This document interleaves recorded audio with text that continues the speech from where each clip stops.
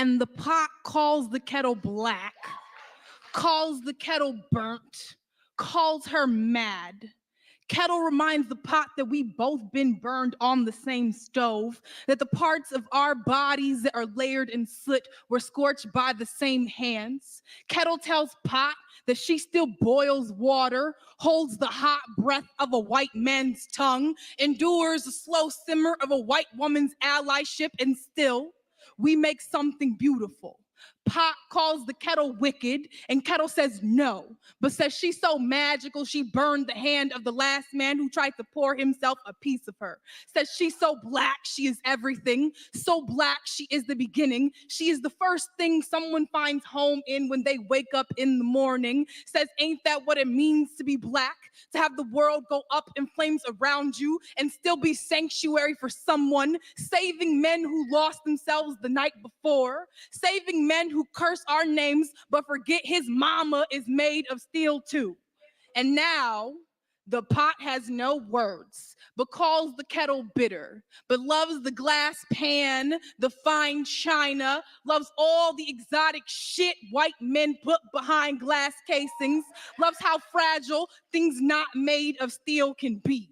But this isn't about the pot or the pan. This is about the kettle, the black woman, how she pours herself across the earth, but no one bats an eye when the water disappears. We give ourselves to men who never love us, but they say we are difficult, too hard to break. How we, the kettle, praise this pot, this man for all the water he holds. How we are the only ones who do not call him monster when the water boils over, because we know this heat, this white flame, hot enough to make any of us explode. We are the first ones to make noise when the world goes up in flames, but they say the earth was saved by the man who heard her scream. Pot calls the kettle black, and kettle says yes, but says you best remember you black too. The next time they bring a fire to your neck, they burn black bodies on the stake and the stove. Pot calls the kettle black, and kettle says bitch I might be, says nuck if you buck, then says wipe me down. Kettle says yes my nigga, I be black, I be mad, and I boiled the last man down to his bones when he tried to test me. Pot calls the kettle black, and kettle says hell yes, but don't say my name as if you ain't ever been burnt too. All right. Dollars mansion in Barbados. All right. I'm going to play this for a minute and I'll be right back. Welcome to Ladies' Night. While it is true that for most people, money doesn't grow on trees, for these black women I'm about to talk about, it might as well do. They are considered some of the richest in the world. They have so much money, they don't know how to spend it. Well, except buying $3 billion houses and mansions, I'm sure. From entertainment to sports, oil and gas, and even the modeling industry, these women are from different sectors, but they sure have one thing in common. They don't hold back when it comes to finding the perfect home. Join me as I take a look inside these lavish houses. Jada Pinkett Smith.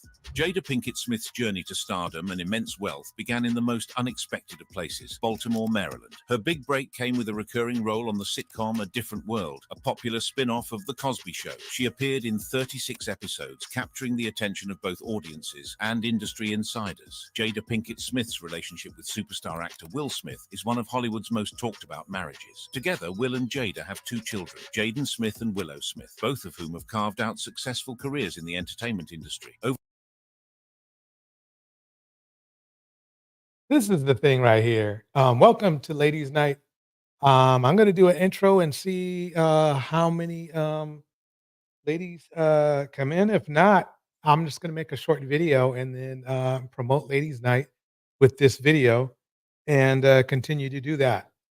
So anyway, that's the funny thing, that is you can laugh all you want, but the Smiths are laughing to the bank, and they apparently are a lot more happy than people lead them on to be, and a lot more happy than the people who actually talk about them, to be honest with you. So Willow Smith is not a thug. Jaden Smith is not a thug. Will is still getting his little 20K, 20 million per, not 20K, but 20 million for every live stream he does. Um, you know, everybody's doing good. Jada's doing good. Everybody's doing. Look, they're doing a lot better than a lot of other people that a lot of people like. Let's put it that way, which is like literally all rappers. Okay, for one. But let me keep this going. Welcome to Ladies Night. There's either a promo or a ladies' night tonight.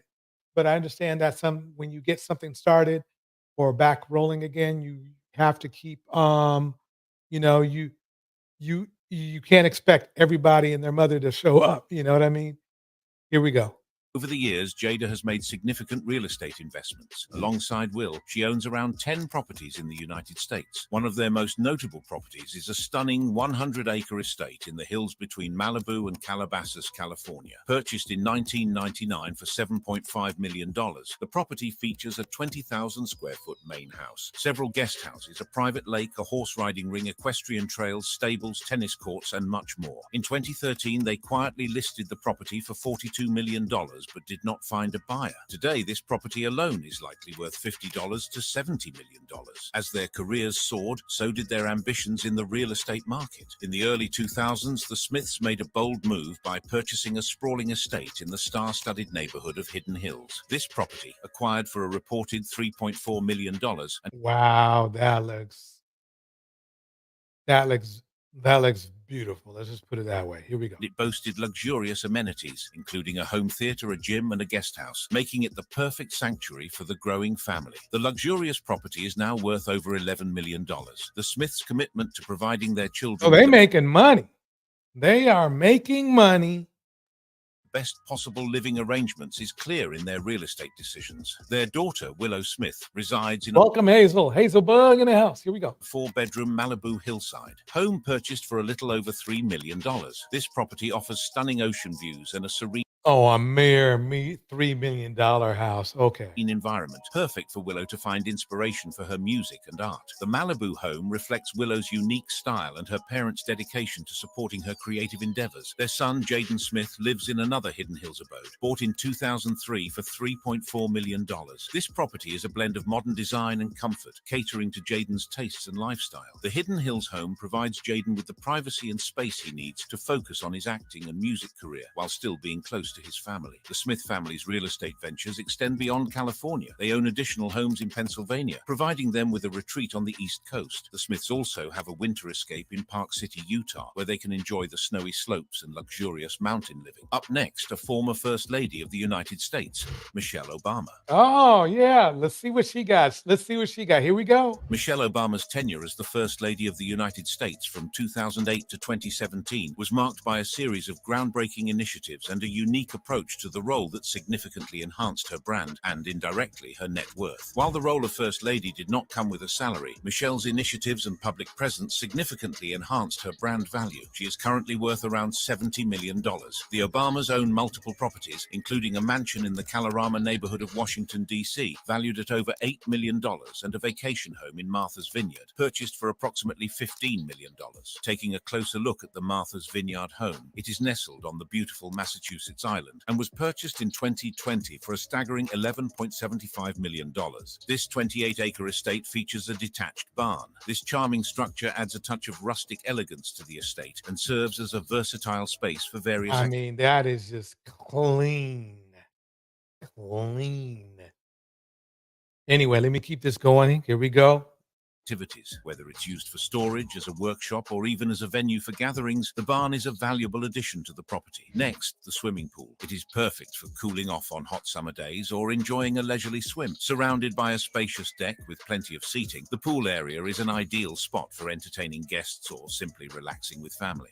Obama's real estate portfolio is impressive. Here's another queen that goes for exactly what she likes, Tyra Banks. In Yeah, Tyra Banks. He got something going on. 1996, Tyra made history by becoming the first African-American model to appear on the cover of GQ magazine. The following year, she broke another barrier by gracing the cover of the Sports Illustrated swimsuit issue. As Tyra Banks' modeling career soared to unprecedented heights, she began to explore new avenues to expand her influence and showcase her multifaceted talents. It worked. Her net worth is proof of that, $90 million. Tyra also ventured into the real estate market, making strategic investments investments in properties across the United States. In 2004, she purchased a 5,740 square foot residence in Beverly Hills for just over $3 million. She listed this property for Have sale. you noticed that it's mostly, when artists usually go broke, most of them are, unfortunately, they're men. They're men that go broke. Women don't go broke that. Very few women go broke. And if they go broke, it's usually over some dude. In 2015 for $7.7 million and sold it in 2016 for $6.33 million. Tyra currently owns a 7,000 square foot duplex in Manhattan that includes a salon, gym, and mirrored dressing room. She bought the Battery Park City duplex, which comprises 4 apartments, in 2009 for $10.13 million. She listed the apartment for rent in March 2015, asking $50,000 per month. Most recently, Tyra has begun flipping houses in Los Angeles. In May 2018, she listed 2 homes in the Pacific Palisades neighborhood. I mean, that's the funny thing. It seems like men buy chains, buy cars, buy stuff like that. Women buy houses. For sale. The first was a 6,135 square foot residence listed for $9.25 million, and the second was a 3,700 square foot home purchased for $4.25 million. Good that she had a diversified portfolio that included properties in different prime locations. Taking a turn into sports, here's my favorite tennis player, Serena Williams. By the end of Serena's career, she had amassed $94.8 million in on-court earnings, the highest ever for a female tennis player. Serena's ability to $94.8 million. That's not bad. That's not bad at all. consistently perform at the highest level made her a global icon, and her financial empire grew exponentially. Now her net worth has reached an astonishing $290 million. One of the most significant properties in her early portfolio was the luxurious mansion she shared with her sister Venus Williams in Palm Beach, Florida. This 489 square foot property was purchased for just $645,950 back in 1998. The property featured multiple bedrooms, expansive living spaces, and a beautiful outdoor area perfect for relaxation and entertaining. The sisters lived together in this mansion for the majority of their tennis careers, creating countless memories and bringing all sorts of success back to their shared home. However, as their careers progressed and their lives took different paths, the decision was made to sell the property. In 2021, the Palm Beach mansion was sold for around $2,713,300. Let me pause that right there. So, the Williams sisters, they bought the house for almost just a little over $500,000 and sold it for over $2.5 million. That's a $2 million profit. $2.2 million to be exact. That's not bad at all. $189. Serena Williams owns a breathtaking mansion in the prestigious neighborhood of Beverly Hills. This stunning property, nestled within a private gated community, was purchased for an impressive $6,590,296. This, a 6,000 square foot. This is rounded off to $7 million. Home offers everything one could dream of in a residence. The Beverly Hills mansion boasts 5 spacious bedrooms and 6 luxurious bathrooms. One of the standout features of this property is the expansive kitchen, which overlooks a lower level that includes a walk-in wine cellar and a stylish bar. The outdoor area of the Beverly Hills mansion is equally impressive, featuring a beautiful swimming pool where Serena and her family can relax and soak up the California sun. The pool area is surrounded by lush landscaping, creating a private oasis that offers both tranquility and beauty. For Serena, maintaining her fitness is crucial, and this home provides the perfect environment to stay in top shape. The property includes a fully equipped gym, allowing Serena to continue her training regimen even after retiring from professional tennis. This magnificent property not only reflects Serena's success and taste for the finer things in life, but also serves as a sanctuary where she can unwind and spend quality time with her loved ones. If you love wine like I do, then this next mansion would blow your mind. Wendy Applebaum. With Wendy's $259.3 million net worth, getting her dream house isn't a dream. Wendy's decision to enter the wine industry was driven by a lifelong dream of owning a farm. That was the push she needed to transform De Morganson into one of South Africa's premier wine estates. One of the premier wine estates. Here we estate go. spans 224 acres of garden vineyard, where wildflowers grow between the vines, creating a unique and biodiverse environment. De Morganson Wine Estate quickly gained a reputation for producing exceptional wines, particularly its Chenin Blanc. Check this out. she won herself some trophies too. Check this out. Wendy's first vintage, released in 2005, was a Chenin Blanc that received a 5-star rating in the South African Platters Wine Guide. This maiden vintage also won the International Chenin Blanc Trophy for 3 consecutive years at the International Wine Challenge in London. As one approaches the estate, the first thing that captures your attention is its stunning location in the Stellenbosch winelands of South Africa. Perched 450 meters above sea level, this massive stone mansion offers sweeping views of the rolling hills and the lush green vineyards that stretch as far as the eye can see. The mansion itself is a masterpiece of architectural design, built to blend seamlessly into its surroundings. Constructed from stone, it has an old-world charm that makes it appear as though it has been part of the landscape for centuries. The exterior is both grand and inviting, with large windows that allow natural light to flood the interior spaces. The stone facade, combined with the lush greenery and vibrant flowers, creates a Let me fast harmonious forward a balance little between bit. nature. Here we go. I expected nothing less from one of the best winemakers in South Africa. Moving on to the next black woman who can afford any house she wants, Emma Grede. Emma Grede's collaboration with the Kardashians marked a turning point in her career, catapulting her into the spotlight and significantly boosting her net worth to a stunning $320 million, more than in Yes, Hazel. Yeah, I'm waiting for everybody to get here. Let's see where they at. Here we go. enough for Emma to afford the mid-century modern Malibu retreat. This isn't just any house, it's a cliff-top paradise with a history as rich and dramatic as the waves crashing below it. Imagine stepping into a home where every corner whispers tales of Hollywood royalty and architectural brilliance. Originally commissioned in 1962, this architectural gem has passed through the hands of stars, and now it belongs to fashion moguls Jens and Emma Grede, who have transformed it into the ultimate weekend escape for their family. The house's original design mimics the mid-century modern architectural movement, which emphasized simplicity, integration with nature, and the use of modern materials and techniques. The house's clean lines, open floor plan, and extensive use of glass are all hallmarks of this style. The large Let me pause it right there. I'm gonna play another one. So that was just some of the wealth that's going down here with Black women in the community. Let's meet the richest Black family. Ever wondered what it feels like to live in luxury, where the air is fine and the dining Let's see. Let me go fast forward. $5 million. After leaving the White House in 2017, the Obama family's life post-presidency was marked by a series of high-profile business deals, speaking engagements, and creative projects that have significantly contributed to their net worth. Real estate investments have also been a key component of Let the me pause that. All right. I'm going to get this party started. I'm not going to make any commentary. That is for the ladies when they do show up. If let me drop the link first. Let me do that just in case somebody wants from the outside wants to just pop right in, because I'm just going to keep mixing some of the best videos I have found. So let's go ahead and start with Cheyenne Bryant.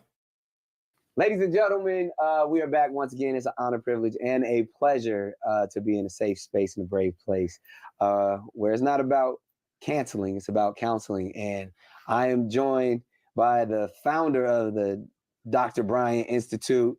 And I honestly, I've never had more reverence for an individual in this setting, not only because she's truly a professional and kind of walks the walk and talks the talk, but she reads me, she puts me in my place and talks to me in a way that I receive it, because she has over 17 years in her profession as a therapist and an expert in psychology, but also keeps it real. She ain't here All cussing. right. Good evening. Why is Seeking Knowledge in the house? Good to see you. Here we go. You know, you're referring to, she's saying all the words. Let's just say that. And this is probably our third session. And I honestly want to have the opportunity. Welcome back. Yeah, definitely. I'm happy to be back. No doubt. I'm excited to talk about you. I mean, we generalized, conversations about, the Black woman in whole. We even talked a lot about, Black men. Specifically, we kind of dove into my life. But for those who may or may not know who you are and where you come from, I mean, I want to give you the opportunity to tell a little bit about yourself and share your story and your journey. First and foremost, where do you come from? I come from San Pedro, which is a community in Los Angeles, a small city, small town, product of two teenage parents. They had me at 16 and 17. The cool thing is, though, Likewise. right? The cool Yeah. thing is they were high school sweethearts and they didn't get pregnant on accident. I love this small story. They actually planned me walking home from school. Of course, they're broke kids and said, Oh, let's wow. go make a baby. We're in love. Right. You know, went and got a motel, couldn't afford a hotel, literally. So Wow. I was conceived in a motel. So, I got it Yeah. naturally and everything. I'm back. Hilarious. No, but it had me in a motel. So planned me, but obviously we're teenagers. And, there you have it. And grandparents stepped in and raised me because they were teenagers. Same story. and Except for I wasn't planned. I don't think I went to my dad's high school graduation. So it's Wow. but again, like my dad was, dude who was, had some street ties, doing some things and gave his life to the Lord. And even in that process, was trying to do the right thing and got a young lady pregnant. And then, he went on to, go further his ministry and go to college and get out the hood to North Carolina. Look at that. My mom went and worked her ass off and was a single mom. But, my father's mother was. Wait a minute. So his father became a priest, but his mother was a single mother. You got to let that sink. You guys got to let that sink in for a minute. That doesn't make any sense. A man of God, I guess. Let's see, or maybe he can clean it up. The one who actually kind of stepped up and was the matriarch for us and all. my mom's mother stepped up and raised all of us. And my dad, my product of a street guy. Yeah. He's the founder of one of the biggest, I don't want to say, but biggest One of gangs them, here in LA. Big organizations. Yeah. Community organizations. And so I am literally like the epitome of the product of a street guy. When I say epitome, like grew up with my dad being one of the biggest drug dealers and being street. There was nothing not street about him. To the point where even coming home, I couldn't go inside the house until he checked the whole house with his pistol and came back outside and said, baby, it's clear. I couldn't have a key to our house because I couldn't be there alone in case drug deal or something went bad. I couldn't be found there alone but I knew where the safe was. I knew where the stuff was. I knew the safe code. He's like, if they come, you give it to them. So like a movie, but dad transitioned like your dad, not to ministry, but just to being a family man and being a man who owns businesses and makes good money. And so best friends was a dad, kind of how you're saying with your girls, where he put me up on game, told me if you meet a man who looks, smells, thinks, has any resemblance of me, it's a no. Don't bring him home. Don't date him, run, nothing. And he's told me that, he said, baby, God makes 2-3 men, either an excellent father, horrible man, or excellent husband, horrible father, or you're blessed to get both. And he said, make sure that you get, if you have to choose one, you get the man who's a better husband than a father. Because as a woman, that'll benefit you as a woman, because a man is going to be there for their kids at the level that they love the mom. And I find that to be, you could disagree, but I find that to be very true, meaning the father usually loves that child at the level that it loves that mama. And so that's why men with multiple baby mamas, I'm not saying for you, you can kind of see where the favoritism or the time goes based on the love and respect they have for that woman. And my dad's a good father. There's 6 of us by 5 different women. And he's a good father. Dang. So this legacy of dudes racking up the numbers has been going on for a long time. All of us. He's a man of your cloth. But I would say I would just, because I definitely want to give you the opportunity to tell your story and your journey. But I would just add to that, because maybe there's some context there. I personally feel like my children come first. Oh yeah. So therefore, even with yeah, right. That's like saying I can go out, myself, I can go out and be a starting quarterback in the NFL. If you have, I don't know, he's up to 10 or 12 kids, there's just somebody's going to be left out. I don't know why they keep playing around like that, but they do. Anyway, I'm going to keep this going. I'm going to play this for a half hour more, see if we can get a full panel going. It is ladies' night, So the link is in the chat. If anyone pops in, feel free to get on. Here we go. My The dad mother- feels that way Yeah, too. even So with that's the why mothers, he's like I saying it. gotta, and because like anyone who's dealing with me in a romantic setting have to know, like, all right, it's about the kids Yeah, first and yeah, foremost, and then yeah. we can wine and dine and do all the things that we need to do to cater to your desires. But Yeah.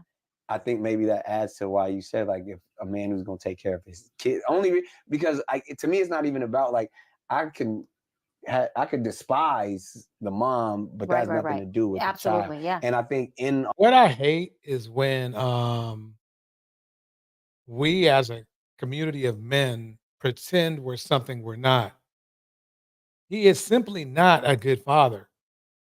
He can be okay. He might be good to one or two, but all those children is just impossible. Yeah. They say things they want to believe. Exactly why I seek knowledge. Welcome, Pho3nix Sol. Pho3nix Sol in the house. You get why I seek knowledge. Pho3nix Sol on the stage. I mean, that would be that look. Two premier, and I mean premier conversationalists and commentary experts. But you know, I'll keep it going here. Everybody, just let's see. You know, wait for people to file on in. Here we go. our community, a lot of times, I first of all, I've tried to be an example in that space because we have seen men who, because I don't rock with your mama, therefore I don't rock with you. Right, right. And I think, if anything, that's a sin at a different level. But I could see how you can easily fall into that because, especially if there's conflict there, and if someone's making it difficult for you to be a father, all you can do, again, going back to our past sessions, is retreat, is flee, because I'm not going to go back and forth with you because you're breaking my heart because you're not allowing me to see my child. And I can't deal with the heartbreak, so I'm running away from the heartbreak, not really the responsibility, but the responsibility gets negated as well. But if you're using my child as a pawn, yeah.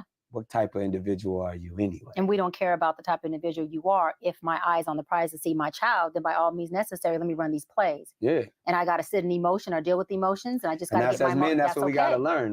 We just unpacked some heavy stuff right there. Yeah, totally. But again, in any man who is a single father who is desiring to be in their child's life at the highest capacity, I just encourage you just to work through it.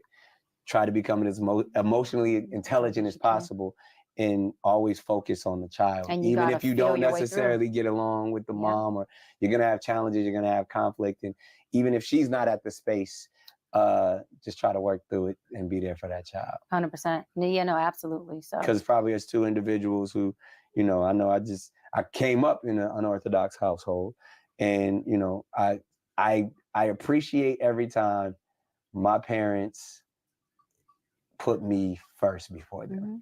And sometimes it's wait a minute. If I know we know his mom put him first because she was there all the time. His dad, nope.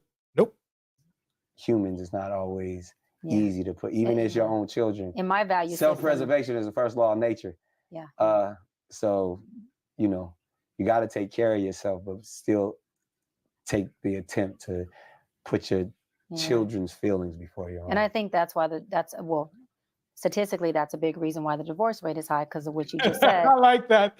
Why Seeking Knowledge says he is so much better a person, although about equal and philandering, than Kant Newton.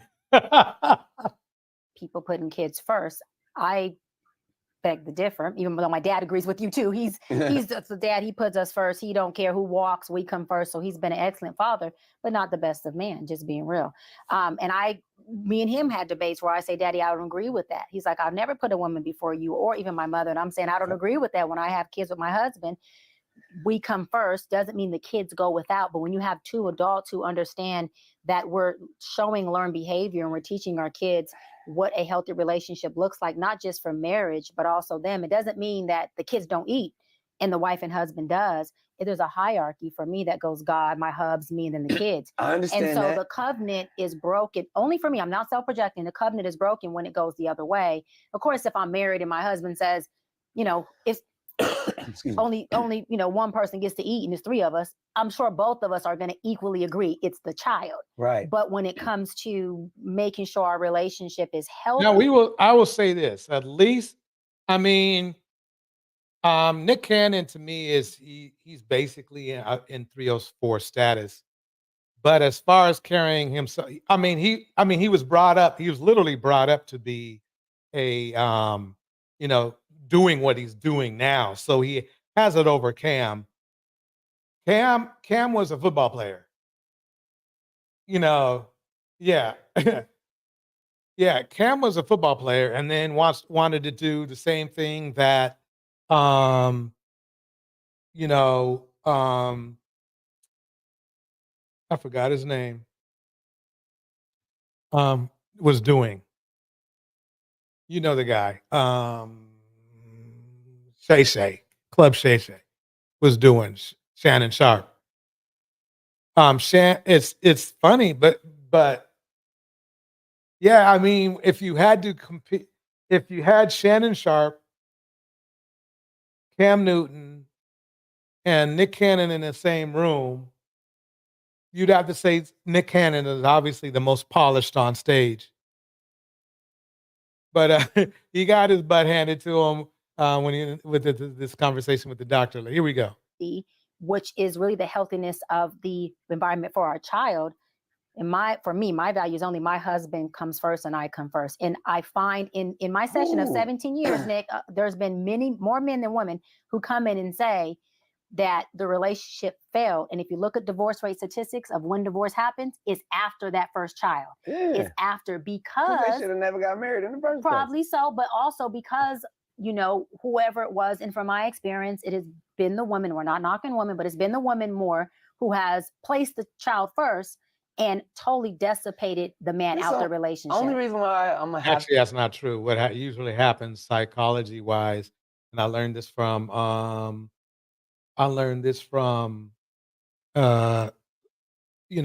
who was on our channel a lot, is basically you get to see the real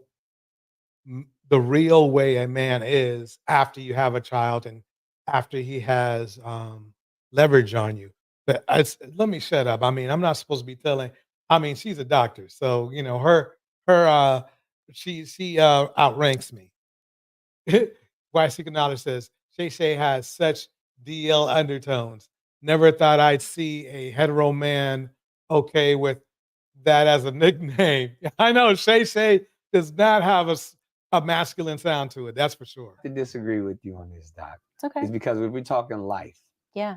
These children did not ask to be here. Right. They are responsibilities. 100%. As individuals, I can't put my desires and my happiness, or I shouldn't, right, over someone that I am responsible for. So, but he did it all the time. I'm not even talking about putting food on the table and all. I'm talking about, we're talking about mental, physical, and spiritual well-being in a household. I'm not, and again, this is pretty heavy. Because one, I grew up with it, and I'm a product of it, and I'm producing it. Yeah. Okay, I wouldn't see. This is the problem I have. He's trying to take credit for what all the women who have his kids are doing, and that really bothers me. Is the fact that he's acting like he's all responsible and everything like that, and he's not. The women are taking care of these kids, not him. He's got too many kids. He's too spread out. Adult is saying, mama got to live too. Mama need her man. Daddy gonna do his thing. I'll be back. When those mentalities are presented to a child, that's a different mentality. That's where abandonment issues surface, and where a child feels like I'm not good enough in that sense because they made decisions for themselves before they made decisions for me. And children pick up on that at a very early age. So I much rather say, it ain't about your mama right now. I'm rocking with you. And say that to my child as much as possible, even if that hurts mama's feelings. To me, at least, because I know that child is going to grow up with a certain level of self-worth that they didn't feel like daddy put work before me, daddy put women before me, daddy put whatever before me. If I can instill anything into my own children is that you are my number one priority. Even all that I do is for you. Every dollar that I make. He is just laying it on too thick, way too thick. He's just laying it on too thick. Is going to you. So again, I'm pretty sure people in the comments going to debate, have different things like, and even, we all have different experiences, but every time I see an adult put their happiness. But you're describing more of an adult saying, I'm gonna do me at the expense of you. Even in a marriage. Yeah, no, that's what I'm saying. Even in a marriage, but we're not. No, I mean, this is the funny thing. He better be careful because he, never mind. Talking about the level of I'm gonna do me at the expense of your needs. I'm gonna do me for my pleasures. Because we do that as humans. But a healthy family dynamic takes balance, and it's very unhealthy for a child to feel like they are number one above authority. Because what happens is they grow up to then disrespect authority, which we entitled, and they grow up with this narcissistic type of personality, even if they're not diagnosed with it. And then you have spoiled brats. And then you have these kids who don't respect when law enforcement pulls them over. We have an issue. They're going to school and these teachers can't even get them to sit still enough because they're so used to being number one and things going their way. No. Listen, the first place a child should get their feelings hurt by hearing no, or the first place a child should see that you are not always number one is circumstantial, should be at home. Because life is going to teach you that you are not always going to be the butter cake of everybody's dessert. Butter cake. I'm sorry. But what I'm saying, then what that does is that creates that emptiness that I'm going to poke at you again, that emptiness and that sense of inadequacy within you because you were groomed in a certain way that life can't maintain. And so what happens is you're number one and you're the golden child and all these things. It happens with athletes. Then you go into the real world after you retire and everything shatters. Now you got depression, you're suicidal ideations, but they still accomplish things that most people will never accomplish and experience great experience because we told them how great they were from the beginning. We instilled in them that we're going to support you all the way along your ride so you can not only reach the levels that you want, so you can reach back and then get the rest of the family. We will support you along your ride. That does not mean that kid doesn't understand balance. Welcome, unscripted BS is in the house. That there's a thing called boundaries that our community doesn't seem to have, probably because of that dynamic. The boundary goes, baby, we've been at your football game, your soccer game, your ballerina game, daddy and I all day. It's 9 o'clock. It's shutdown time. There's a boundary where it's time where this is our time and you're teaching your child how to grow up and not be a narcissist that then needs his woman or her man to put them first over everything, which is a fairy tale and unrealistic. You're teaching them the balance between we are a family dynamic. There's times that daddy's going to come first. There's times that mama's going to come first. And there's times that you come first. But what we do is we teach that so that it becomes more of a wholesome type of feel, not me. And the moment you don't get me, you flee because you can't sit in your emotions of hearing no, because you got to control things to keep things the way you need it, which is called codependency. So, yeah, in the house, why seeking knowledge? She says this. He knows his argument is weak. That's Nick Cannon. Definitely at the children's expense. Exactly. There is no way he can do those numerous babies due diligence and keep superstar schedule appearances. And that's completely true. I think he's like a lot of men I see who do what he does. They pretend to be better or pretend things are better than they really are. I mean, there's no way to be a responsible parent and have multiple kids with different women. There's just no way to do that. I don't get it. I don't get it. He's like, what type of retirement is this? Henry Mars in the house. You know, and this is really, quite honestly, another component that we have an issue with as far as men are concerned is the lack of impulse control. But also on that list is what I mean, I guess you would call it denial. But what you describe is then creating a codependent child that says, if I'm not the center, guess what? Fuck all this, because I'm not the center of It gotta attention. be the center. But It gotta be the but understand that in the Nick, dynamic. kids create. We grow up to, if we don't do the work, right, and get a sense of self, we grow up to create the exact environment we learn to thrive or survive in, period. That's all we know. We can't create past what we know. That's why experience teaches, words don't. So if our child or my child or your beautiful kids are always at the center of you, and she grows up and gets a man who cannot, he's a great man, but she can't be the center, because what if he got kids like you and them kids are the center? She need to pick better. That is gonna, she may have to pick better. but just say she has someone who. Very well said. Unscripted BS. And unscripted BS is this: people give people like Cam and Nick a pass because of money. Money doesn't equal love, DNA, affection. Exactly. Can't give her that same treatment, and that's her norm. You have to be realistic about, or should I say aware about, what norms am I creating for my kids? And I'm saying, because listen, I'm a product of what you're saying. I was the golden child. I was the child that came first. And look at you. But I had to work through a lot of BS. But we all do. We all have challenges. We all come with some shit, and that's why we're even right now we're discussing a very small percentage of people, because if we keep it in a stack, we all done been through some shit. Oh yeah, all of us, yeah. And it only makes us stronger in that sense, to where when we know how to handle something, and adversity builds character in that sense. That's what I was going to say. It's more important for kids to see the family dynamic, whether it's together or not, process through things that may be uncomfortable for them as well, and get to a resolve collectively than it is for Scripted. Actually, it sounds love and you probably meant and affection, but actually, believe it or not, love and affection, it helps pronounce, it helps literally define DNA in young men and women. If you get the right attention, that can, I mean, obviously everybody's born with DNA, but at the same time, it can be enhanced and cultivated. So in a way, your typo makes perfect sense.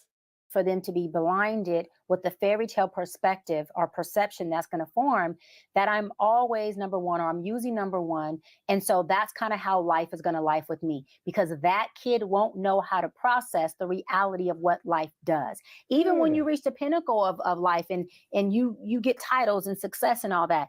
Look, that uphill climb is a mug, boy. And that uphill climb will show you what you came from or what you built. And also it'll show you what environment you were put. I came from a very adverse environment. So that's why I was able to catapult, because I didn't know where I was running to. I knew I was running from, though. So I put them track shoes on. They're still on. You may see heels today, but them track shoes are never unlaced because I'm still running from something, right? And I just happened to run into a lot of amazing opportunities and things and people and blessings and work and healing. I got blessed to run into that by default and by choice. But if a child, it's called God's favor, baby. But we have to be very, very, very aware. From being in my field, of the norm we're creating for our babies, and of course it's better to be involved and cause whatever chaos you're going to cause than have children have daddy issues or mommy issues, meaning you're just not there at all. But I think you're going to have both. Yeah, you're going to have both. We all got daddy issues, we all got mama issues. But there's different levels to it, though, Nick. There's different levels to it.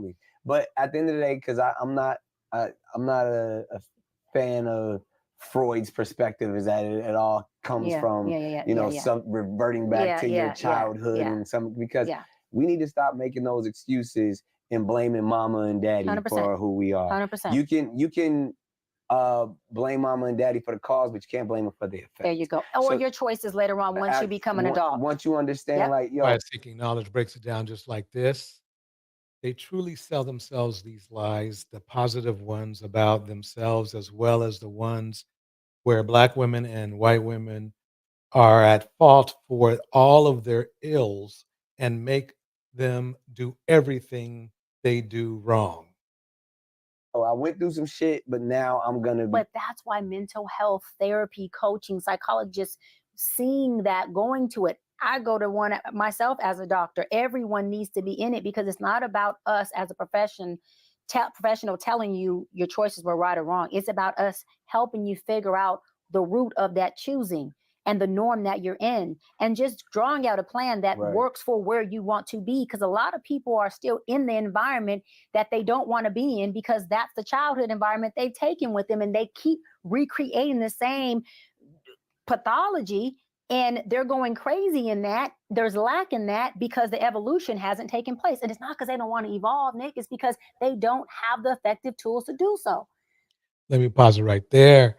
Just so as a reminder, if you would like to come up to the stage at any time, this is going to be kind of like a promo video as well, or you know someone who would like to come up to the stage and talk about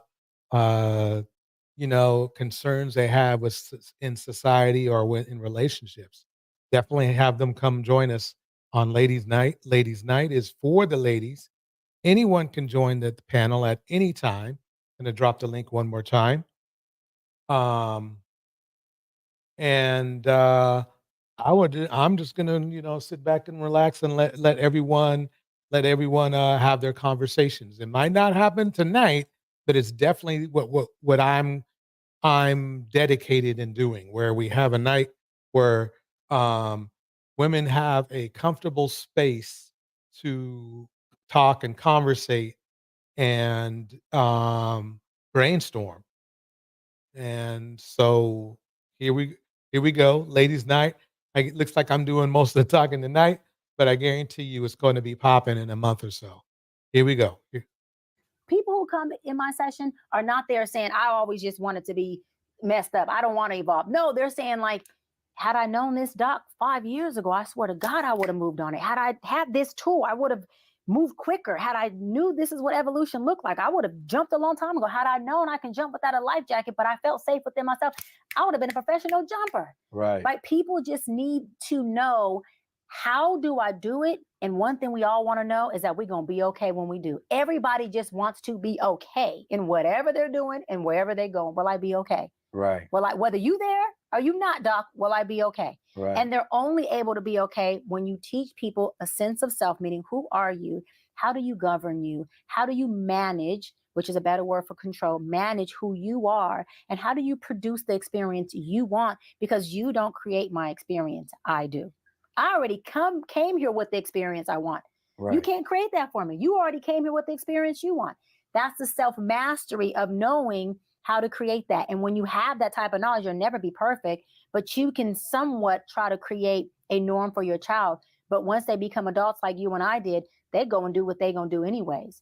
So at that point, you've done what you can do. And if you're not in more of a polyamorous, relationship like you are, and you're more monogamous one-on-one, you're hoping that you put your partner first enough to where y'all still have a damn relationship, and you guys can continue to lead by example to your grown. Yeah, polyamorous. He has a fancy name for being really.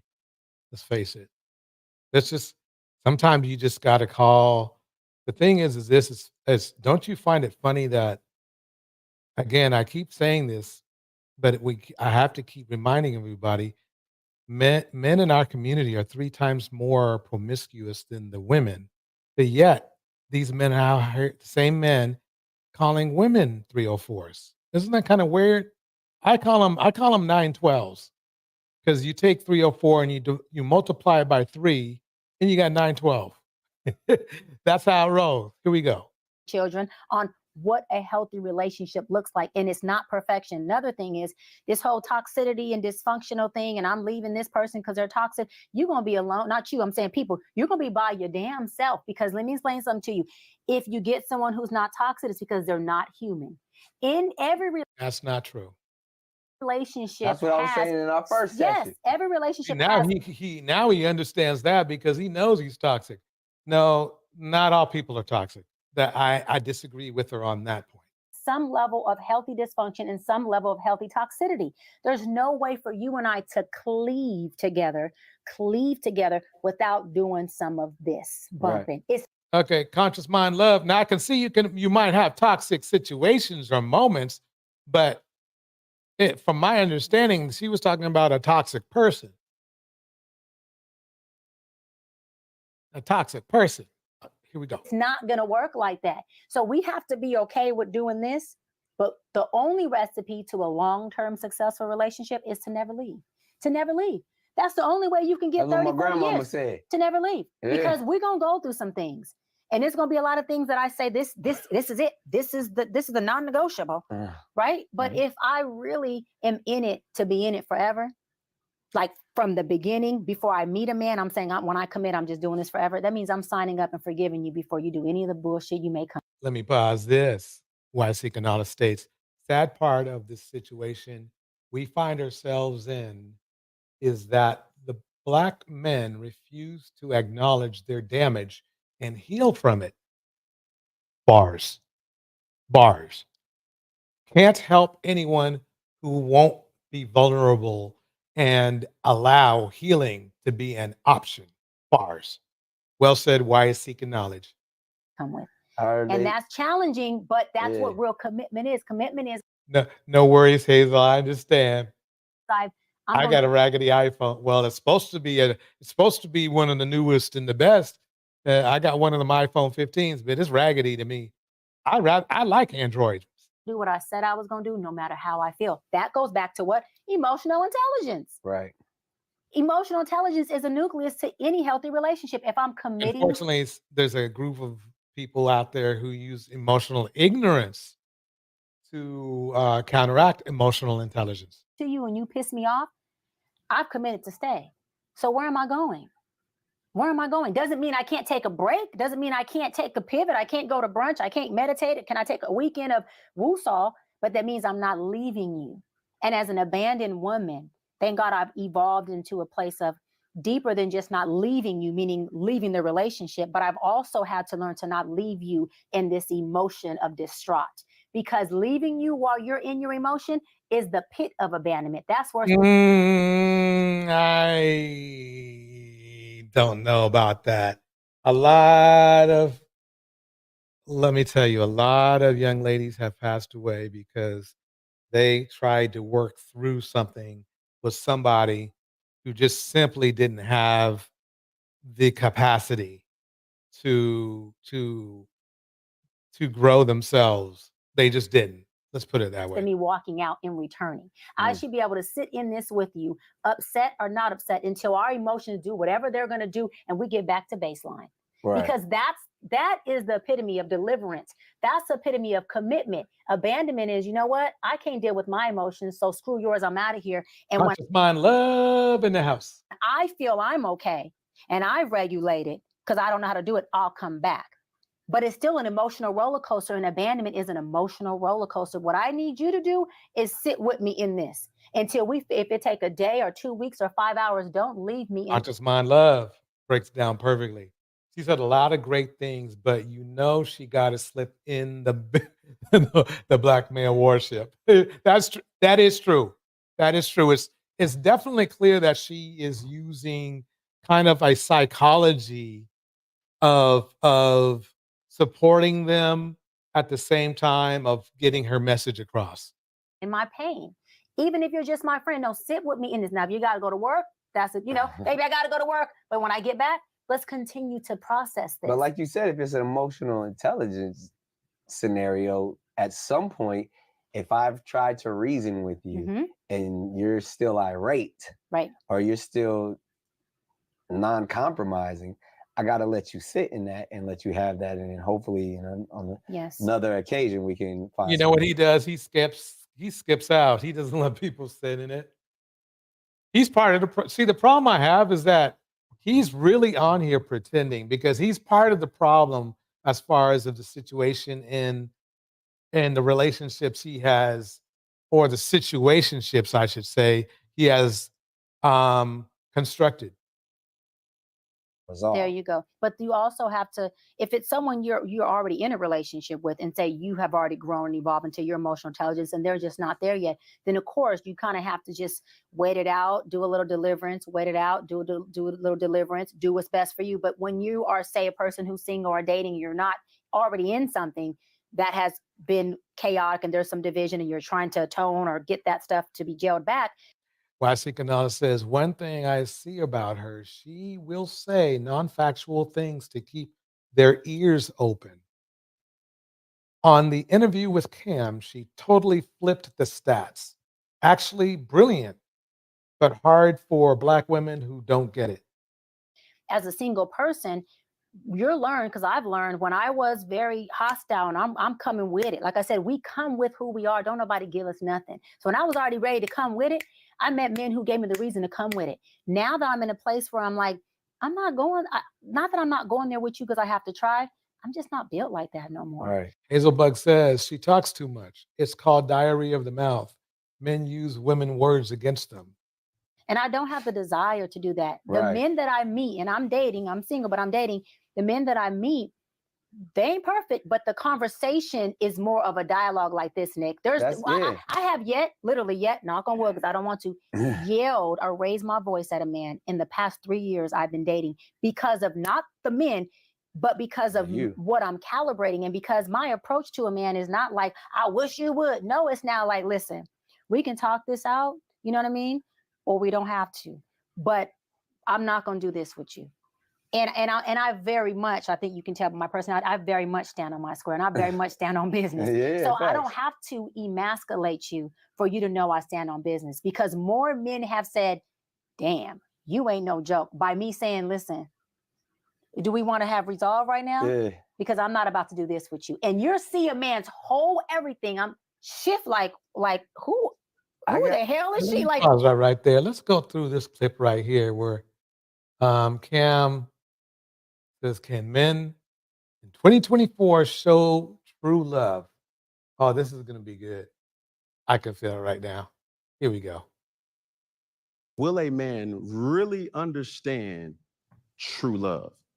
Because when you identify those things, it was, how can I benefit from the situation? He has high status, I have high status. Right. I'm have a business, it matches that. So to my point, when I'm saying I can make a woman in regards to that, I see way too many times a high value man takes a low functioning woman or a low value woman and increase her status overnight.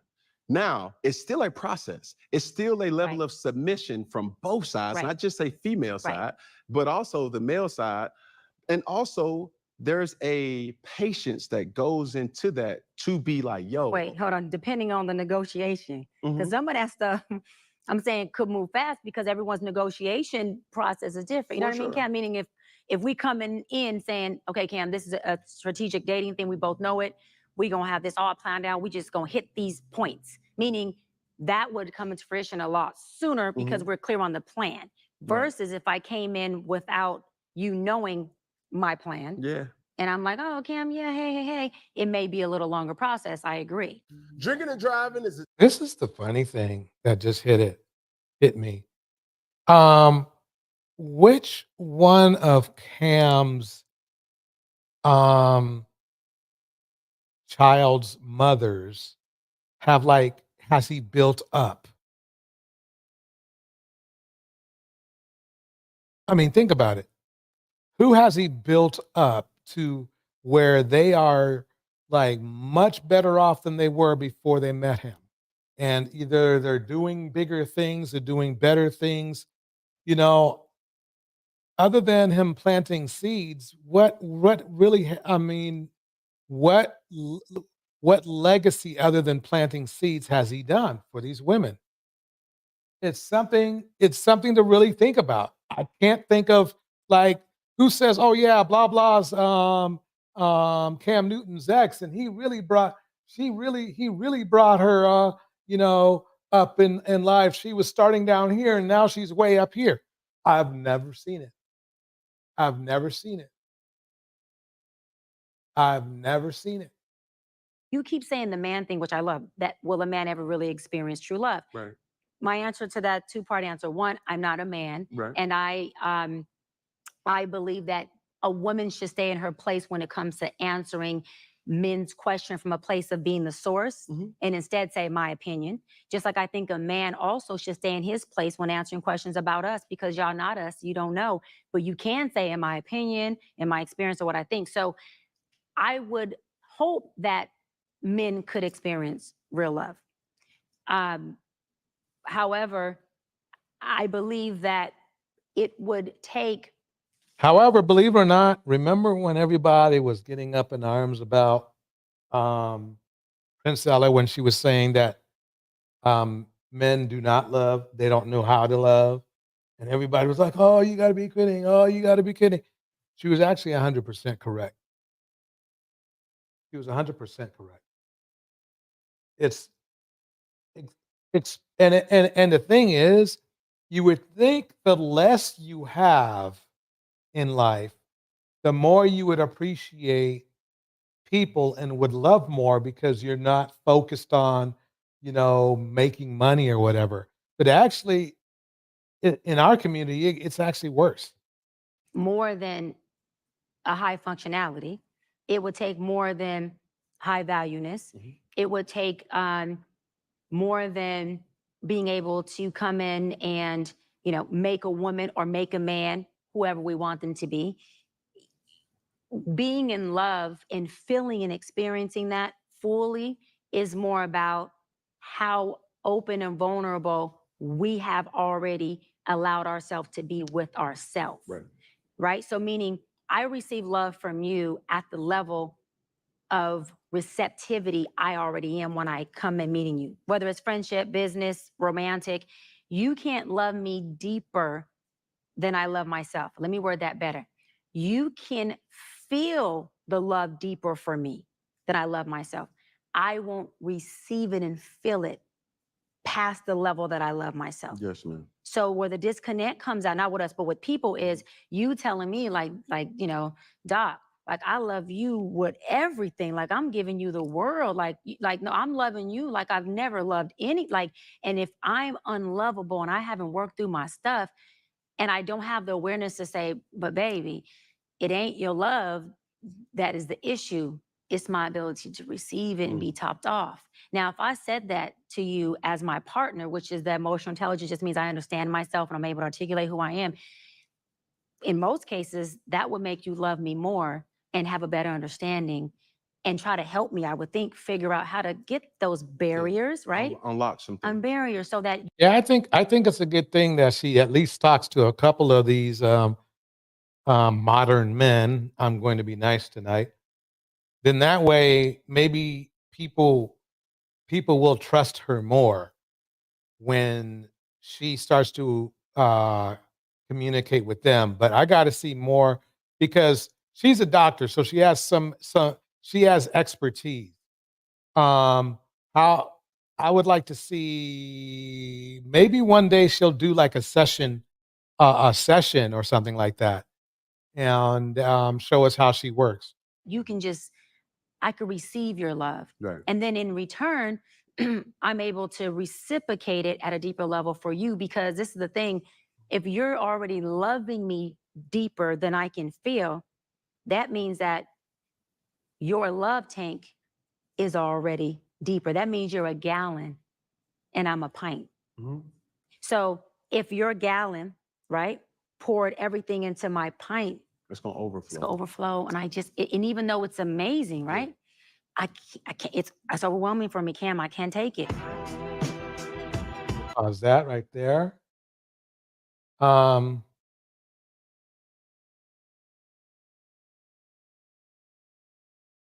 Let's get Cynthia G's opinion on it.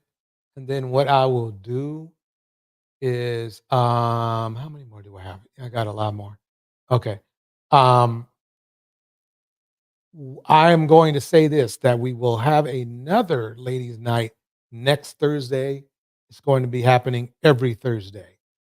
So just so everybody knows, that's what's going down. And I'm going to seek out people to speak next Thursday. If you would like to come up, go ahead and ink in next Thursday, 4 p.m. right here. We will be doing ladies' night. Let's see what Sid and Themis have to say. Giggling, kiki, cackling, because this is a doctor who's actually telling him, look, this is the problem, what you're doing, where Okay, let me go back a little bit. Start it right around there. Is more chaos and confusion. They're building more degeneracy because all of these behaviors stem from a plantation mentality, and I won't really be convinced of anything different because their behavior and what they are doing looks way too similar to the plantation breeding that took place for hundreds of years. I think we already know. So you were thinking it's the plantation. Iyanla think it's because, I kid you not, this is what she said, that it might be because Nick Cannon is a reincarnation of a king who is like polygamous and have a bunch of children because they can afford it. So that's why she thinks Nick Cannon may be doing it. That was Wait, last I checked, Nick Cannon had, let me pause it for 1 second. Nick Cannon and child.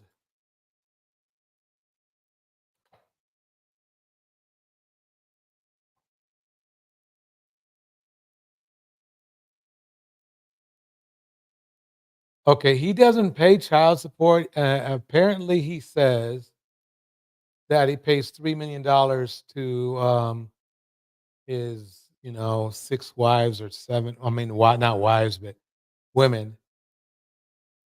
For his 12 children. But I thought he doesn't pay child support.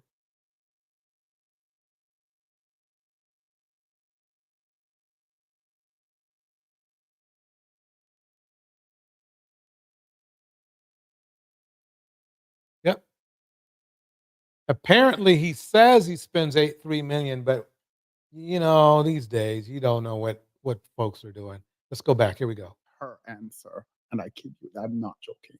Yeah, so she had the typical black male worshiping perspective, which I'm not surprised by. But the reality is, number one, Nick Cannon has said himself that he spread himself thin. That's number one. He's already said that in Exactly. That's I remember him saying that too. reference to the children that he's helped to create. So he knows he's already created more children than he should have. Further, Nick Cannon cannot provide for these children because we saw that when Nick Cannon spoke on the Jays, when he spoke out of turn, we saw how all of his jobs were taken away. And he said, they're trying to take food off of my children's tables. So if Nick Cannon's ability to afford his children is based upon when and if he speaks out of turn and all of his jobs get taken away, then he clearly cannot provide for his children. So I don't know why they're thinking that just because in this moment while Nick has this stream of income, oh, he's okay to create as many kids as he can afford. No, he can't. And we saw that. We saw that it's dependent on him keeping his damn mouth shut. And Nick Cannon always speaks out of turn, so we can assume that the same thing will happen again. We just don't know when. Yeah. Well, let me know when you're free again and we can review that. But for now, let's get into this clip right here. Yeah, this is Nick Cannon and the doctor, Dr. Bryant. And we are back once again. It's an honor, privilege, and a pleasure to be in a safe space and a brave place where it's not about canceling, it's about counseling. And I am joined by the founder of the Dr. Bryant Institute. And I honestly, I've never had more reverence for an individual in this setting, not only because she's truly a professional and kind of walks the walk and talks the talk, but she reads me, she puts me in my place and talks to me in a way that I receive it because she has over 17 years in her profession as a therapist and an expert in psychology, but also keeps it real. She ain't here cussing, calling, referring to, she's saying all the words. Let's just say that. And this is probably our third. So they're actually literally going over. They're literally going over what I just went over with her. So we'll listen to a little bit more, but I'm going to save this for next week. The remaining programming for this show for the next ladies' night, next Thursday night. That's 4 o'clock, 4 p.m. or 4 p.m. ish Pacific Standard Time. Here we go. Session. And I honestly want to have the opportunity. Welcome back. Yeah, definitely. I'm happy to be back. No doubt. I'm excited to talk about you. Can I say something really quickly? Because so the clip that I did a clip on was the commentary that I did was based on a clip where Nick Cannon was very defensive. And it looks like right here, he's more relaxed and more accepting of her, more friendly. I think that he thought she was going to take the same approach as Iyanla. And when she came with accountability, and you will see how quickly Nick Cannon shifts into this defensive, laughing, giggling, kiki, cackling, because this is a doctor who's actually telling him, look, this is the problem, what you're doing. Whereas Iyanla telling him he's a reincarnation of a king that he never was. Like, he don't like the fact that she ain't about to blackmail worship him. Yeah, I think, well, I don't think outside of the context of blackmail worship, because I do think you're right there. I also have the inclination here that what Iyanla does is not only what he thinks Iyanla is going to do, but what he expects from people around him. I don't think you are a Nick Cannon and the people around you, the Black people in particular around you, tell you no. You know what I mean? Or hold you accountable. So I do agree with you. I think that he was surprised. He was relaxed and comfortable right now because, like, I'm Nick Cannon. I do what I do, and no one is going to check me. So I don't think he was ready for the check. Okay, let me pause it right there. Yeah. So what we will do is probably this weekend you will see another advertisement for Ladies Night. That it will be on Thursday nights. It'll be here on this channel.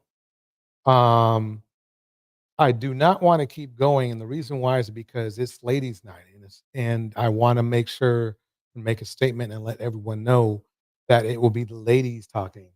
So I will make sure that I find some, um, a couple people to come up next weekend.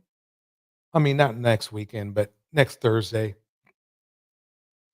And if you'd like to join us, oh no problem, Pho3nix, no problem at all.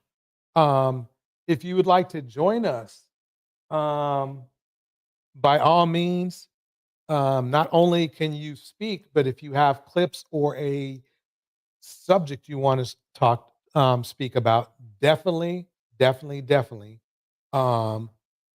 that to my attention.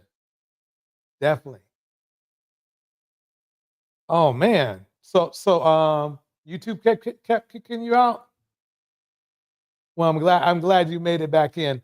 Let me drop the link real quick just in case you want to come up and just say hi. Let me drop that right there.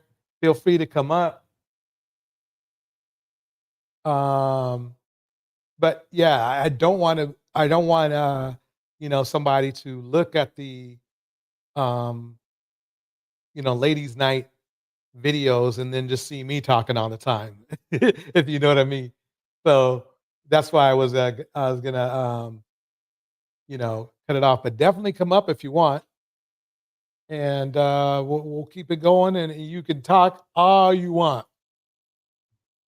You can talk all you want. Maybe Why Seeking Knowledge will come up too. Y'all, both of you guys can kick out a conversation and we can go from there.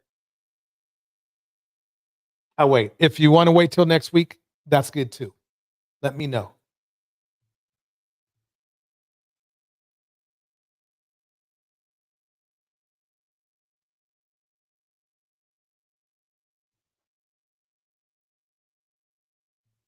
Got it. Let me play a little bit more while we waiting. Here we go. He wasn't, but if you look back, because at the end of the day, doctor or not, she the Black woman, and he had experienced Black women in many different professions coming with the same attitude towards him because he is a Black man. So I think Black men, because they put so much time into bullying and shaming Black women into having a certain response to their degeneracy, he expects that no matter who they are. As long as it is a Black woman, he expects to get coddled. He expects to get the Iyanla treatment from Black women, because the overall attitude of Black women is that Black men are not to blame for their behavior. Like, he even experienced that with Joy DeGruy. Do you remember when he was talking to Joy DeGruy and he kept mentioning the fact that He's a colorist. All of the women. Well, welcome to the stage, Phoenix Soul. Yay. All Hey, right, it's good. It's good seeing you. It's been a minute, but I'm glad you're here. thank you. It's good seeing you too. It's good hearing you. I apologize. You know what? It's like everything has been going. Look, I'm trying to segue into the fact that I was celebrating my birthday this past week. Oh, happy birthday! Happy Thank birthday! you. I'm in the 50 club now. Uh, and the 5-0. Okay, Yeah. The big 50. Yeah. I'm grown now. you're grown now. Okay, I'm grown now. I'm grown Thank grown. you. um, but yeah. I mean, what are your thoughts about this whole thing going on with the doctor and the impregnators? I call them. To be perfectly honest with you, like I had like this situation. Whew, I am so, and I'm pretty sure like a lot of the women in these spaces and men too, but I'm so tired of this dude. I'm so tired of dudes, him and dudes like him, Right. because they want to. It's such a game now for me now. It feels like you're just watching like a show play out, like, and they all play from the same script. So true. So when he's sitting here talking about, oh well, my kids, and if I shut up, Right.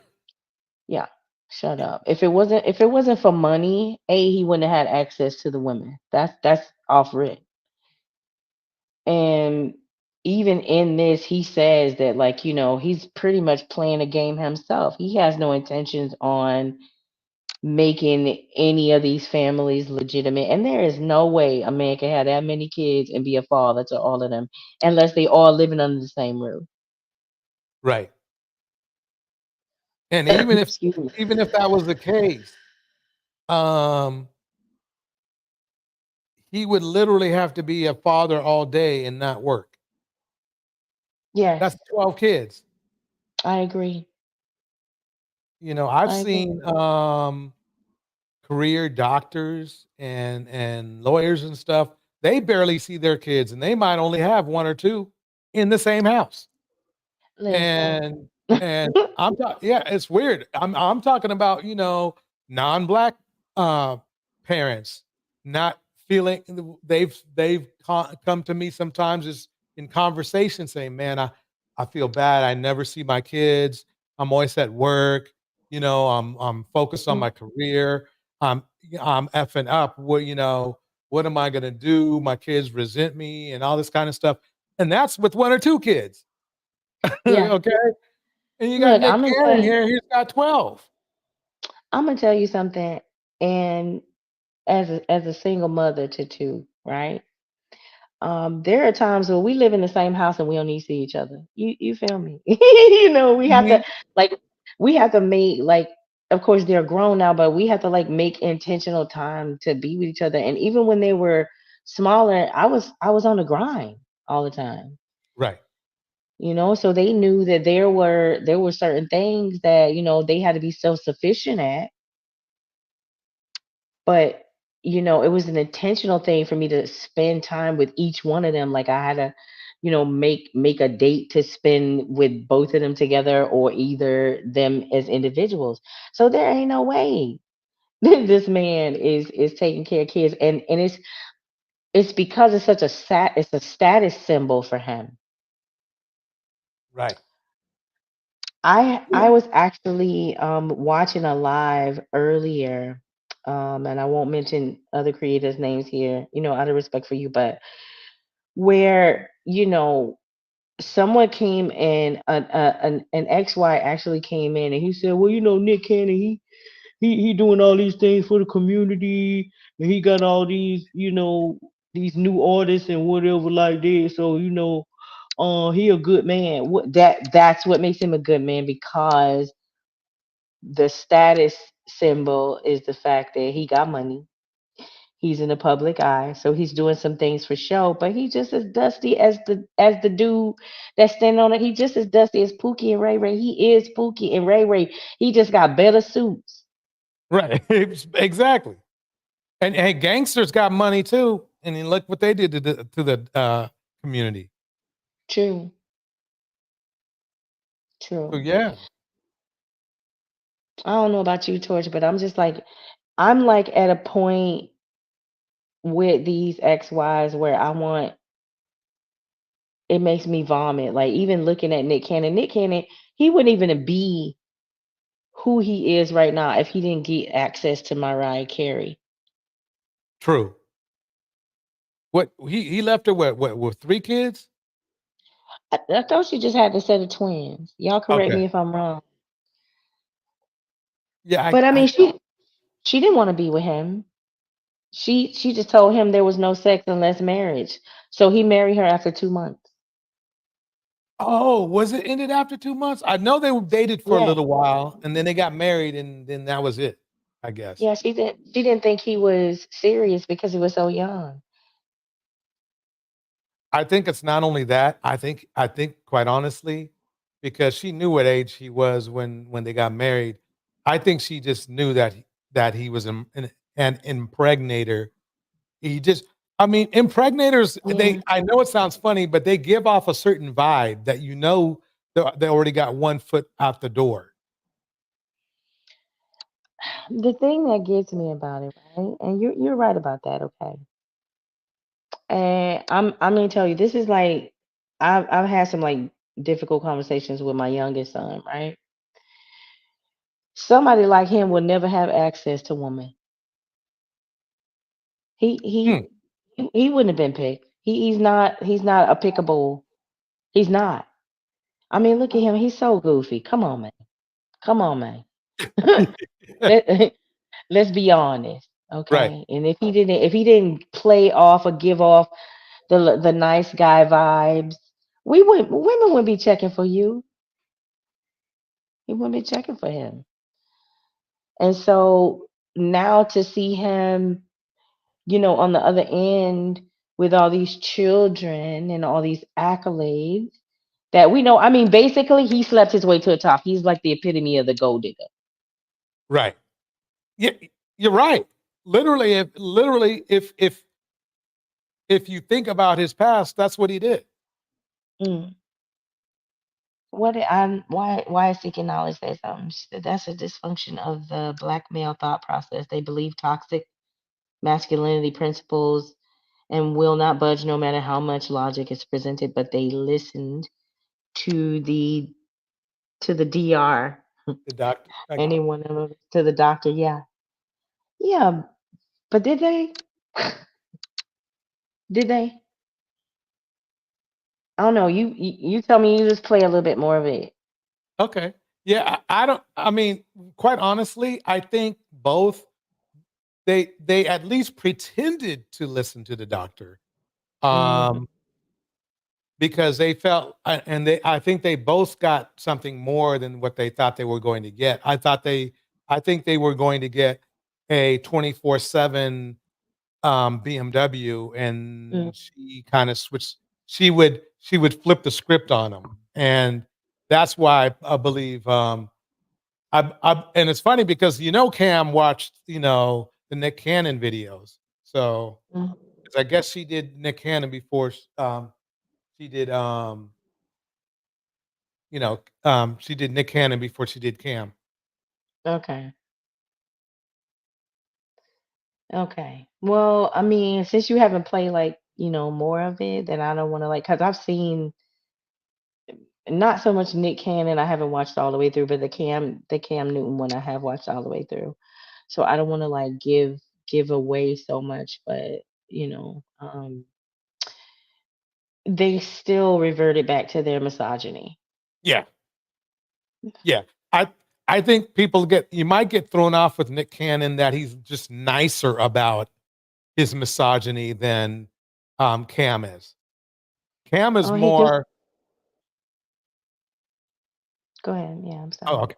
Yeah, Cam's red pill really comes out. You know where he stands. Um, Nick is a little bit more slick, but at the same time, he has to be slick because, like he said, he basically slept himself to the top. He and freeloaded, off of those women to get where he is now. Yeah, gold digger. It Yeah. really it pisses me off, and it pisses me off on the level because, like, of course, I mean, everybody's not going to be at the same level of consciousness. That's just not possible, unfortunately. True. But it pisses me off because, you know, hold on a second. I got somebody getting off work, my oldest. New But diamond. yeah, it pisses. Oh, hey, new diamond. But it pisses me off because, like, you have like the younger generation who, they're in a different space of a space of consciousness, and this is who they're going to be looking at. This is who they're going to be looking at. Just Hmm. like I told you about that guy that came in on the live that I was on today, and he came right in, like, defending Nick Cannon. Oh yeah, like, it was like all I heard was I just heard slurping noises because he was all over my man.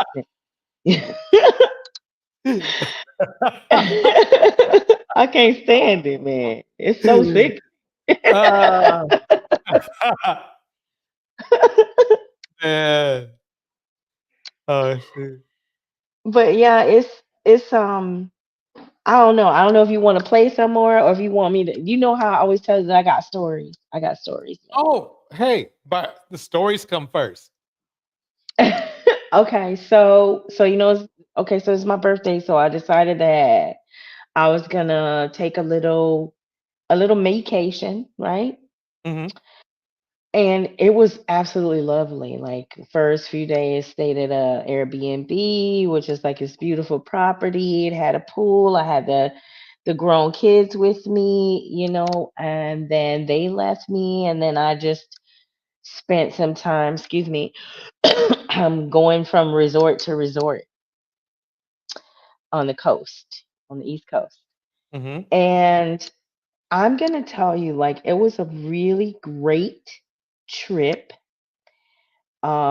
Probably one of my first trips in a long time by myself, but I got home the other day and I couldn't figure out why I felt so disgusted. I didn't feel like I had just been on the most relaxing trip of my life. I did not feel like I had had the most fun that I did, because I really did have a good time. I'm going to tell you why. Because the last night I figured I would take myself out to dinner and have a glass of wine.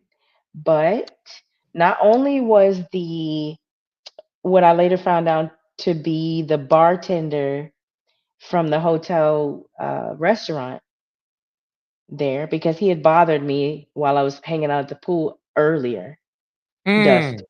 hmm Not only him, but another male. So I found myself sitting at the bar where this is supposed to be my beautiful solo, milestone birthday. I am finding myself having to be within a behavior between two predators where I have to Oh, watch what I say very forgive me, very carefully, and act very accordingly. And so by the time I got home the other day, it ruined my whole trip. I see. And that Because is why, you weren't no, you didn't know what yeah, you, you were. Yeah, banditry will do that. Unfortunately, yes. And that is why, like, when you said earlier, like, men presenting themselves to be something that they're not, do you know how it was? It's just in the culture. it is. It's in the culture. They're predators. XYs are predators. And even though after, you know, sitting there in between these two, um, and of course women are crafty. Of course. That's something that we have, it's evolved over time. We've had to become that way. Like the little animal knows all the hiding places and all the nooks and crannies and all the right ways to camouflage itself because it's used to being preyed upon, right? Hmm. So of course I'm crafty, but do you know how bad it feels to have to sit between two people, two males that you know what their end game is, right? But Right. you're having to lie. I didn't want them to know which room I was in. I didn't want to say that out loud. I Right. didn't want to. I'm sitting there lying just so I can eat my dinner, Dang. and that felt so gross. So by the time I got home, I felt really gross, and that's what I can't stand it. I can't stand it. I'm so tired of these people. And there he goes sitting up there with his pink suit on, like he's so clean. Right. He's not a man to me. I don't see man when I look at that child. And let me just go Yeah. ahead and give you your flowers. I could say you're a man. Oh, There's a thank couple of you. other people. You're welcome. There's a couple of other creators that I follow that I could say are actually men. To be perfectly honest with you, I can even say that about my sons. But you guys are so few and far in between. Yeah, I think what it is that what men are supposed to do, or what generally men, even in other cultures, their goal is to strive to be something. You know, um, their goal is to be something, not to be something to get access to women. And I think that's what a lot of men in our community do. They're trying to be something only if they do try to be something, they're trying to be something only because they think it's going to get them women. It's not like they're trying to do something for society or for their family or just to for their own for even their own self-esteem. And I think that's what makes us different than a lot of other cultures. And it's funny because you see black men mocking, you know, Asian men or Indian men or Latin men mocking. Oh, look, they don't get no, you know, women, blah blah blah blah. They're not Mm, trying to get the. And the funny thing is, this is like they don't realize you're dissing yourself, sir. They all are drying.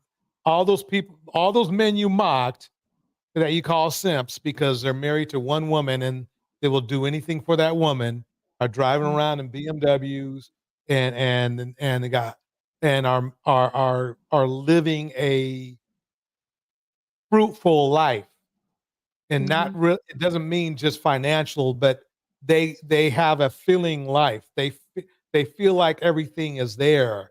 If they mm, pass away, they feel like they've done everything they needed to do. mhm, And it sounds funny coming from men that are incomplete. mhm. That's a nice way of that's how I'll replace bandit with the word incomplete because I can't use Cynthia G's words all the time. So Yeah. incomplete. And what I mean by incomplete is like, okay, oh great, you like women. Okay, so what else? And then you'll see a lot of these men will go, what do you mean what else? You know, that's Mm, all. mhm. And that's incomplete. What's your purpose in life? It makes me, and I'm gonna ask the question. I mean, do you and anybody in the chat? I mean, would you be in an agreement that because I think it's far more than just what may have been done to us, done to the black male especially. you know, during slavery. I think that, and a good predator seeks out weakness, right? So I think that it's an inherent, like Cynthia G says, it's an inherent flaw within black male DNA that has been exploited um, successfully over time that gets them to this point. Because this is ridiculous. Like and you know that from being who you are, right? You also know that from loving black women. Like there is a depth and a beauty to us as a people. Mm-hmm. So for these beings to be placed within this false system and told that their worth comes from wearing them shiny suits and who can rack up the most poom poom. But I think it's an inherent weakness that's inside of their psyche that's been exploited. Would you agree with that? Or, I mean, what are your thoughts on that? I agree. I agree. I think maybe they're still from on autopilot from slavery, in a matter of speaking. You know how, don't get me wrong, I don't, it's not in all aspects of the psyche, but when Of it course. comes to interacting with women in general, and it's not just black women, they interact in a plantation buck style. Yes. No matter what. It's like that when they interact with women, and it's funny because I was on another content. This is months ago.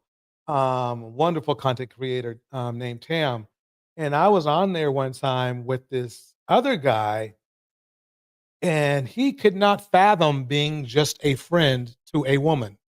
He could not fathom it, I believe it. and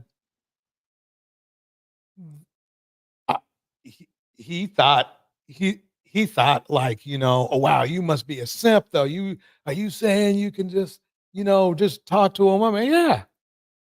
Women are human beings and then they're women. They're humans first and then they're women.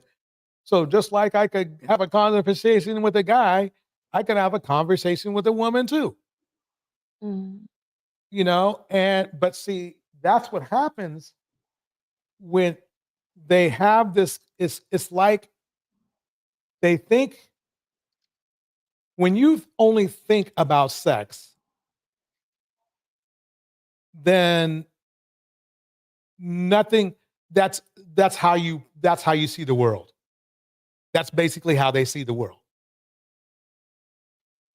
They It's just so. Go ahead. I apologize. yeah, I was just going to finish by saying they can't see, they don't even interact with women who they see, they feel like they need to be attracted to every woman they're around. They can't Mm. be just platonic to someone.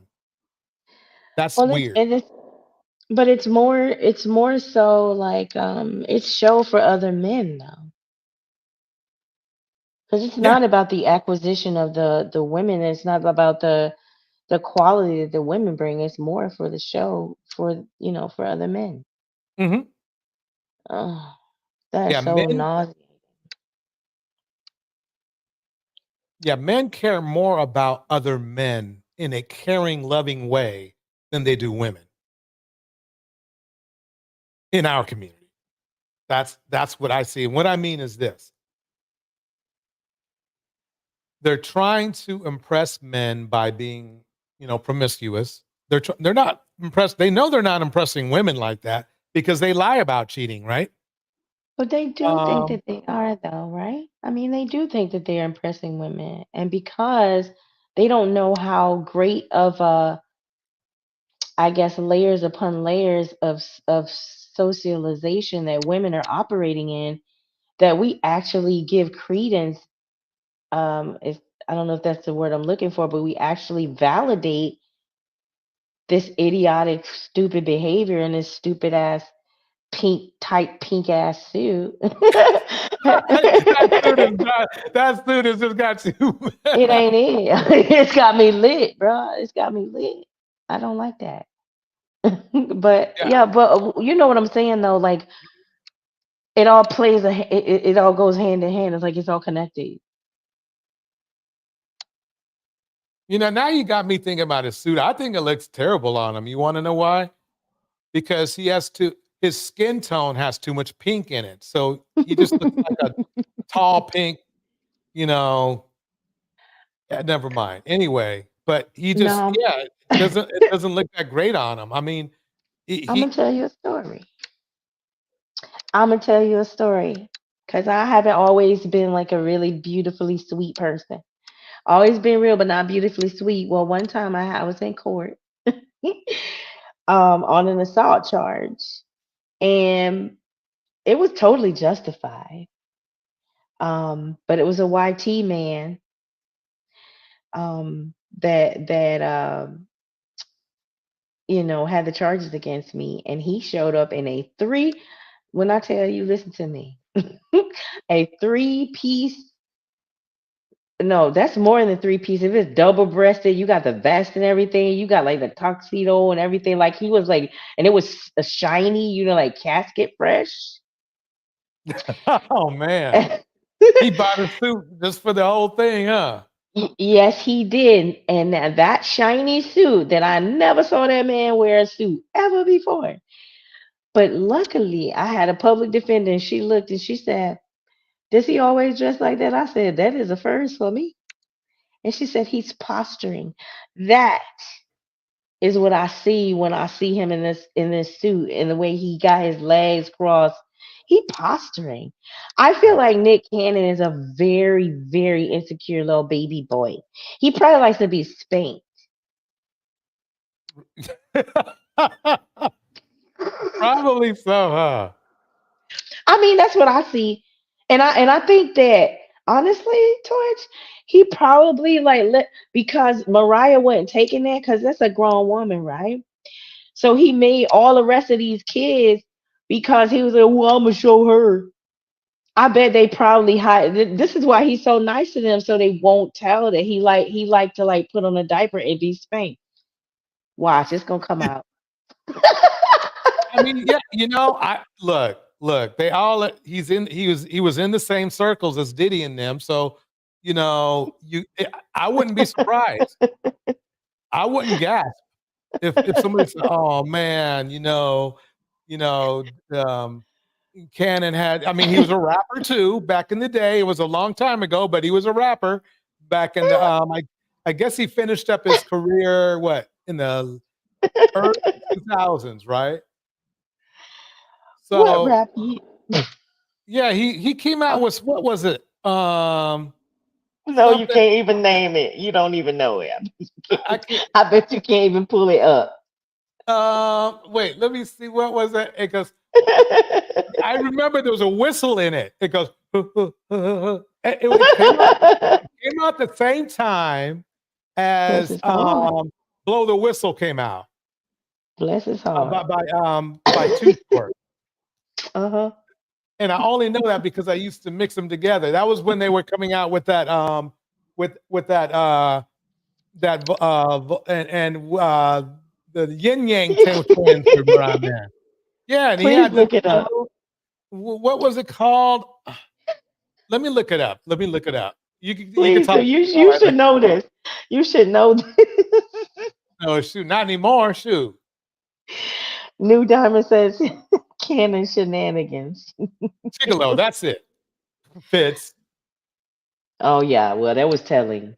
Yeah, It was a biography. Okay, yeah, yeah, I got you.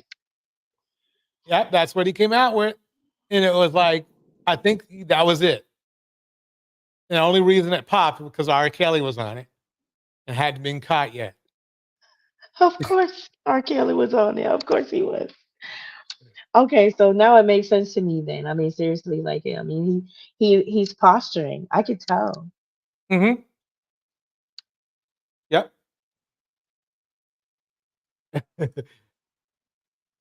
And now you Well, know what'll happen is I got some trauma, and now as soon as I see somebody in a pink suit, I'm just gonna start screaming and running the other way.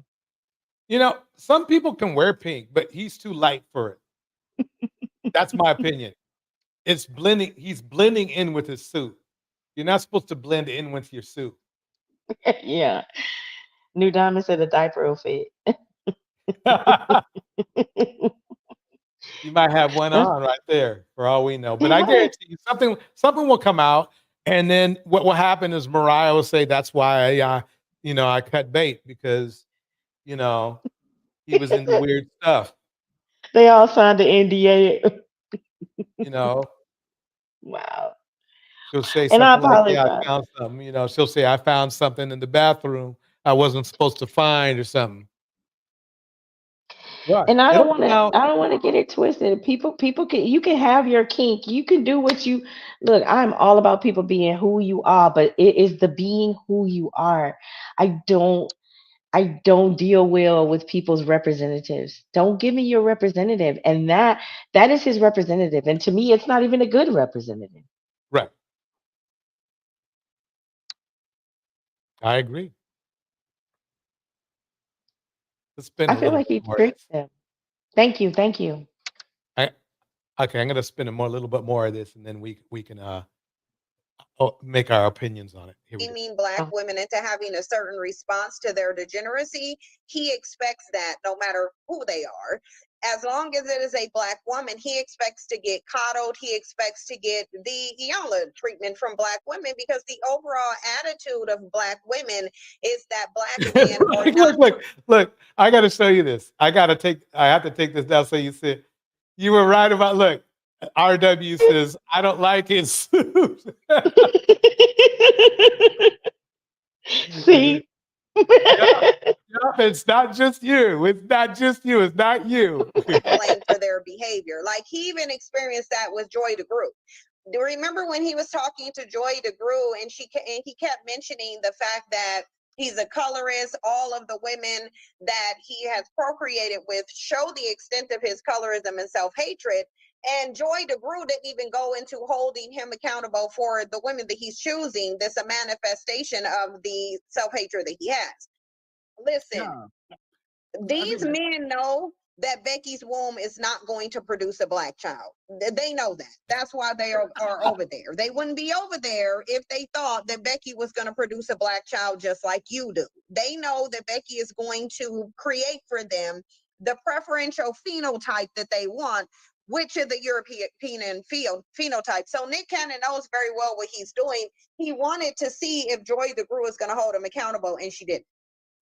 I don't like it. I like his suit. I just think it's the wrong suit for sitting on a couch. But I do like the color and the double-breasted vest. But we're not here to talk about the suit. But I did like the suit. I don't like the tie. Conversations about the black woman in whole. We even talked a lot about black men specifically. We kind of dove into my life. But for those who may or may not know who you are and where you come from, I want to give you the opportunity to tell a little bit about yourself and share your story and your journey. First and foremost, where do you come from? I come from San Pedro, which is a community in Los Angeles, a small city, small town, product of two teenage parents. They had me at 16 and 17. The cool thing is, though, right? The cool thing is they were high school sweethearts and they didn't get pregnant on accident. I love this small story. They actually play the biggest games here in LA. Big organization. Yeah. Sorry, I'm going to skip her backstory. It sounds amazing, but we ain't got the time. Because I don't rock with your mama, therefore I don't rock with you. Right. And I think, if anything, that's a sin at a different level. But I can see how you can easily fall into that because especially if there's conflict there and if someone's making it difficult for you to be a father, all you can do, again, going back to our past sessions, is retreat, is flee, because I'm not going to go back and forth with you because you're breaking my heart because you're not allowing me to see my child. And I can't deal with the heartbreak, so I'm running away from the heartbreak. Not really the responsibility, but the responsibility gets negated as well. But if you're using my child as a pawn, what type of individual are you anyway? And we don't care about the type of individual you are. If my eyes on the prize to see my child, then by all means necessary, let me run these plays. Yeah. And I got to sit in emotion or deal with emotions. I just got to get my that's what we got to learn. We just unpack some heavy stuff right there. Yeah, totally. But again, in any man who is a single father who is desiring to be in their child's life at the highest capacity, I just encourage you just Boy, you ain't no single try to become as emotional. I know. That's the funny thing is he's making it sound like he's not a single father. What's that bag that they give you on the planes of cruises to so you can vomit in?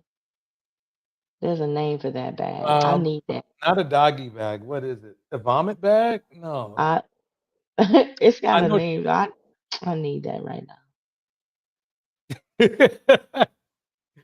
When you, now. yeah, I mean, that's because see, you're an empath and you see through the bullshit, Well, and it's getting to you.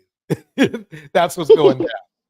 along with that suit. Intelligence Along with that, and always focus on the child. And you Even gotta if you feel don't your way through. necessarily get along with the Yep. mom, or you're gonna have challenges, you're gonna have conflict, and even if she's not at the space, just try to work through it and be there for that child. 100%. Yeah, no, absolutely. So Because probably as two individuals who, I know I came up in an unorthodox household, and I no, he didn't come up in a household. He said his father took off, right?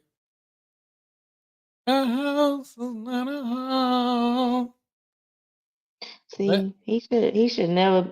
You know what's that scene that what's that Dave Chappelle? They should have never gave you niggas money. They should have never gave him money because he shouldn't have no access to women.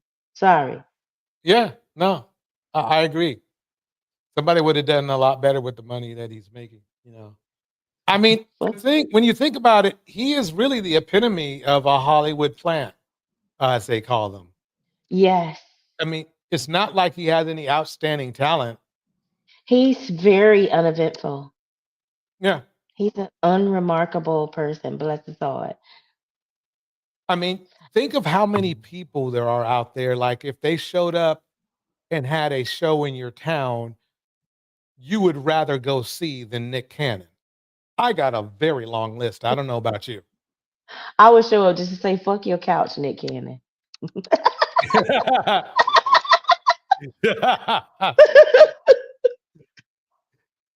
All right, here we go. my hubs, me, and then the kids. I And understand so that. the covenant is broken. Only for me. I'm not self-projecting. The covenant is broken when it goes the other way. Of course, if I'm married and my husband says, if Excuse me. only one person gets to eat and there's three of us, Maybe I got to start doing that, speeding up the video to get through the boring parts. both of us are going to equally Yeah, I agree like it's the that. child. Right. But when it comes to making sure our relationship is healthy, which is really the healthiness of the environment for our child, and for me, my value is only my husband comes first and I come first. And I find it really the only way he would be able to set himself apart. Nick Cannon is a wealthy man. So therefore, one of the biggest barriers and excuses that they use has already been removed. Number two, the vast majority of Nick Cannon's children's mothers are not Black women. So how likely is it that Nick Cannon's excuse could be that these non-Black women are keeping him away from his children? They already said that they don't do that. Non-Black women don't keep them away from their children. Nick Cannon can't use the welfare or the system argument because he's a rich man. So there's not really many excuses that Nick Cannon can use. And I think that's why he's sitting up here saying this, because at the end of the day, you are creating broken homes. You are an absentee father, but you have absolutely no reason to be. Not only that, but to underscore your point about not being able to provide, Iyanla had an answer for that. And you were probably annoyed because I keep bringing up that interview. But Iyanla said, that a man cannot provide financially does not mean he's not a father, and he should be seen Uh, as the man and a father in the child's Oh life. my God, I remember that. um, Oh my God. I'm also tired of her. Like that's like the queen mother pick me. I'm so tired of her. She is the super queen of pygmy. And I it's don't know. funny because in her life, she has been given every reason not to. I mean, her Mhm. ex was putting hands and feet on her, cheating on her, whenever everything a man that you didn't want a man to do, her ex, Ayala's so-called husband was doing. He was broke, didn't have no money. She admitted that. She was the one who was making all the money. He was the one taking all the, was taking all the hands and feet. And still, you would think that by now she'd be like, okay, forget that. I've had enough of the same Black man. No, she goes the opposite way. Still, that I Cause you will never. gotta be long suffering. Gotta suffer long. Who- yes, somebody who was the person who said somebody said, oh, it was Cam, where he was talking about his mom, where his mom told him that you got somebody, you want to be with somebody who you'd go through hell for, or something like that. Some weird stuff like that. I was like, what the heck? The point Listen of being here. with somebody is that you don't have to go through hell. That's the point of being with somebody. You know, and this is one thing, and I don't know. I mean, I guess it started from childhood for me because I was always the kid. My mother told me like, you tell me something's hot, I'm gonna go over and touch it, right? Hmm. So that translated to me into everything that I've ever done. So when I got with my ex-husband, provider, strong, look good on paper, all of that. Good, come from good family, 6'2", 6 figures, right? But he didn't know how to stay faithful, and he didn't know how to come home. And I'm not just talking about not come home at night. He didn't come home for weeks. You feel me? He'll disappear for weeks. Hmm. And I remember see, I told you I got stories, but I remember my auntie, we were all in family at a family gathering. She said, well, and he was beautiful too now. She said, well, he at least he pay all the bills. I don't give a damn. I don't care. You can have it. You can have it. He got left. I'm not sticking around for that. I'm not long suffering with you through your transition. I can't. I can't do that. I'm I'm not if you put that pink ass suit on and put them hair bows in your hair as a man over 30, okay? I'm not staying around you. We good. I'm good on you, sir. I would never do that. I mean, I'm bald, but I would I never. I don't like that hair. That hairstyle. I would never wear that. Torch, I feel like my 18-year-old son is more of a man than Nick Cannon. And I Yeah. don't mean that in a way as I'm not, it's not a internal misogyny thing that I'm putting across here. What I'm saying is like when I see him, I see something underneath that. Hmm.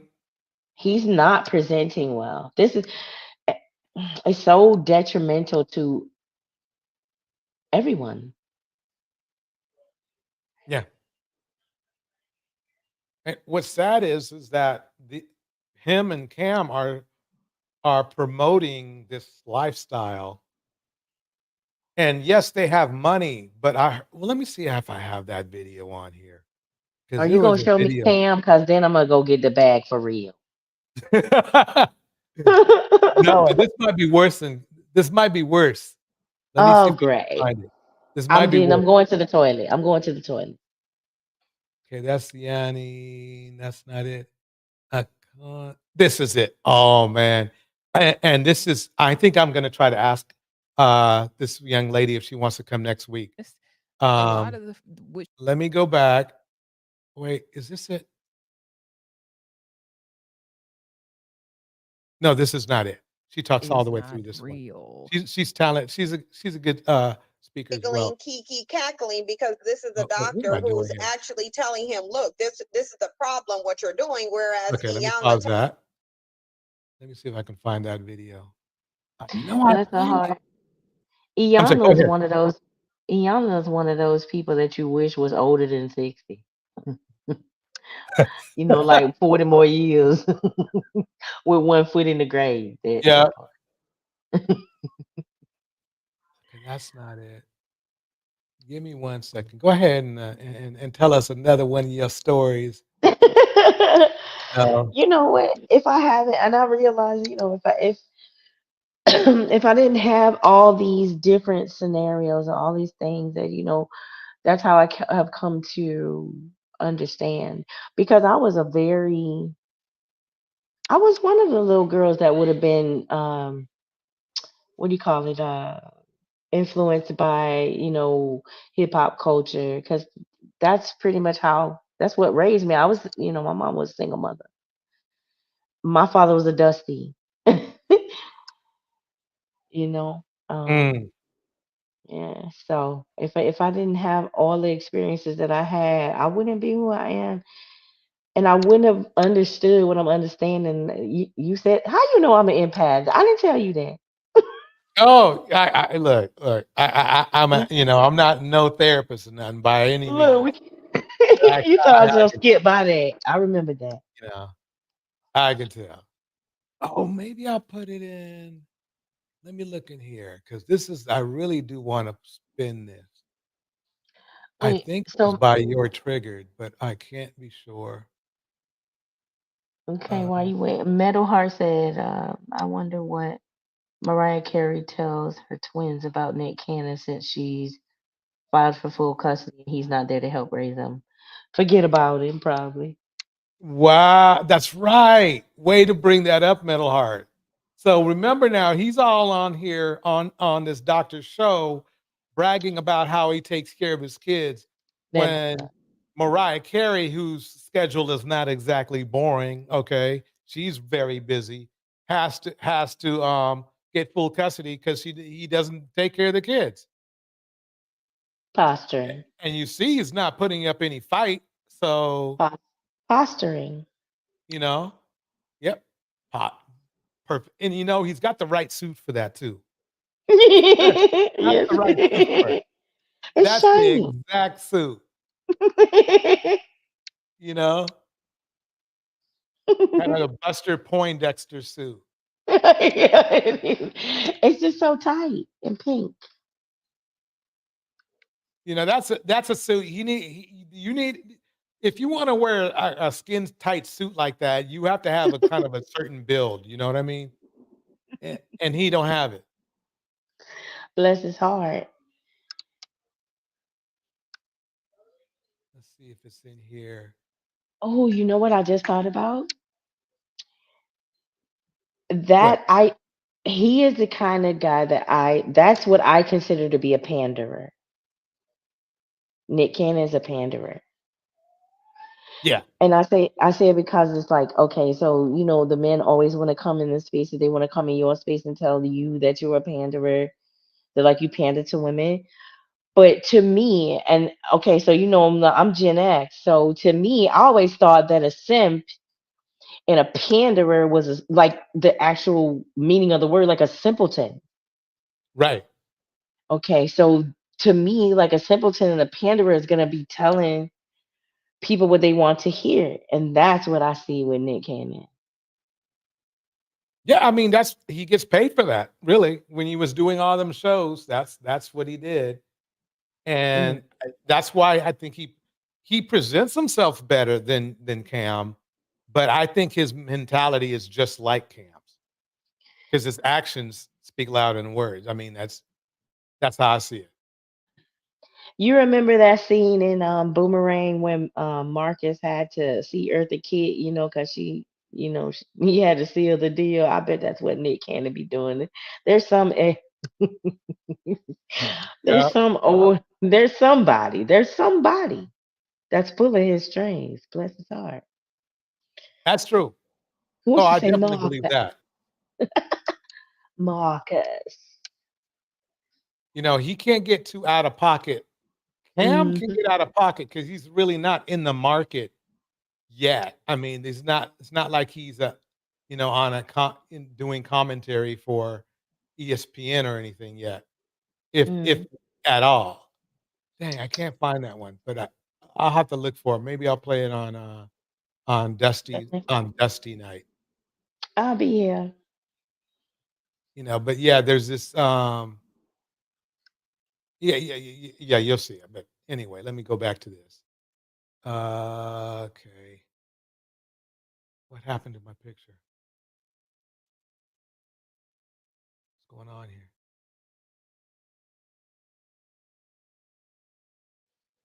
Before you do that, I want to do something. I want to give a shout out to those of your team behind the scenes. Shout out to you. Shout out to the ladies that are in the chat. I love y'all. Oh, you read my mind. That was excellent to do. Shout out to New Diamond, Metal Heart, Why Seeking Knowledge, you know, holding it Indiana down. mom. It's here. Yes, Indiana she just got mom. in. Hey, girl. Maybe that's a good question. Should I start the show later? Maybe I should. You know, I was thinking Well, let's. that it might have been, it's a weeknight and it might be too late, but maybe I will start. I think I might start around like, you know, maybe an hour later or so, maybe even 2 hours later. See how a late So, night, show goes. so that would be. I mean, because it's still early for you, Yeah. Yeah. I mean, Cali yeah, the only time. concern I had was the East Coast people. They might have been, hey, why are you starting at 9 o'clock at night? But shoot, Listen. I was on one channel and it was like near almost midnight, and it was the club was packed. So I was like, okay. Yeah, I'm So, just gonna be honest. The perimenopause had me up all times of night. I don't get to sleep no more. okay, got it, got it. Why Seeking Knowledge got a clip? Why Seeking Knowledge? Sneak backstage real quick, and then and just stick it in the back chat. You don't have to Yay! let me go ahead and put that clip. I'll give you a because for some reason I can't grab it from the front of the chat. Well, maybe I can. In a mom in the house. Indiana mom, you want to come up? Let me know. Indiana mom be having stories too. Let's see. Well, let me go ahead and start playing this. Telling him he's a reincarnation of a king that he never was. Like he don't like the fact that she ain't about to blackmail worship him. Yeah, I think, well, I don't think outside of the context of blackmail worship, because I do think you're right there. I also have the inclination here that what Iyanla does is not only what he thinks Iyanla is going to do, but what he expects from people around him. I don't think you are a Nick Cannon and the people around you, the Black people in particular around you, tell you no. You know what I mean? Or hold you accountable. So I do agree with you. I think that he was surprised. He was relaxed and comfortable right now because, like, I'm Nick Cannon. I do what I do, and no one is gonna check me. So I don't think he was ready for the check. Well, he wasn't, but if you look back, because at the end of the day, doctor or not, she the Black woman, and he had experienced Black women in many different professions coming with the same attitude towards him because he is a Black man. So I think Black men, because they put so much time into bullying and shaming Black women into having a certain response to their degeneracy, he expects that no matter who they are.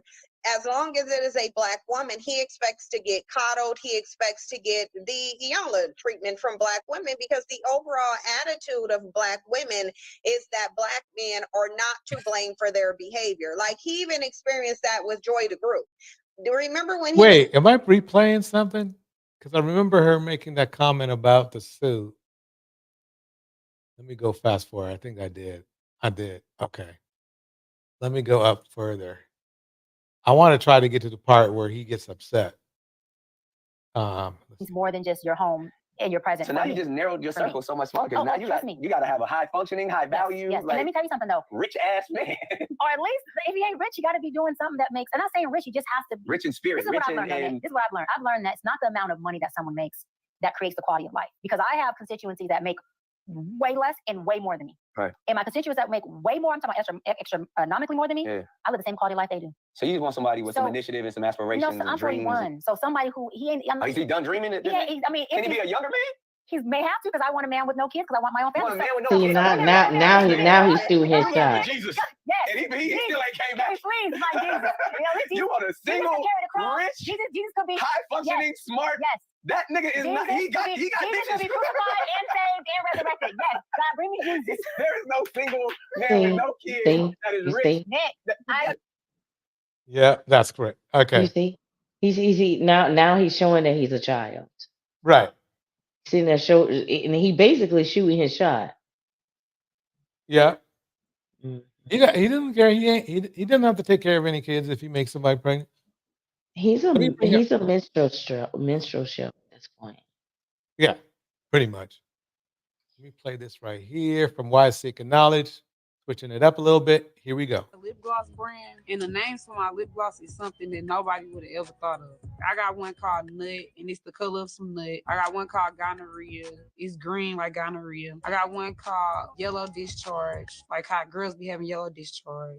Whole pink, booty hole brown, coochie juice, and coochie juice is clear with silver glitter. It's cute, like the cute, and it smells good, and it's so like people gonna talk.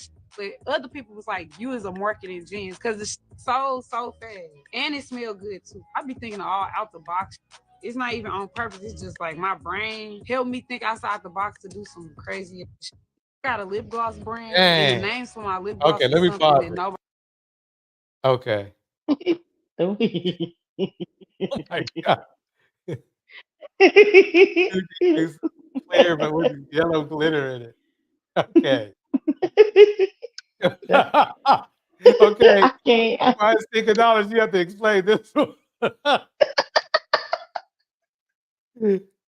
Oh, oh man. I know you were just putting stuff in the background, but Shit. My brain just be helping me think of the. You was a let me marketing play it one more genius. time. I gotta play it one more time. Here we go. Nobody would have ever thought of. I got one called Nut, and it's the color of some nut. I got one called Gonorrhea. It's green like gonorrhea. I got one called Yellow Discharge, like how girls be having yellow discharge. Whole pink, booty hole brown, coochie juice, and coochie juice is clear with silver glitter. It's cute, like the cute, and it smells good, and it's so like people gonna talk. But other people was like, you is a marketing genius because it's so fast and it smell good too. I be thinking all out the box. It's not even on purpose. It's just like my brain helped me think outside the box to do some crazy shit. I got a lip gloss That is brand, crazy. and the That names is for my lip gloss insane. That is insane. all out the box. It's not even on Okay, purpose. okay, Like my okay. brain Look, helped me think. let me just take the time to say this. I'm gonna say this. All right. I it's regardless of how I was just laughing laughing so much in the background, right? I gotta give props to my sister. Regardless, she's still my sister, right? Hmm. And she is pulling herself up out of here by any means necessary, and that I respect. That's, I mean, true. And think about it. Most of this is what a lot of people miss and ignore. Most of the rappers out today have either been in a gang or still are in a gang. Most of the female rappers have not. That's So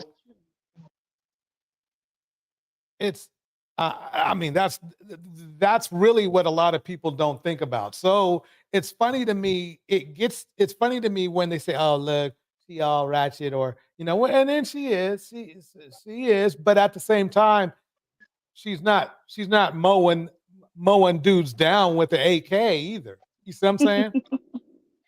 Yeah, but this that is quite ratchet. I mean, I don't think you listened to all of the names. I mean, she got gonorrhea green. I Yeah, mean, that was. that's a little I bit. was I mean, cringing. I was he's cringing at a bitching few in of a them. I will lot. say that. Yellow discharge. Come on, man.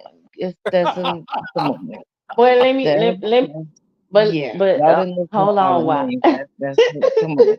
I'm But hold shook. I heard that yesterday, and I'm like, I can understand the enterprising side of it, and they are selling what sells and things like that. Like I understand, we any way to kind of get out of those conditions and stuff like that, and it does sell to them, and it is selling to that group of women, but it is a bad look, just like black males dysfunction in our community and things like that. It has a Right. stereotypical effect on how we're all viewed. This has a bad typical effect on how we are viewed as women too. So some That of that is backlash that we're getting from these male podcasters and things like that, calling us through. If they're looking at us and they're judging us all the same. This is not a good look on that note. that And I agree with, especially I with agree with I agree with that. I didn't want to interrupt you, Torch, but oh no, let me. please I'm do. gonna just finish my thought. Okay. Yes, I agree. It's ratchet. Okay, but haven't been, and maybe I'm the only one that's been on the ratchet side. Because I've been there too. I have family members that are still there. They probably not. They probably might not ever come out of that. But what I'm seeing is this is how you dismantle the patriarchy, because it is it's using elements, the hands the hand that we've been given within this false system, within the things that the male podcasters are using to downgrade, denigrate us. But at the end of the day, she still got more money than they got. Yeah. And in this system, at the end of the day, that's, to me, that's how she's using what she got to still come to a certain point for us. Well, didn't we just get through saying that all Nick Cannon got is money, but he's spreading all these babies to kind of bring it back to the basic He of ain't bring. saying, well, she got money. You know what I mean? That's You different. brought it That's right back different. on her side too. So I don't know if that's a valid argument to kind of put it, well, You look, got she got money. you got a point, and that was just a little ratchet coming out in me when I said, well, at the end of the day, I still got still got more money. Just a little ratchet. But seriously, even in that same vein, she not having a whole bunch of babies out here. And did you say that like one night, like last week, towards that she is a one man woman? Hmm. She ain't out here making no babies that she ain't taking care of. Well, that's the thing, is that um why seeking knowledge is observation of Sexy Red is on point, but the men are so bad that we have to think about, well, it ain't that bad. You see what I'm saying? I mean, Mhm. because if if we're grading, Sexy Red on whether she's a classy lady or not, No. no, we're not going to say that. But then I'm thinking about, like, all the rappers that she's in the same genre with, and half of them are up at the very least um assault charges, and another half of them are on are on deletion charges. So it's Yep. like, then you think about it overall, it's like, well, she ain't that bad. When you put it in that perspective, I mean, to me, I'm sorry, that's nasty what she was saying. I was like, what? My Gonorrhea green? I mean, Yeah, I remember a not time when Black people, we didn't revel in dysfunction. And I remember this as a pivotal point. I don't know if you guys remember this, but I remember when the song I'm So Hood came out. And to me, that just kind of was a hit because I remember Black people coming out, they saw their way out of the hood. Okay, and that's what they saw for, saved a little money. And I said, I got out the hood, whatever. And they stopped living in the dysfunction that came with it. That's what they sought for. That's what they worked for. That's what they would do. Every move that they made for was to graduate out. But then when I'm So Hood came, everybody reveled being in the hood and retaining all that dysfunction and celebrating it and things like that. We are still in it. And this is like hearing this right here. See, this kind of stuff like this, we celebrating the dysfunction now instead of trying to move up and out of it. And you've seen our genre, the music and the video, all this stuff, you see it accepting it now and lifting that now and celebrating it instead of trying to remove ourselves from it. That was a big pivot right there, and you've seen it go You're right. downhill ever since. And now we talking about gonorrhea lipstick and yeast stuff coming out your stuff, putting on your lips, all this booty hole brown on my lips and stuff like this. This is yeah, and this is like, I mean, it's I mean, how much further? Every group tried to go further and further down and further out there. They're doing bigger splits and splitting their legs open more. And now we got gonorrhea juice on your lips. I mean, where how much further down is this going to go? I can't see it going. I mean, how much further down are we gonna go? I mean, where can you go Well, you further know, down from gonorrhea juice on your mouth? I mean, I just that's why my mind is blown. I mean, I don't know where we're going next. I don't even want I'm popcorn. I'm sick now to watch this. I'm in the mind of thinking, because I realize, like, with anything, I'm reminded of, like, I don't know if you know the story about the seed that's planted, and then it turns into this beautiful flower, but before it turns into this beautiful flower, you plant the seed and it completely breaks apart and it becomes like chaotic, and then it grows into this beautiful thing. So that's much like with labor as well, right? So I'm in the train of thought. I'm thinking that, I mean, it's probably gonna get much worse, but I think that that's something that we have to suffer through in order for it to blossom into something different. And I'll tell you, like, I had my oldest son tell me, like, in 50 years it's gonna be all new people. And once you think about that, it might not be something we see, because here I am at my midlife. It might not be something we see in this lifetime, but I do think that it is an inevitability.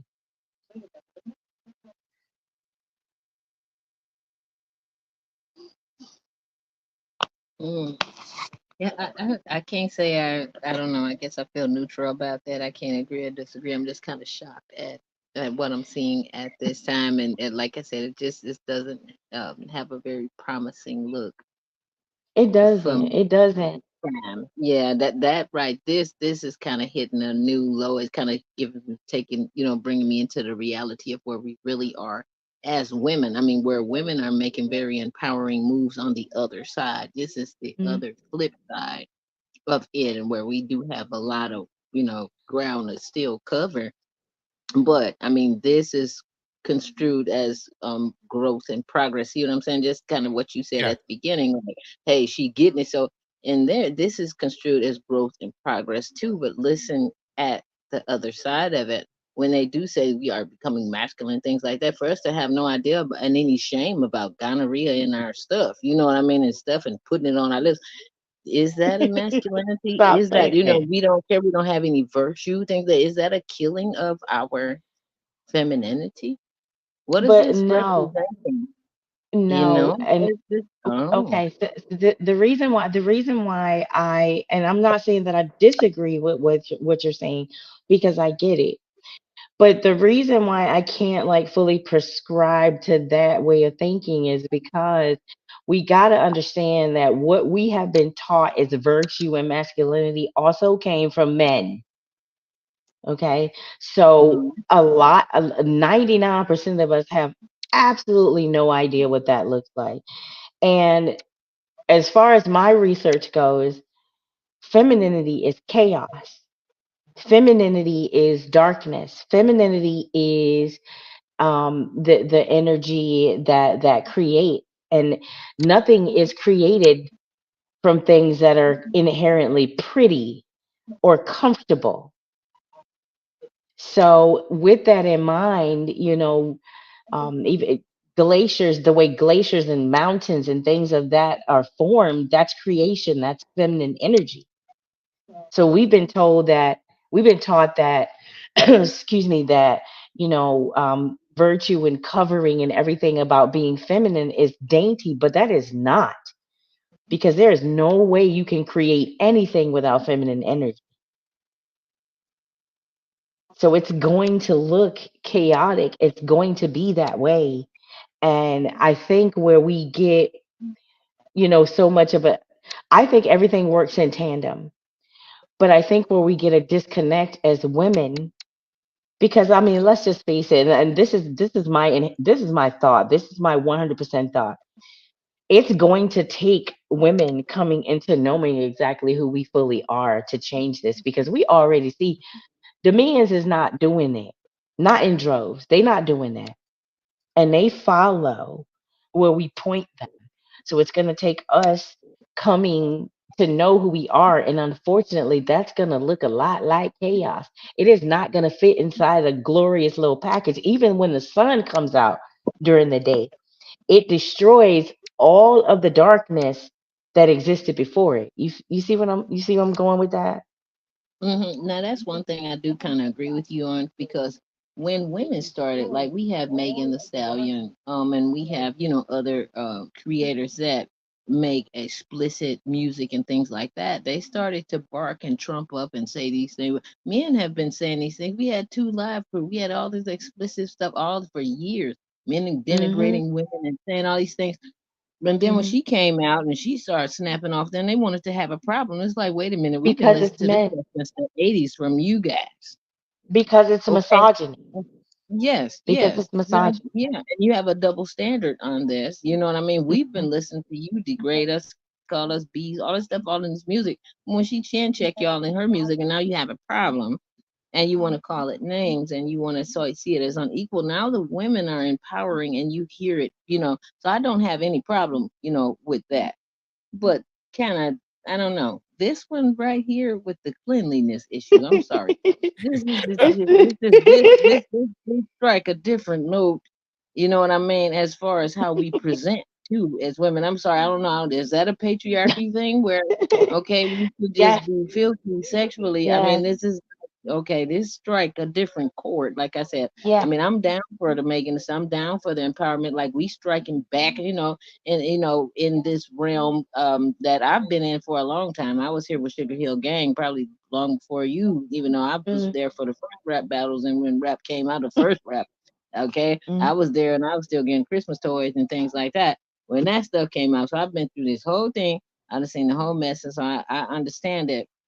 So I was glad to see the women just coming on up, okay, and they have their place and in their position, and I've seen the views and the what I mean, and the energy and everything shift and change, and women become more empowered in the whole thing. And I've had my black fist in the air with them, in their in this transition process with them, but this to just all no matter what we do. I mean, where does the level? Is there a level in it? You know what I mean? Does it just do we just get gutter, low down, nasty? I guess we do. Yes, I believe that. I believe that. Unfortunately, I don't believe that we can transcend to a new place with holding on to old shit. I know that was a Oh, word, yeah, but I apologize. But oh, yeah. I don't. Yeah, I Oh, don't think that yeah. we Do can we have value? Do we abandon our value like the men, which proves that we are on their Mm, level that way, or are we truly above their level? Are we on their level with them? Which we would not be able to say. Why are we barking at them like we better than them, and they got all this healing to do when we're on their level? Now, which one is well, true? because it in my mind it requires abandoning everything, and once you're abandoning everything, then you can only fill it up with new stuff. So that means that, unfortunately, what would have previously seemed very savage to us, we will find out that it is actually just inherent in nature. It's just inherent in nature. When you see an animal fight out in the wild, like I sat and watched my cat, there is nothing beautiful about when he goes out and captures an animal for me. I feel bad for the animal because that animal is just trying to exist. But this is something that, and it's much like the way that I think that patriarchy, even where male energy gained control, it was through something very chaotic. And I attribute that to like it to me it's just like saying that you can't have progress without problems.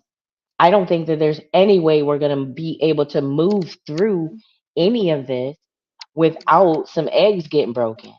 You can't have scrambled eggs without eggs getting broken. Okay, So but you can't fight an issue by assuming the same properties and qualities of that which you find fault with. you can't. I mean, in your analogy, I guess you can. Maybe I find it faulty with me. You can't have the same qualities that you find fault with, and then use that and say and aspire with it and claim victory using those same qualities that you find fault with in another. That's Let me contradictory to me. When we not blame really. men for this and find fault in them doing it, and then we'll do it and rise with it and then claim victory. That's kind of not fitting to There me. If we're it's gonna fault them for it, then we can turn around and do it, and then we say it's okay. They do the same thing over there, so it'll cause us just going back and forth. Like, well, you did it, well, I did it, and you did it. So we would never get anywhere. It would never solve any problems if we both do it. I think it's a very delicate situation, and I think like the intricacies of how it works out will present themselves as we go along. But I just I was presented with this idea, right? Okay, so let's say that like you and I are enemies and we're on opposite sides of the street, and somebody from my side of the street gets into an altercation with somebody from your side of the street. The person from my side of the street obliterates, just unalives the person from your side of the street. Then in retaliation, somebody from your side of the street obliterates somebody from my side of the street, or that person who obliterated your person. We're both murderers. It doesn't matter who was justified. It doesn't matter who went first. It doesn't matter who did it first. It doesn't matter who was more savage. We're still both the leaders of life. So, in that instance, I think that unfortunately, it's going to take what it's going to take. We're going to have more of her. Hopefully, I'm just going to be honest with you. Hopefully, I hope it don't get no worse, but it's possible. Okay, It's in your possible. scenario, we are all still judged as just volatile gang members on two sides of a street. That's what I'm saying. We can't claim Yeah, to be a higher entity or being.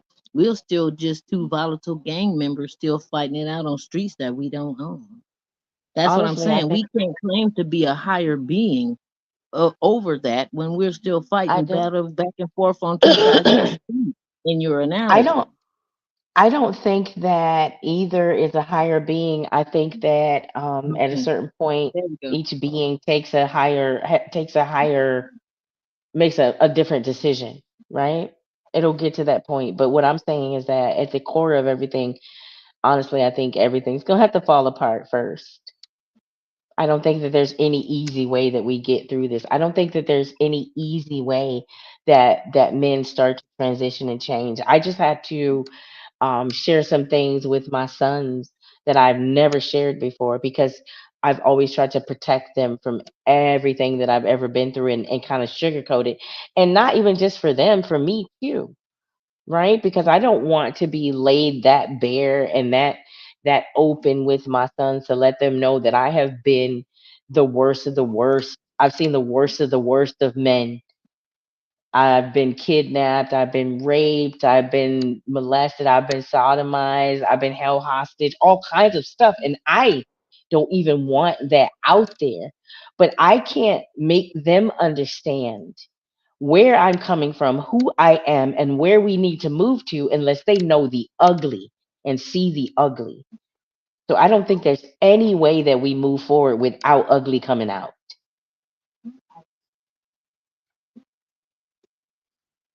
Of course, but to the level of degrading ourselves. I don't think things need to go to the point of us degrading ourselves publicly to this I get level. it. I get it. Okay. I But mean, there are certain but ways, yeah, we can low down, get greasy, okay, over here. I understand that point too. But as far as the degrading ourselves to this level, I'm just wide open, everything, gonorrhea in my mouth.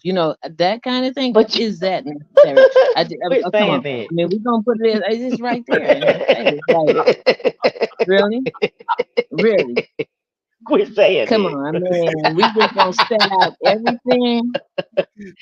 Come on, that's not But you necessary. Come on now. We gotta have some pride. I mean, there's some pride in us as a woman and things like that. Hey, we can be about it without like having booty hole brown lips. I mean, come on. There gotta be some okay. pride somewhere, even if you reserve a tiny teaspoon bit of it or something. It's gotta be something somewhere. And we I can't think I claim, think you know what I mean, with all the things that we go through with men, they leave their children, this and that, beat us, and they killing us every, 6 of us a day, every 4 hours, and and blah blah blah blah blah. We crying out, they ain't helping with the kids, they're doing it. But okay, so what are we going to claim? You know what I mean? Are we just like equal? well I mean, when you look at things like this, we deserve it. They got yellow coochie juice coming all off their lips and things like that. We deserve this. Okay, look, this is their argument. You are screaming their argument in lip gloss. okay, Okay, well I'm gonna tell you though. this is Listen not a though. good look. Listen though. That's where you come in. That's where beautiful women like you come in. That's where Indiana Mom comes in. That's where Jasmine Crockett comes in. That's where Kamala Harris comes in. That's where because you don't have an army where everybody operates in the same job.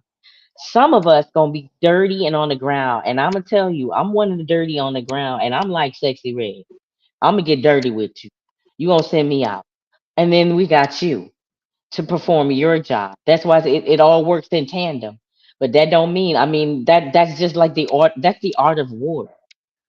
That's how it I'm works. still down with my sisters now. Don't get me wrong. Before it all Of fell, I'm gonna course, shake my finger. I'm gonna shake my uh, finger like old girl was talking about the bonnets. What's her name? G shook her finger like with the bonnet thing. I'm gonna shake my finger, but I'm down with my sisters now. Don't get that wrong.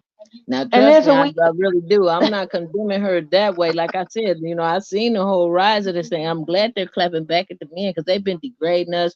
All this misogyny in the music, all this stuff, our body cheapening our existence and doing, I mean, everything. These women is clapping back and they coming. You coming for me, you gonna do this. You gonna have $100. You gonna have $1,000. I'm all this.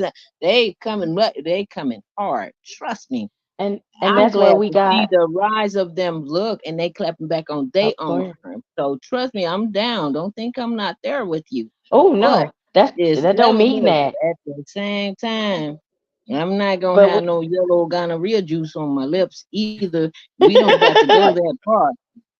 Okay, I'm not going to demean that. I'm not gonna be some greedy. You know what I mean? That no, I we do. don't have to do that. This kind Okay. of take it a little bit too far.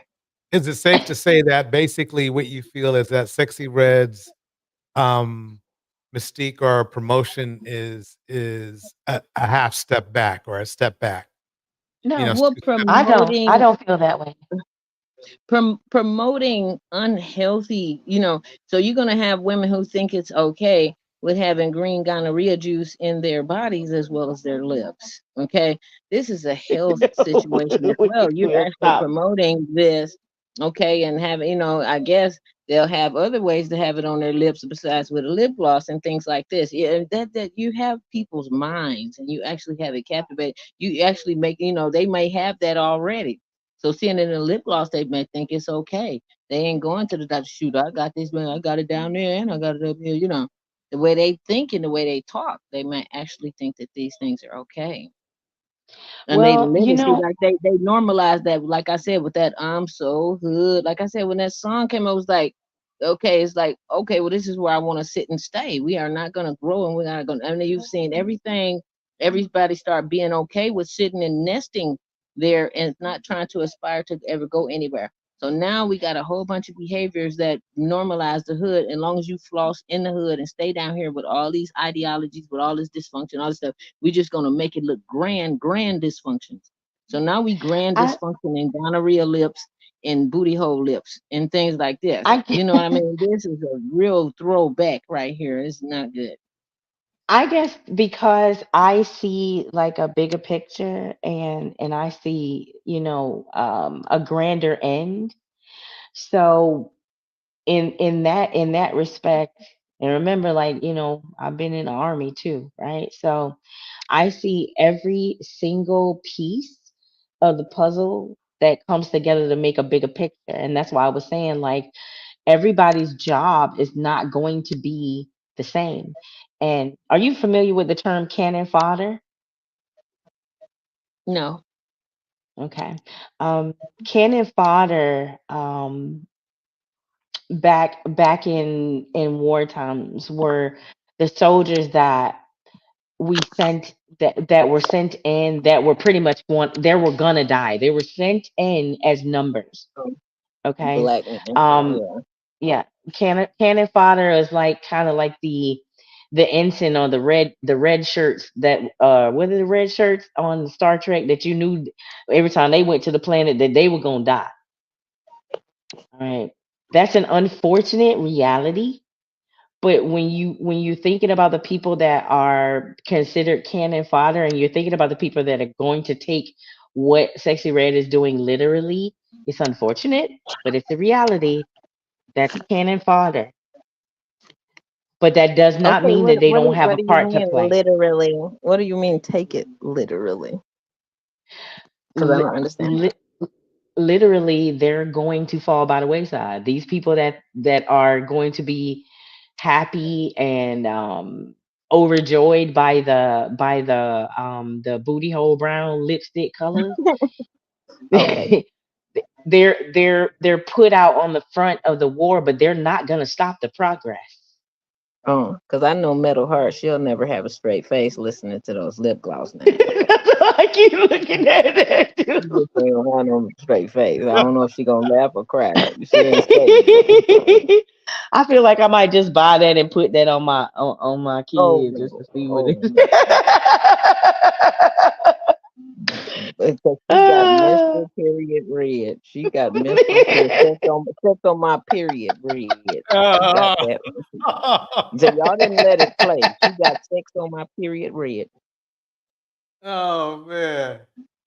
Well, I have absolutely loved this, and I know there's so much more for us to explore, but I'm gonna have to drop down. Yeah, I hate this. I appreciate you coming up.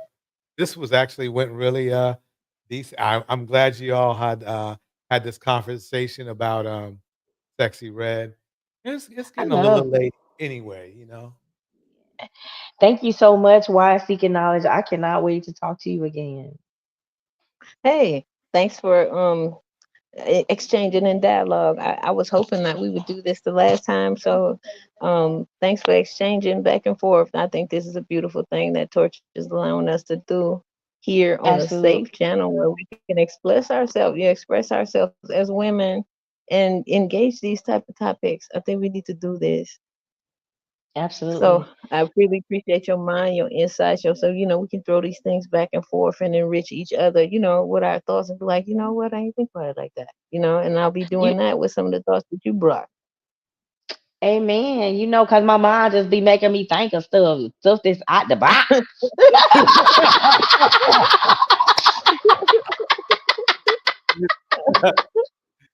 Right. We should be always keeping minds and not I have always to admit, in. sometimes I think Sexy Red is trolling people.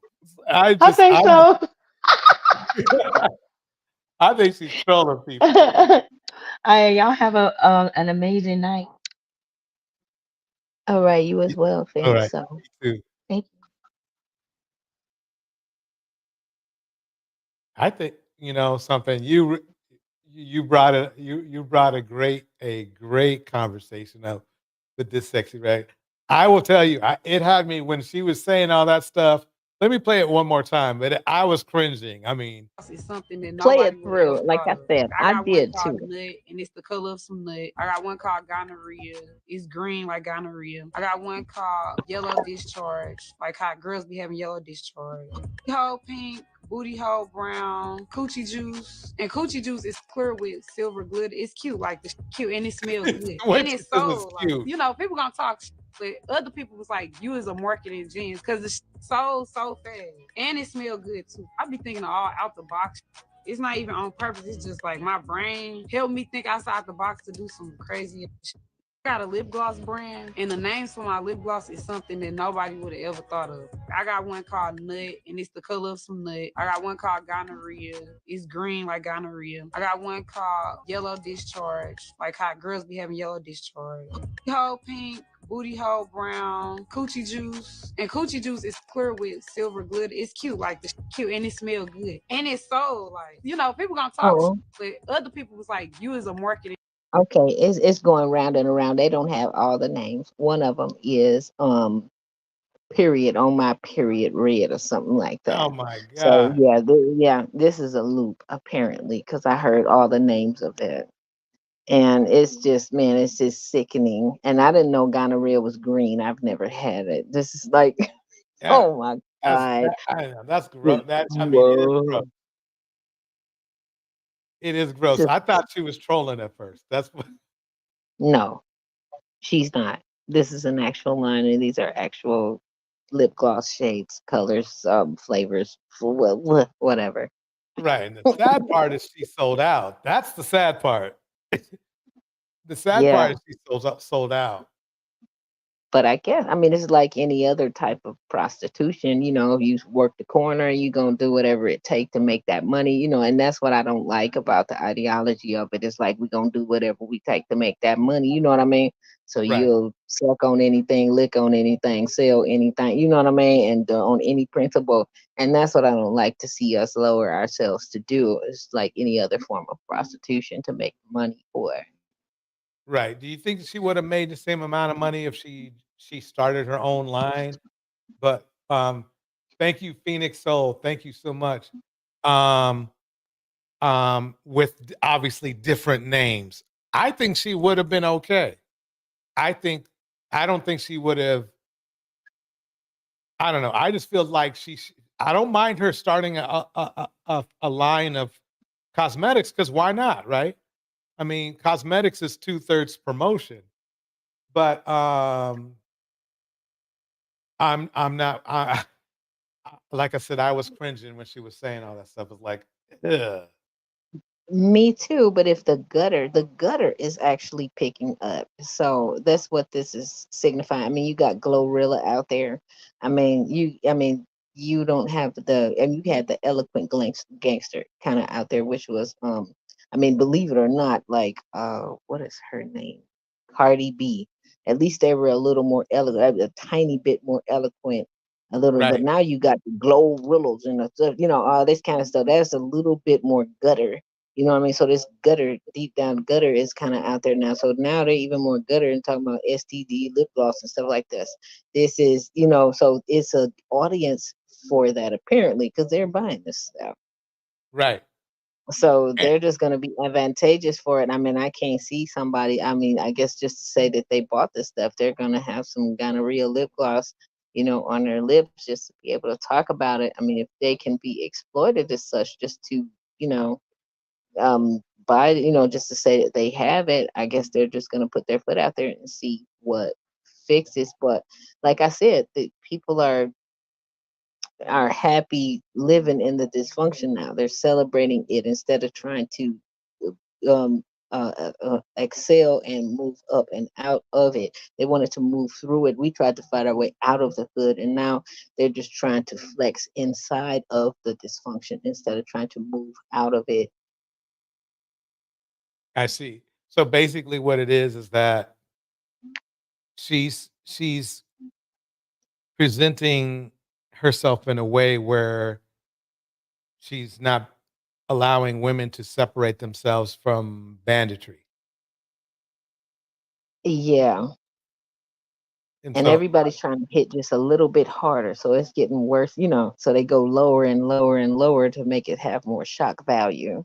So right. this is where we end up. I mean, where will we end up next? If we going this lower, we got gonorrhea lip gloss.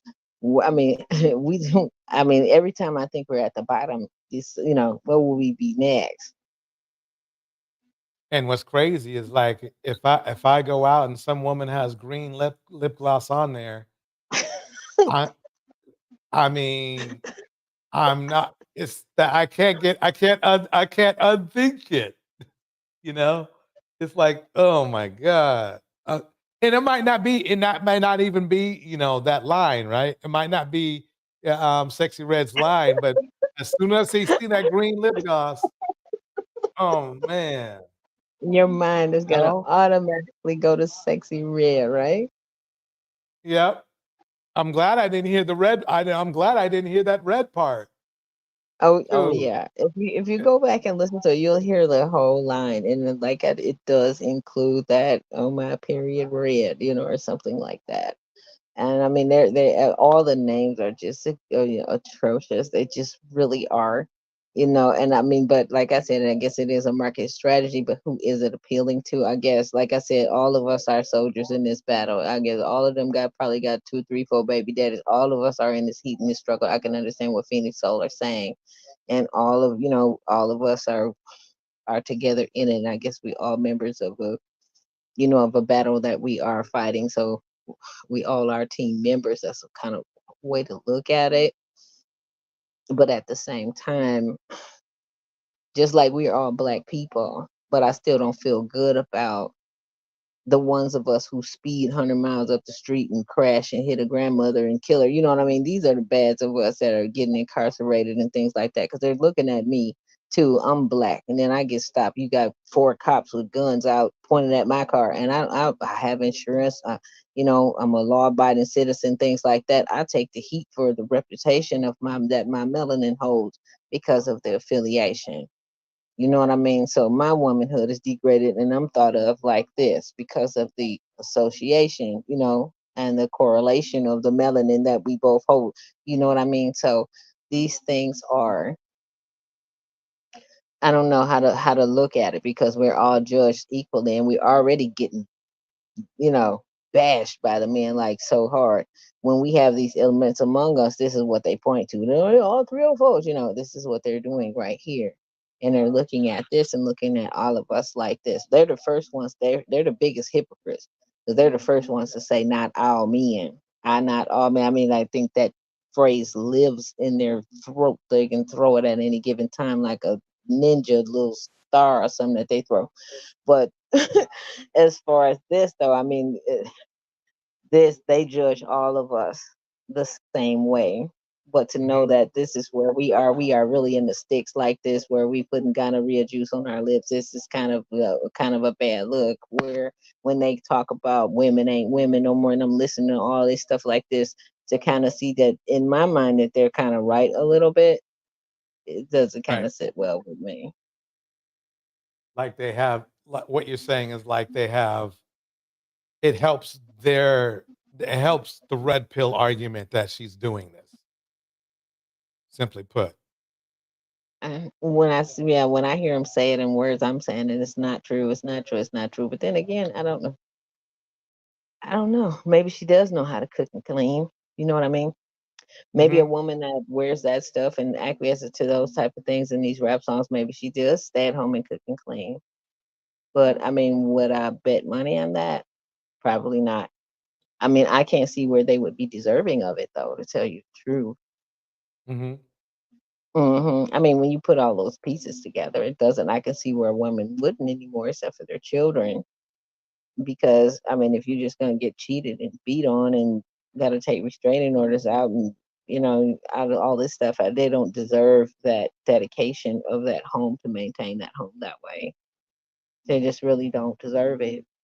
To deserve the things that a man, a real man is supposed to get. Males don't deserve things that men earn. So, I mean, while they're screaming for these things, they haven't shown where they earn them in women. true. hmm We need real men.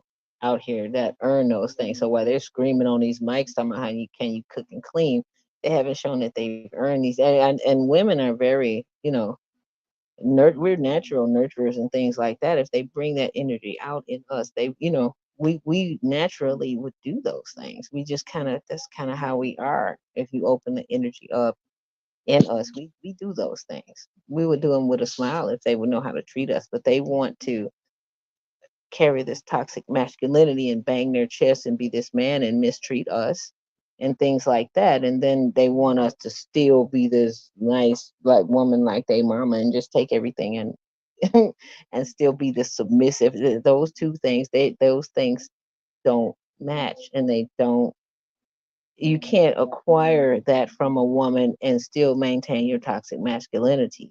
Right. That's why yeah, and that's why they killing us. They just bang their chest, like a primitive creature, and they kill us because it's like they can't take it because they sell themselves those dreams like, okay, well, hard, masculine, grab my nuts, screw two, three, four, and then you supposed to obey. No, those things don't match. Okay, you're gonna have that life, or you're gonna settle down and pour into this woman and have this beautiful life where she could play and do this. You go to work and feed into her. You're not going to have them both. And I think they sell themselves that dream that they're going to have both of these things. And you're not going to have them both. They try to have them, and then that's where the chaos kicks in, and that's where the problems kick in, and that's why a lot of them are incarcerated today.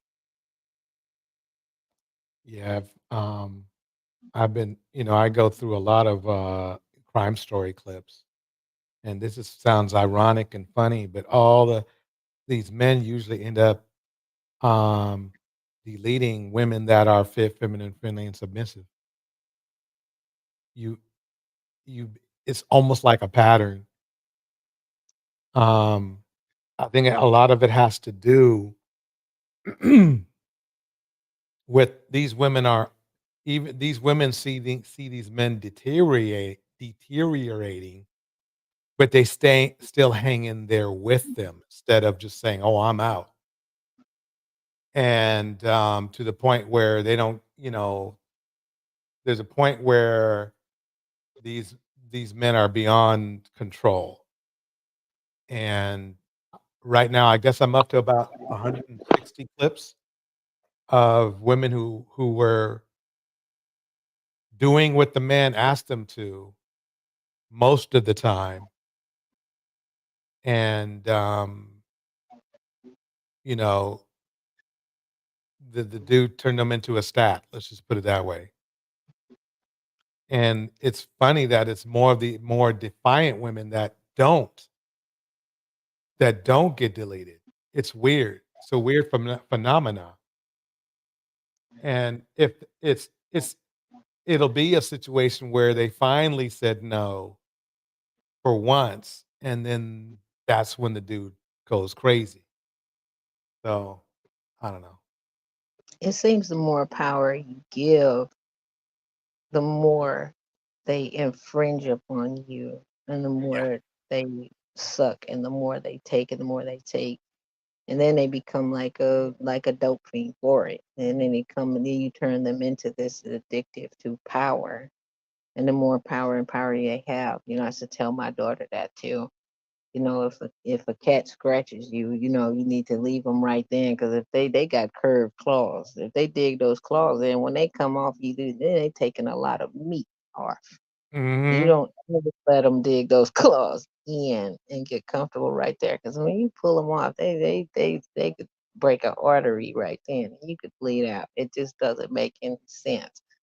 So, and that's part of their problem is trying. We have been taught to try to make it work and stick and hang in there and do all this long suffering. This has been bred into us too with the religions.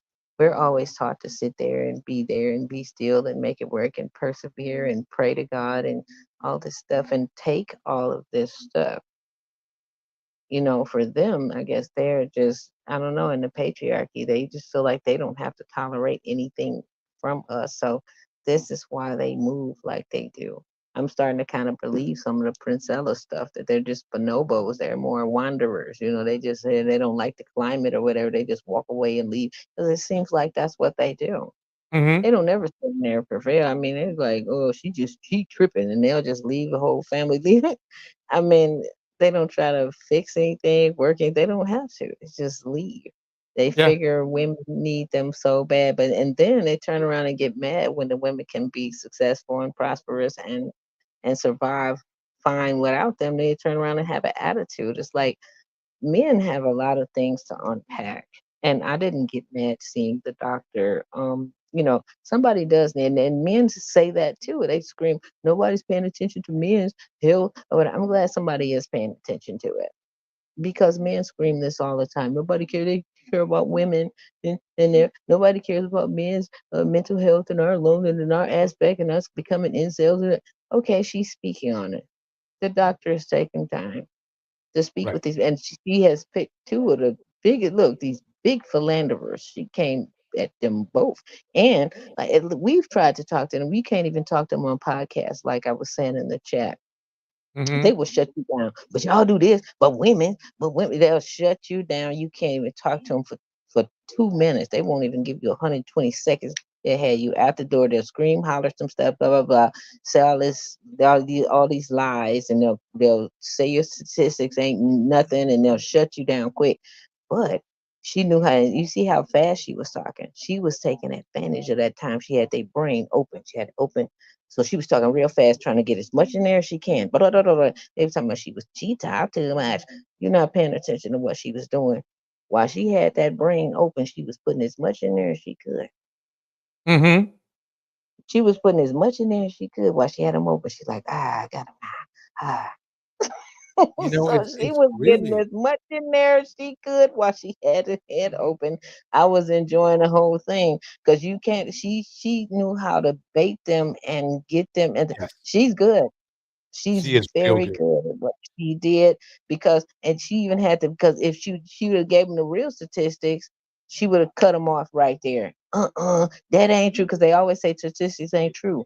Every Right. time I've tried to talk to men and stuff, that ain't right. They just like Trump, fake news, and then you can cut them off right there. They do me like that when I talk to them. They don't want to believe it. That ain't right. Every man I talk to, and that's just me. I'm just one small person, but they are like this. Okay. So she knew how to bait them and keep their minds open enough for her to implant what she needed to implant there. And then she did it on a big venue where we're all watching this. So this is Hmm. even reaching even more men, and she was able to keep them quiet while she implanted what she needed to implant in them. Right. I mean, this was gangster to me on a doctorate level, because these are the unreachable. Has she caused a change in their behavior? Probably not. But she did get them to listen. I mean, we can't even get them to listen. This was even some ground that was covered, because you can't even get them to sit still and listen at all because they don't respect women at all. Right. I think it was Hmm. her complimenting style, and she kind of led these guys to believe that they were manipulating her. That's I think what happened. And at the end of the day, that wasn't true, if you know what I mean. So they thought they were getting, like, for example, when they would say they're good fathers and all this kind of stuff, she'd be like, oh yeah, yeah, yeah. And then she would, and you saw how she obliterated Cam, telling him that he was leaving broken homes, right? He Hmm. he didn't think he was gonna get that response. He didn't. Y The look on his face was like, "What?" You know? But, hey, I can't, yeah. So, He looked she like did. special needs on your screen right there. He really does. It's really something what money does to people. I mean, if we're gonna talk about Nick Cannon's suit, I really, like I said, that what he had on right there. I mean, that suit that probably cost 6 months of my rent. I said that in the chat that night. Mhm. But I could go to any secondhand store and put that outfit together that he has on. which Right. is so, I don't know, this the eccentricness of the rich. Um, that is so strange to me. I mean, and he said those things with his whole chest, with all that confidence. I don't know. And I just don't get it. What it does to you, having that type of money, it can really kind of blow your mind, I guess, because he It's doesn't so have a care in the world, and he's looking. I mean, he's really not looking good at all. But you can't tell him that he doesn't, probably because the cost of those clothes that he has on.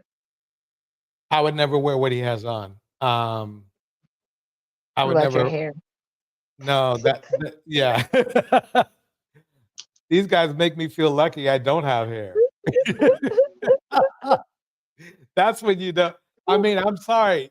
I'm sorry. I mean, they either look like they have snakes coming out the top of their head or worms. I don't know which one.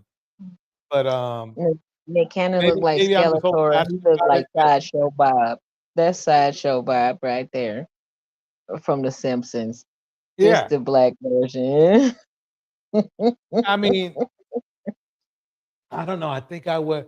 I mean, I'm not trying to get. I mean, look, I'm just. That's just me. I'm not going to try to criticize them. That's just me. I'm just not. I'm just not. Some believe it or not, there are some men that get their hair done with braids and it looks good. It looks decent. These two examples are not those. I've seen men wear their braids and they look, you know, it fits them. They still look masculine and yada yada yada. This is not one of those situations. I don't know what they were trying to do, but and don't get me wrong, I'll just defend them. It's like, hey, it's your money, it's your hat. You want to cut the top of it out of your hat? That's up to you. Your money. You got more money than me. You got more talent than me, especially when I mean, at least for football, right? Right. So, I think it's but at the when the same time, ego. I'm like saying, I'm not wearing no. Yeah, I think it's when the ego and the money and the ego, and when your sense of self gets so high that you feel like you can kind of disregard some things, you know. Right. You could people could and especially with black men, you can consider a high value man as just having money. See, they talked about those principles, and the doctor talked about that. What did she say? A high something, and A, a I high, forgot her a high, something that means thinking. functioning, Yeah, functioning, functioning. hmm Right. high functioning, or high what they consider high value. See, these are like two different things, and she had to do the terminology to them. Okay, so he might be quote unquote high value and is black, but they don't have like future high value man. But then Russell Simmons is a simp. Okay, these type of things. There was a lot of language that was thrown back and forth, and I think she kind of brought them into reality of their situations by bringing that terminology to them. So I think these were very valuable for the people who were able to absorb from them what they needed to absorb. There were some men that were making a lot of comments, a lot of shorts, videos about what was said here. So it did reach um, some men, a few of them. But Yes. the other ones who that just refuse to be, they want to stay in their toxic masculinity because it gives, it validates their manhood in some way. I don't see a way to really reach them.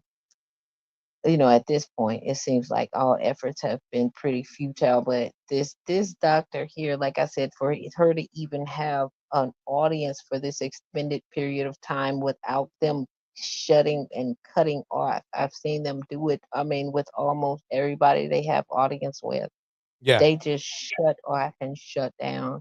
But she was able to keep them open and keep these conversations going. I haven't seen it, you know, I haven't seen it at all. So this is actually really progress. She does have a system that works in my eyes. Mm, I agree. And What you do you want to know think? something? What she had to say was a lot more substantial than, let's say, what Cat Williams was saying. And what I mean is that Cat Williams he was mentioning things, but it was really more about the industry, you know? It wasn't really anything. What I mean by substantial is something that actually can move the culture forward if it grows feet. Um, Cat Williams was really just talking about the industry, and if it grew feet, it would have just been more gossip. Does that make any sense to you? Yeah, it makes a lot of sense. I mean, yeah, that Cat Williams interview is just gonna live forever. Okay. Cat Williams, I like Cat Williams because Cat Williams doesn't have a filter. He just doesn't he doesn't have a filter at all. Right. And but the difference between him and her, um Ah, she just has a lot of skill and a lot of prowess, and she worked with a lot of. I mean, he did too because how he came. You notice he didn't have. Uh, People might have wanted to have a lot of backlash on him, but he moved in such a covert way where he couldn't really get piled on a lot, and because he was telling the truth, they couldn't. You know what I mean? They couldn't really grab. They could criticize him a little bit, but he spoke in a way where they still couldn't get him. But she came real gangster too, like I said, because that is a very big defense field that black men have to protect this very delicate masculinity. Like I said, white men can look around and say, "We built this whole culture. We built this. That we the number one race group. This and that." And all theirs, the other racial groups, Asian, Mexican, they kind of accepted into that a little bit. And a whole lot more black men are really not accepted into it. So they use other things to promote their masculinity. Like, yeah, I got big thing, and and I've 20 women, and yeah, I make babies, and all this stuff that really damages them and damages our black community and stuff like that. And yeah, I can be mean to a woman. I F a B, and yeah, and all this stuff that they build their manhood on and make them think they tough. Yeah, I'm a high value man, and ain't no woman good enough for me, and all these things Mhm. like that. And for her to break those barriers, like I said, they don't, and we've been telling them this is wrong, and psychiatrists, everybody, they won't even go to the shrink because they don't want to be told that they're wrong. So they don't want to go to psychiatrists or anything like that. For them to even have audience, okay, with her, and then she's a woman too. Then allow her to speak. And I was wondering if anybody noticed that how she dressed there. She knew he was like, I studied you before you even came. Well, she studied him too. And you notice how Right. different she dressed with Nick Cannon than she did with Cam Newton. Right. She had them boobs out there with him. And he wanted to go off on her. You know that you see how more volatile his energy is. She Right. kept him at bay. She had them breasts out with him. She wore something very revealing.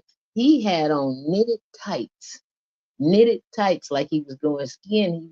He was all legginged up, and those were knitted tights, okay, like a sweater on his legs. He was dressed like he was going outside in the wintertime.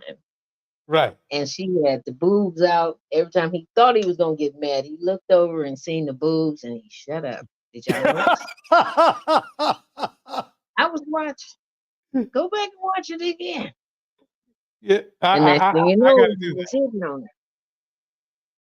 I gotta do that. I gotta check that out. That is so Oh that is yeah. so correct. She watched him too before she came on there. It was like So a to watch pacifier. her at work like that, yeah, the sister is bad. Okay, I gotta give her all her props. She knew exactly what she was doing, and I mean, for her to be able to reach, and at least gain audience. I mean, that is ground even by itself because, I mean, they have been unreachable at all. They don't want to come out of there because that would mean they would have to have responsibility and accountability, and this is something that they do not want. They don't. They run from this. That is the kryptonite that would kill their manhood.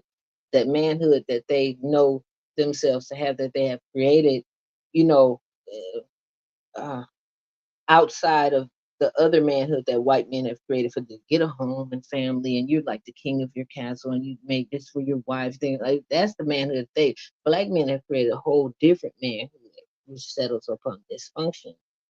and things like that. Yeah, I'm a man. I got 5 bitches and blah blah blah. Sorry to cuss and things like that. Yeah, and I'll treat her, I'll beat her up, and she gonna do what I say, and blah blah blah. And I'm gonna have 4, 5 side pieces and that kind of dysfunction over here.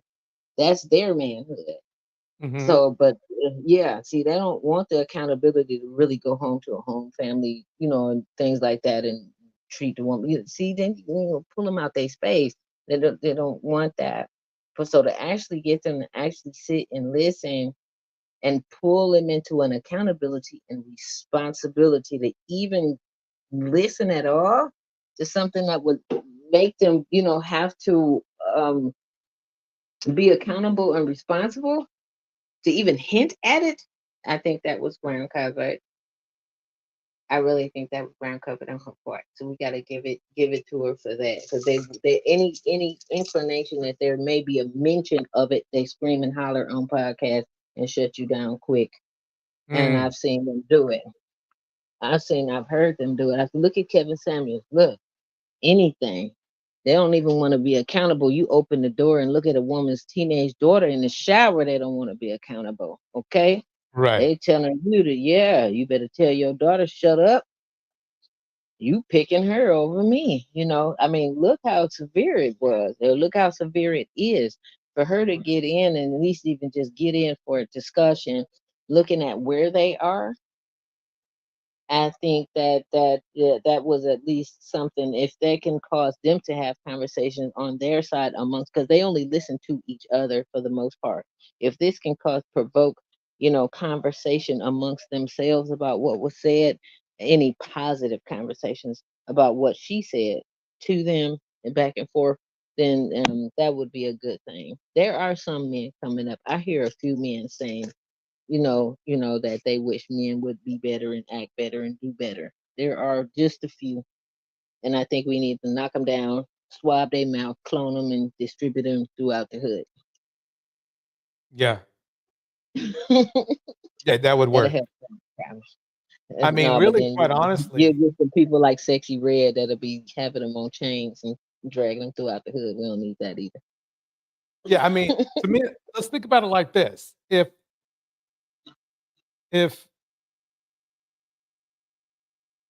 I don't know, I think basically it's like this. Would the outer society out of our community, would they prefer to deal with the women or deal with the men if they had to deal with one gender in our community? It's clear they'd probably want to deal with women. Well, they've already shown signs of that by, offering $5 billion for Chase and everything because they know that black women are a better investment because, um, black men, we're not doing too hot. We're not, we're not doing too hot. I believe a lot of it has to do with, um, the sour seeds um, how would should I say this? Have We some. buried a Yeah. long time ago. Somebody was even saying, "Oh, it was Umar." I finally agree with a little bit of what he was saying because he was saying we didn't get anything from hip hop. Oh, we actually did. We did. We got a lot from the hip hop culture. And it's not good. You know. Um, it's a shame because the music, if you look at the music in itself, and if you think about, like, I have to go way back to, the Sugar Hill Gang, you know, which is like, what, back in the dinosaur days of hip hop. Hey, It Oh, man, yeah, now I'm that I'm up there, but that was like it was skillful, entertaining hip hop, and then yeah. every once in a while, we would come out with Arrested Development, the Fugees. And then but at the end of the day, you really as far as groups that were, like, actually giving you some substance and maybe entertainment as well, you can count them on, maybe 10 groups over the Yes, last 20 years, maybe if you're lucky. yes. Um, I invite anybody to challenge me to come up with groups that actually, that we knew about, right? I'm not talking about like underground groups where you didn't never heard about them and then all of a sudden they come out. But hip hop really hasn't done anything for us. Well, we all know what happened right around the time of Arrested Development, right around the time of X Clan, right around the time X Clan came out, there was a huge investment by I want to say the Jewish community, I think, into the penal system. A lot of them began to go private where they were state owned jail facilities and things like that, and they start selling them off to private businesses. Okay, Mhm. so private industries run the state jail systems. So why they would sell them off to private people, I do not know, when they should have maintained their own jail facilities. But since they have not and they've sold them, they actually own the penal system. So then, since they own the record industries too, they make music to feed into the penal system. And that's when you saw that shift when the lyrics is, why would they pay people, to spread awareness and things like that to keep them out of the penal system? Why not make the music, like the Pied Piper, and then make them go jump in the river of the penal system, and you just get paid on both ends, just like you got some pharmaceutical companies that create, the food for McDonald's and things like that. They sell you the poison and they sell you the cure as well. It's the same thing. Ah, got it. Yeah, the McDonald's, all this stuff like that. They have interest in the pharmaceutical companies as well. So they sell you the harm and they sell you the cure. So the record industry is no different. That makes sense. Oh, everybody, don't Mhm. forget to like and subscribe. Don't forget to like and subscribe. Um, You a that, DJ? I thought you knew that. hey, no, I didn't. I didn't. Um, Well, now I knew. man, Now I do. you ought to hear the That's guy why you're from here. Brother Jerry from X Clan, man, speak on that. You should be able to find him, yeah, because he's still in the underground right now. And here, yeah, he'll tell the whole story on that. Him and a couple other ones from back in the day speak on that. Yeah, because you think about it. m- I mean, let's face it. I mean, we have a couple large black music companies, but the majority are owned by people who are not black. And they could literally, just by preference, obliterate or simply remove at least certain portions of hip hop easily. You see what I'm saying? Yes, And make it almost non-existent. And yeah, they haven't done it. but the So I industry is think controlled. Yes, the industry is controlled by that Jewish mindset. They control what's out there in the mainstream. And what they wanted in the mainstream is a dysfunctional because it feeds into the penal system for them and it feeds into our destruction. When you have everybody, yeah, women as bees and da, da, da, da, da, da, da, da, da, da, da, and there's mumble rap that goes in da, da, da, da, da, da, da, da, da, da, da. And we're hearing what we're hearing on these podcasts and stuff. mm, Okay. That's why we're hearing what we're hearing on these podcasts. It goes in and it's just like the Matrix when they stuck that stick in the back of his head, downloaded those programs. It goes in their heads just like that, and we hear it spewing right out their mouths on these male podcasts. all right, They let me don't know that play. because they say the same thing. If you notice, if you talk to them, they bring up the same points in the conversation, the same stats, of what they think wrong stats, and the same. They'll say the same stuff. You catch any one of them alone, they're gonna say the Mhm. same thing. They make the same talking points. They make the same. They say the same things over and over again. They never have anything new. They're programmed. All of them are programmed that way. So the main media is like that too. They're they're keeping these the poor righteous teachers. Remember, you had very aware rappers. We had that, and then all of a sudden you didn't hear them anymore because it wasn't in their best interest to have them out there. We remember everybody Right. was wearing the red, black, and green Africa sign up. Man, we all had Yeah. those letters. Remember? with the East EPMD was doing Blackwell. some things. Yep. Oh man, we was out there. We had it. Look. And then all of a sudden, remember, it was crickets. You didn't hear it anymore. They claimed the X-Plan plagiarized their second album, and then all the awareness music fell right off the scene, right with X-Plan's second album. You a DJ, I know you know, and you didn't Hmm. hear awareness music, the roots. You didn't hear anything. All that stuff start to dissipate. You don't really hear. You don't hear much. It's not in the mainstream. You definitely won't Right. hear it in the mainstream much anymore.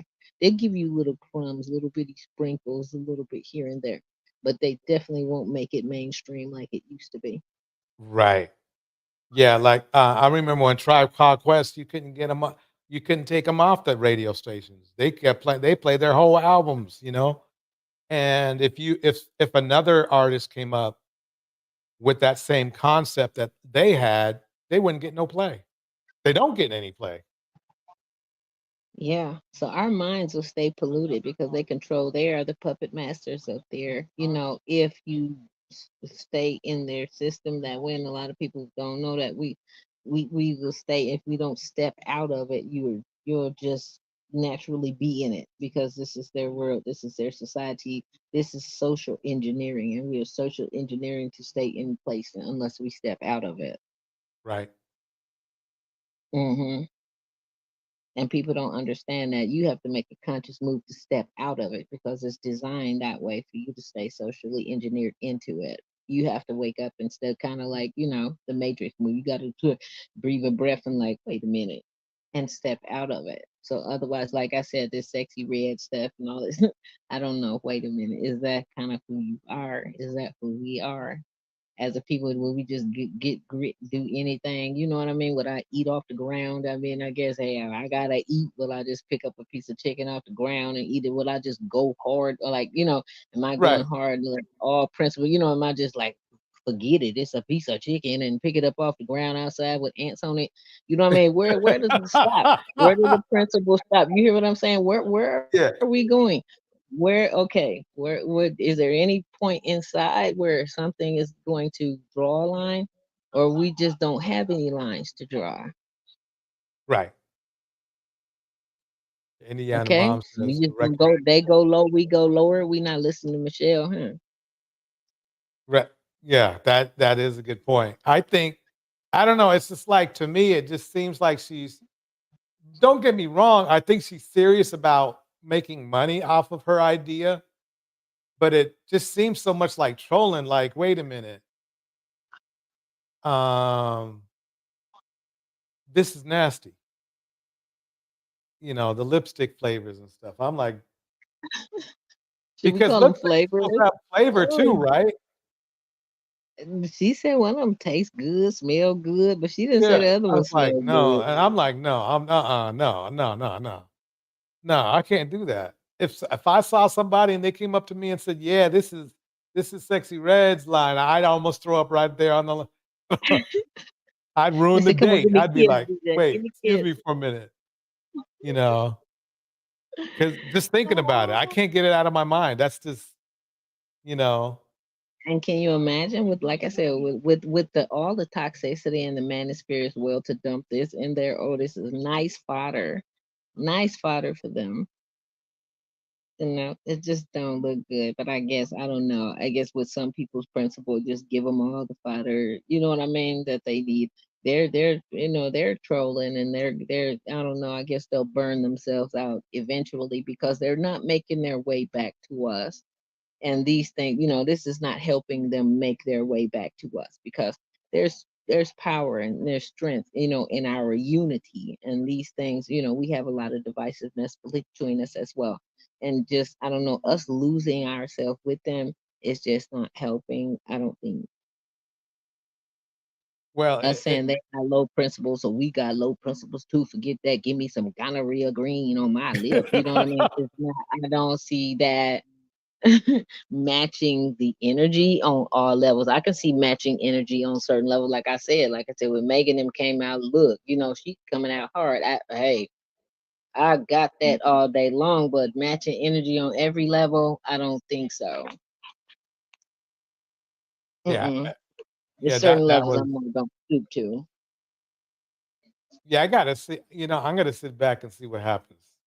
Because I guess that video is recent, right? Yes, very recent. Okay. I'm gonna see what happens. Maybe it's just gonna be so nasty that men will just be okay, we get the point. You know what I mean? Who knows? Maybe. I don't think they think that deep, but that's how like sometimes they use a virus to kill a virus, something like that. Yeah. I don't know. Hey, look, I don't know. All I know is that that was nasty. The first thing I said that was effing nasty. Oh, it's called Sex on My Period. Sex on My Period Red. That's what it's called. Sex on My Period Red. Okay, The now other one. now After now now it's like, okay, I can't watch anybody put on red lipstick anymore. Ever. she had the names, period, the yellow discharge, or like women be having yellow discharge. It's just, it's like I said, I can understand being gutter. I can understand, but it's celebrated. Like I said, we're celebrating it now instead of trying to rise, or you know what I mean, and calling out these health conditions. And I don't know. I don't see Mhm. the celebratory part of it. I don't see where that should be celebrated, praised, lifted, made a lip gloss out of your dysfunction or your health issues or whatever. Uh, that's kind of like going a little bit too far for me. There could be other ways to do it, and there have been, but I think this is just reaching a little bit too far down. And like I said, I wonder what's next. If we're here already, I'm thinking this is the gutter. Just when I think we've hit the bottom in the basement, I wonder about what's next now. I think that's as far as she can go. I mean, really, quite honestly, to be straight with you, we're actually seeing a male production. Um, how should I put it? A male production bloom. First of all, and I'll tell you why. Number one, and this is what if somebody brought that up, her coochie line or whatever you want to call it, I would say this. I would go, look, she's produced by men. She's in a man's genre. Men wrote half her lyrics too. Okay, her lyrics too. This is what y'all get. That would be my argument. I mean, don't get me wrong. Obviously, she has some say so or some power over, you know, what she's doing, right? Yeah. But quite honestly, I mean, she wouldn't. The only reason she's getting this famous is because of the men.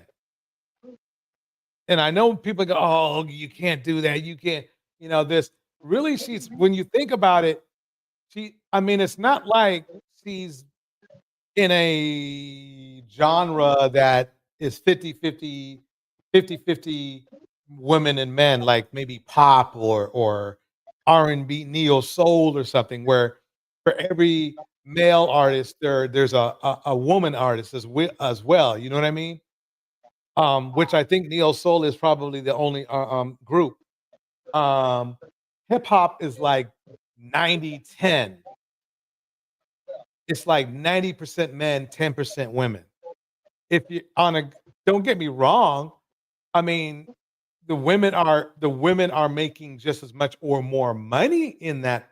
The few women that are in that genre and that are making that money, um, that are in that money, they're making more money, but only because they're more stable than the men.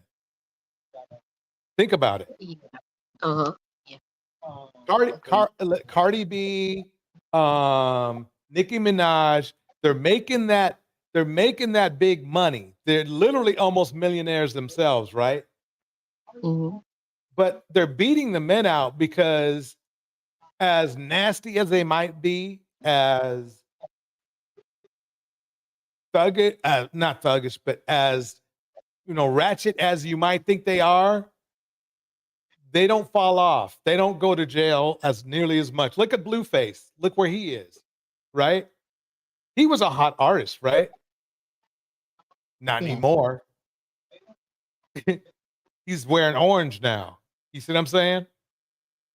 yes. Um, how many? I mean, and that's the thing is that for some reason, even Kodak Black, all of them. I don't know what to say. I mean, Mystical. I mean, I mean, all of them. They all like I said, they don't graduate. People used to be stars and they didn't live that life anymore. Now you see a lot of popular artists that go to jail and stuff now. Still, they still living that life. They don't stop the dysfunction. They still look at this YSL trial.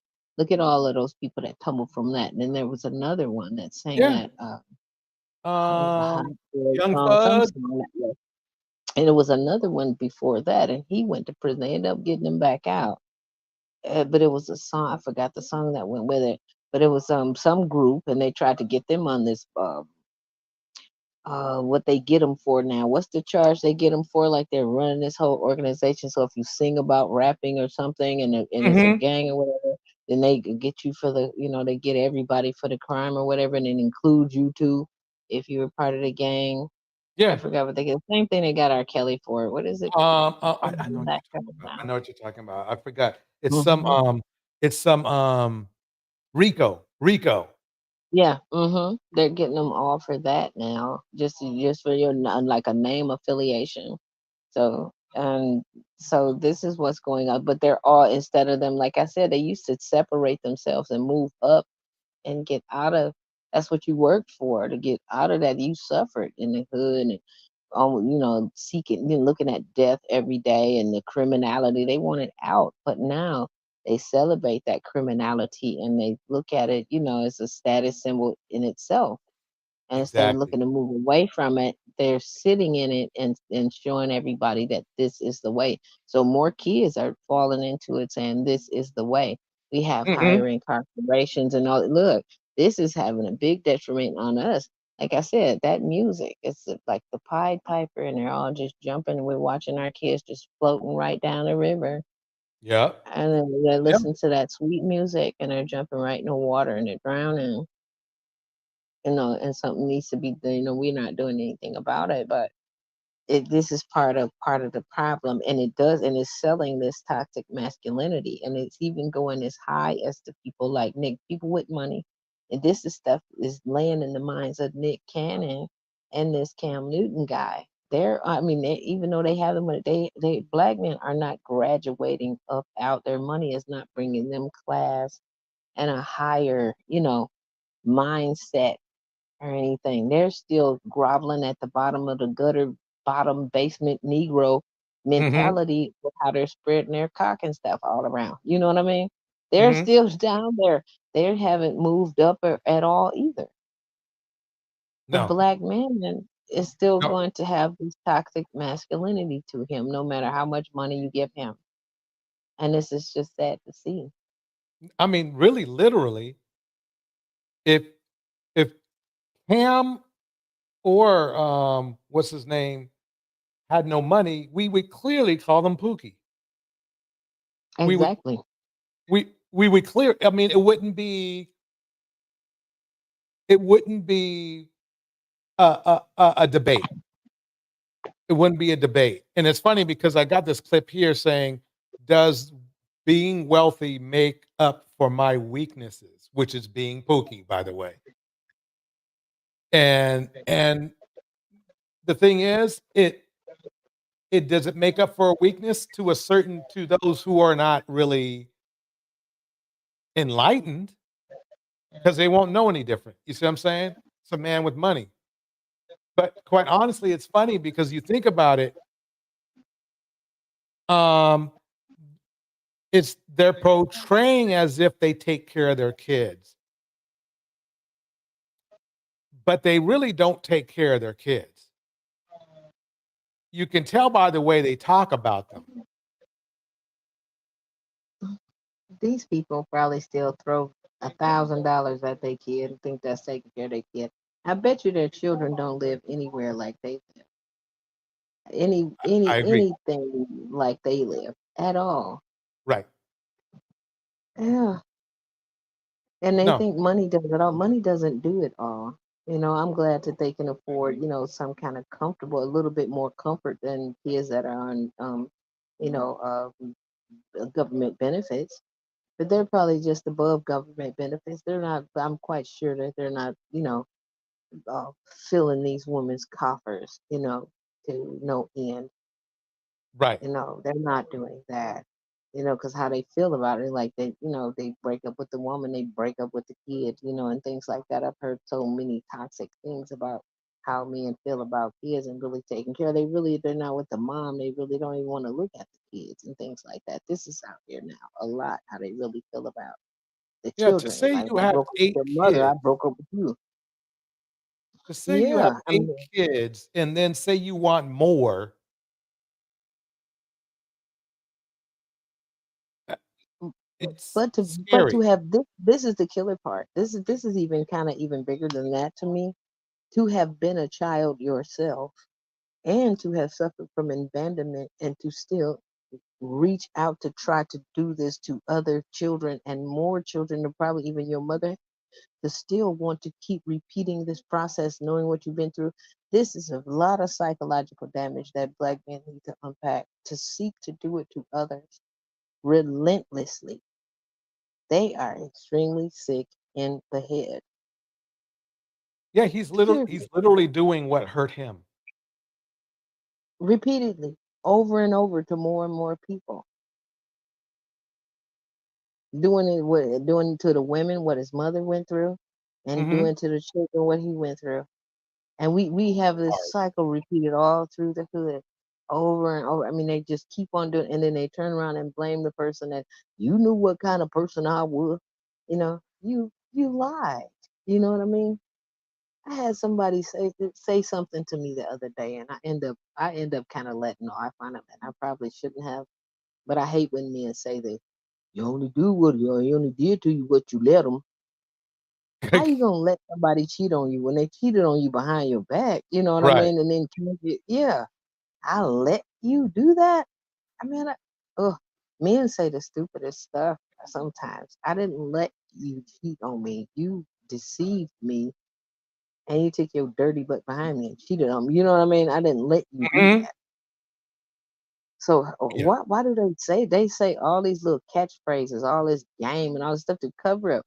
They just dirt as people, and until they face this and get through this and become better, but it's like I said, it's attached to their masculinity, so they think if they do that, their gonads are going to shrink to the size of peanuts. So they don't want to do that. It's like, well, if I have to do responsibility and accountability, my thing gonna shrink. So I can't do that. They can't do that. So that's why they don't want to listen to what you say. They don't want to go the other way because it's like they might as well cut it off. You know what I mean? If they're gonna do that, Mhm. so they don't want to cut that off, so they can't listen and they don't want to grow because if they'll become Russell Wilson, and amongst their peers they'll become a simp, a punk, and a f. And Yeah, we got they don't have a choice. Yeah, you can't even talk. Men can't talk to them. Yeah, I'm just gonna be right. I'm gonna be faithful to my girl. Man, the stuff that they're gonna say about that man. Mhm. A lot of men don't have the strength to do that or say that. That's true. It'll belittle him amongst his peers.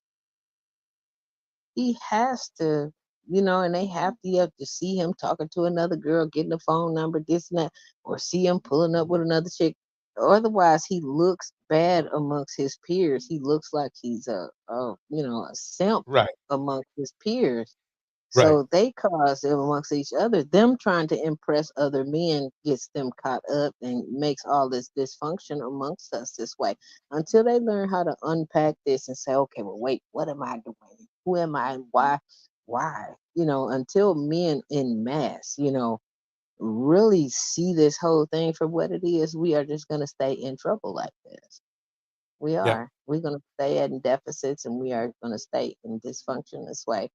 We need our men. I don't hate men. I may talk a lot of these things like this, but they are the key to us actually having a healthy situation. If they would just wake up, we'd be fine. But it just seems like it's it it's going to be a very difficult process, but they have to see it first, and getting them to see the dysfunction and see what's actually going on, it's just seems like it's fruitless at this point. That I agree with. I think it is fruit. I think we're looking at least 2 decades, and that's if everybody buys in. Hey, there's some young men out here that's doing a thing. Some young men that got some awareness. They come in, but it's it's very few. But then they're meeting on some. They're meeting on with some sexy red stuff. You know, Right. I've met some young men that said they were really trying, and I'm doing this, and but she's doing that. And I know some mothers of young men that's 25, 26. I've talked to that are going through with their sons with these women. Right. That are doing these type of things. So it's hard. It will be a process if they But think don't about it feel like this. Mhm. Sexy Red is like in the game of hip hop, Sexy Red is really only like what 0.001% of all hip hop. She might have now, don't get me wrong, she is she I mean, she is getting more notoriety than a large portion of those artists in hip hop, but Mhm. women in general is a very small genre in hip hop, a very small genre. And so you almost have to wonder how is she squeezing through the cracks? May have been a very productive casting couch experience.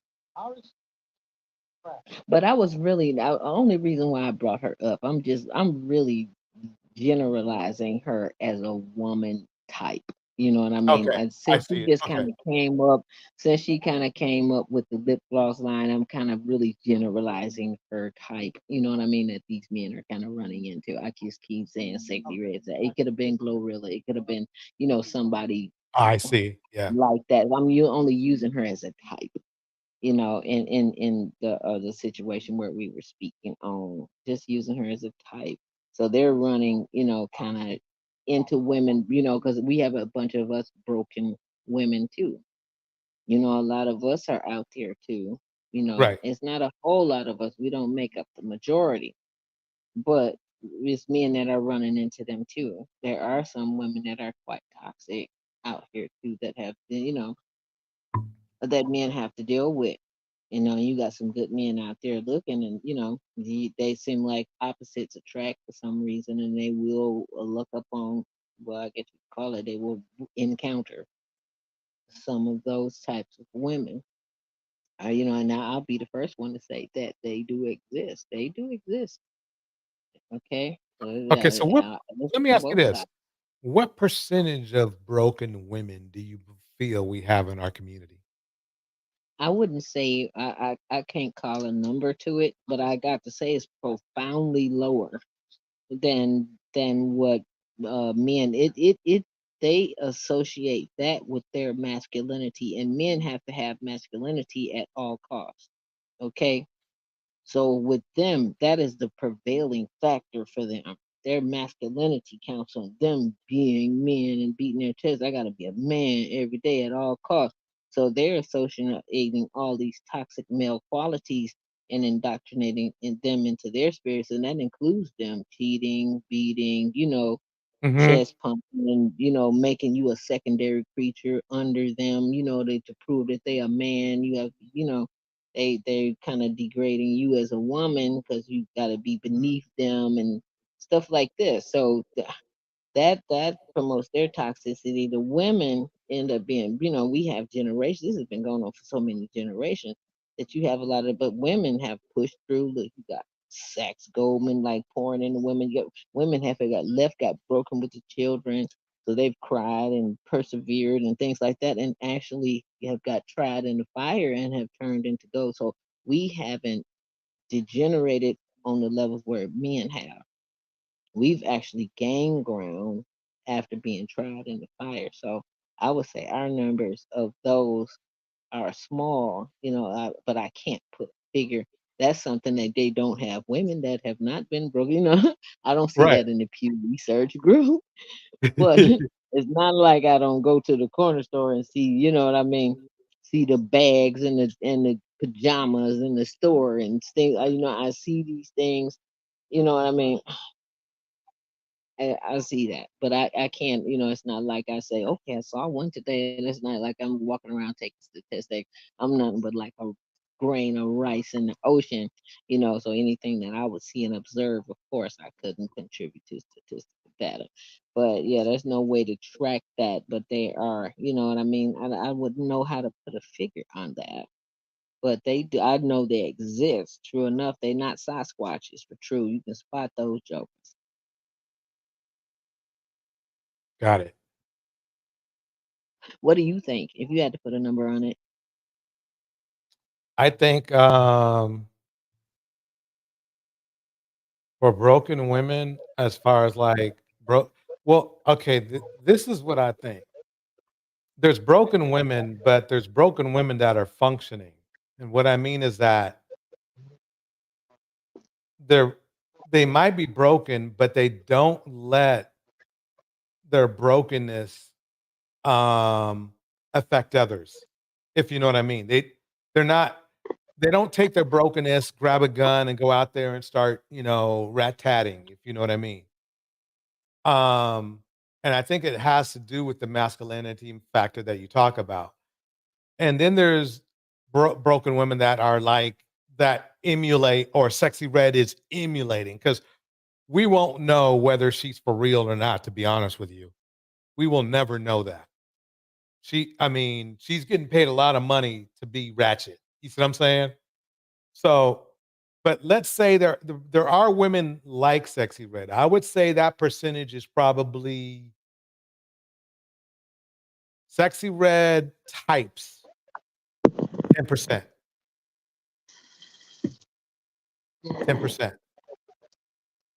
10%. Then you got a sliding scale from that point on. You have your Sexy Red types. Then you have your black male worshippers where they'll do anything for a black male. So they'll do what Sexy Red does or not, depending on who they're with. Then you have the women that and that's 10%, maybe even 20%. 70% working women. Working women. Go to the men. Let's go to the men now. Well, 1/3 are in prison. Right? But they Something can do like more that. than one stat at the same time now. Yeah. So that's like I think 30% are in prison, right? Damn. Yes. So they're already blowing away the women right there. Okay. In the penal system some way. Yeah. Whether it's on paper or incarcerated physically or yes. Yeah. And even if you were to say, well, the man had his boot on us, you could subtract those men, right? Let's say it's 10%, right? Then you have to add 10% back in for the men that are doing raw stuff but aren't being caught. That's why we're still back at 30%. And see, that would be the argument a lot of people would bring up is like, well, there's the man and the system. Well, it's like, well, some men got around the system, and they're still doing the raw shit. So you got to count those people back in. So 30% is 30%. Then of that 30, of the rest 70% that's left, at least another 30% are out. They haven't been caught yet. I hate to say it, they haven't been caught yet. So I'm going to be generous and say that there's 30% of men in our community that are potentially could be good. And what I mean by this is that they potentially, I'm not saying they are good. I'm saying Yes. they have a potential either through epiphany or good parenting or they got a job or something that makes them be good. You see what I'm saying? And Yes. that's 30%. And I'm being nice, really. I had a red pill guy a long time ago. His name was Scott. He was red pill to the hilt, right? Very mature, though, a mature red pill guy, right? He said 15. He said 15. He I would said say 15%. I would say it's closer to that too. Yeah. But yeah, I mean, just that's just me talking though, because it just look with the mentality, it just looks pretty dire. But I mean, I guess just to have faith in people, like you said, there's always kind of a sliding scale. But you have a lot of good men that are afraid to stand on them being good men because how they would be judged by the, you know, the dominant, male group, which is the dysfunctional ones. Right. It's hard to speak out because they are going to belittle you, they're going to demean you, they're going to degrade you, say you are simp, you are pandering, you are, they're going to throw a whole bunch of insults at you and demean your manhood because you don't acquiesce into their toxicity with them. And Mm-hmm. this is a big thing. Yeah, that's a big thing. And for a man to be able to be a secure enough to separate himself, that's that's why a good man is, to be able to do that. That's why I celebrate the good men that are around. I mean, that's a heavy thing to carry on you, as a man to be able to separate from the dominant, male energy and understand who you are, have pride in it, and to be able to separate from that male, and carry yourself as a man, a real man, without all that toxicity that the dominant, male patriarchal mindset is on and don't care what they think. Right. Because most of them fall right into it, into that toxicity pit, and they'll sit in there and just, you can be just as toxic as you want, long as you can, you got somebody's back to throw it on.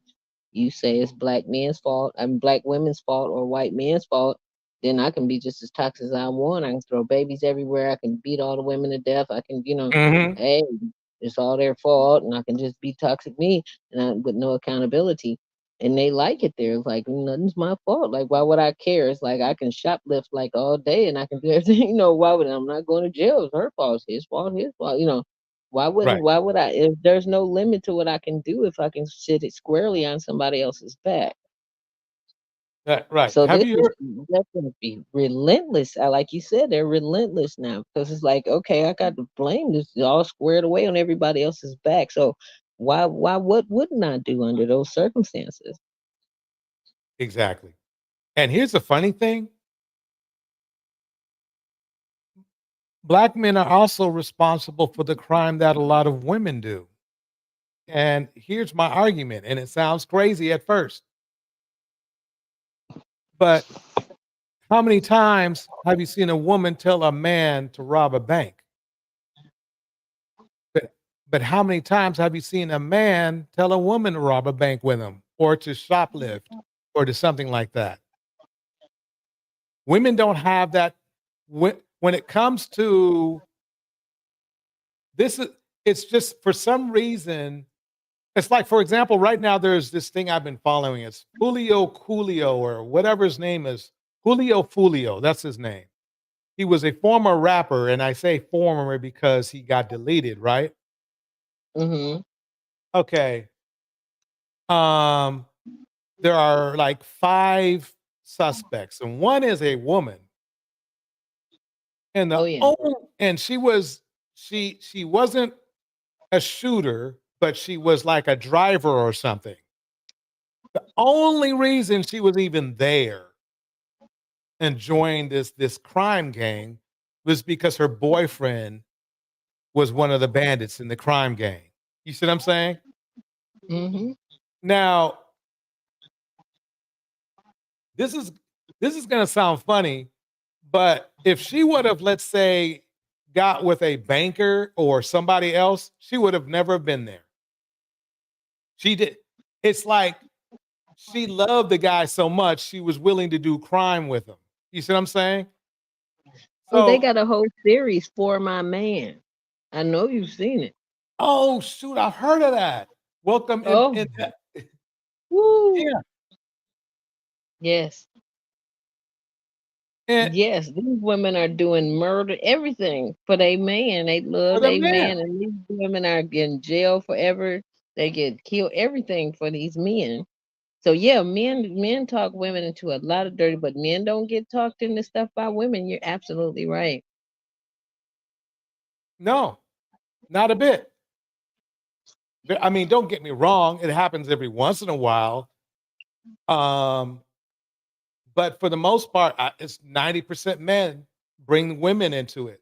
Even if think about it, even if it's don't tell them I'm here, or let me borrow your car so I can escape, right?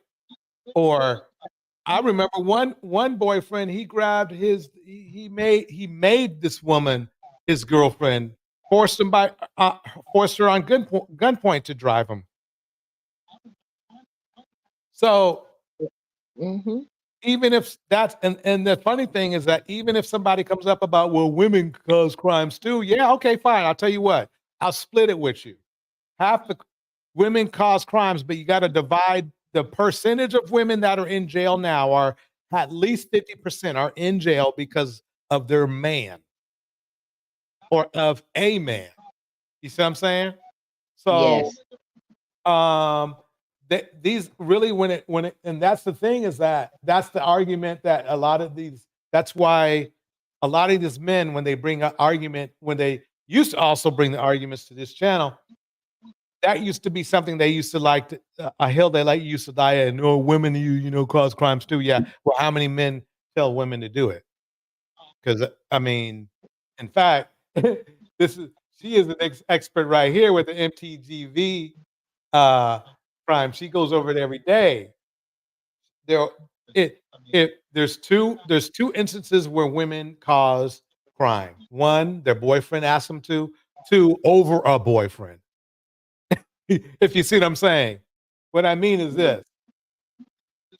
A young lady might cause violence on another young lady because her dude cheated with the other lady. That- Yeah. Yeah, that's true. They do provoke a lot of things within us, but we are receptive to them. I mean, our energies are different between men and women. We are receptive to them. Men are more purpose driven. They are gatherers of resources. And our energies kind of spill out. We cook, we clean, we love. We are, our energy goes out. We love Mhm. them, but for them, it's like, okay, she loves me. She this and that. We'll get the men will get with this because they're picking resources. Like, okay, she loves me, she liked me, so I'll sit with this resource. This is cool. But it ain't like they really love us back. Like they're not in awe with us like we be in awe with them. And I'm starting to, Right. see this as being true. This is how this is. So they will use said resources like pawns, and they do women like that. And a lot of women get caught up, like and get big 20 years, you get time for being open vessels like that for them.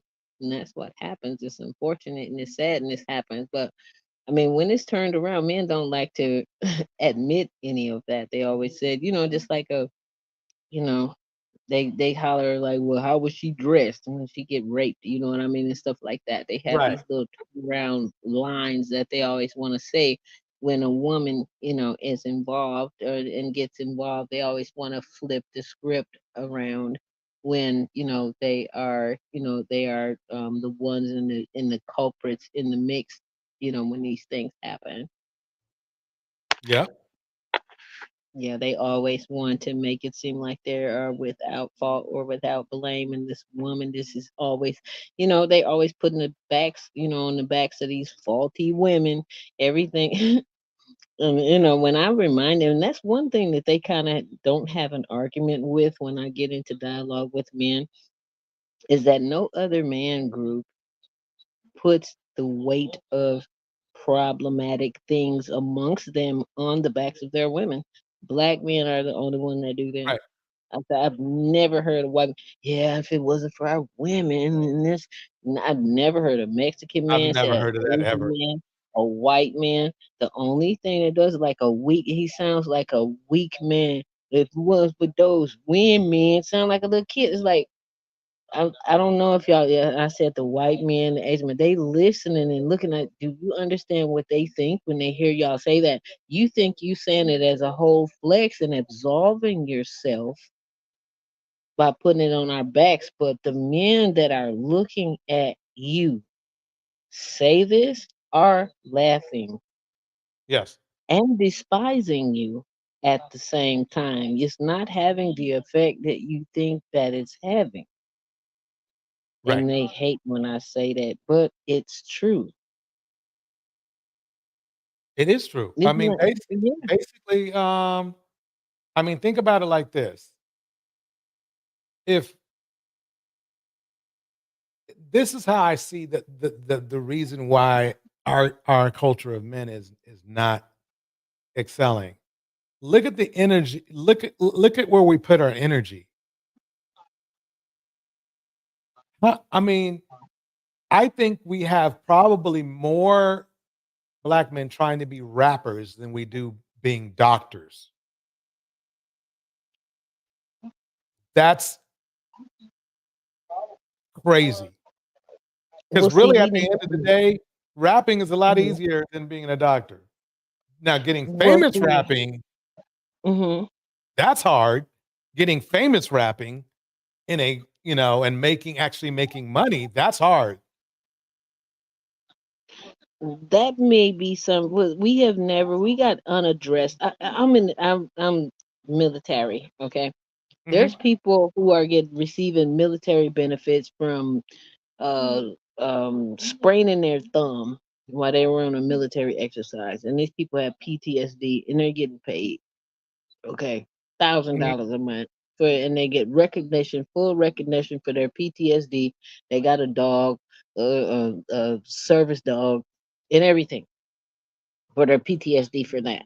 The Man, things that we have been through in this society are as black people, and we can't even call it post traumatic.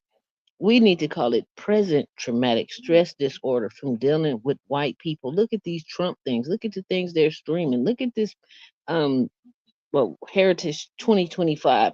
Look mhm. that they want to wipe out everything gained, and they really feel like this, and they're polling at this about 50%. We're walking around here with 50% of people all on an average feeling like this hatred of us, and we're walking around like this. Okay, and for us to actually have this in our genealogy stress responses. Okay, when they were taking black men, tying their limbs to two different animals, and then beating the animals and making them splatter his body and making everybody watch. Okay, we're traumatized, they're traumatized. These things have went on. Okay, the PTSD is in them for them to they just give up before they even try. It's Right. in their. Okay. This is a PTSD response.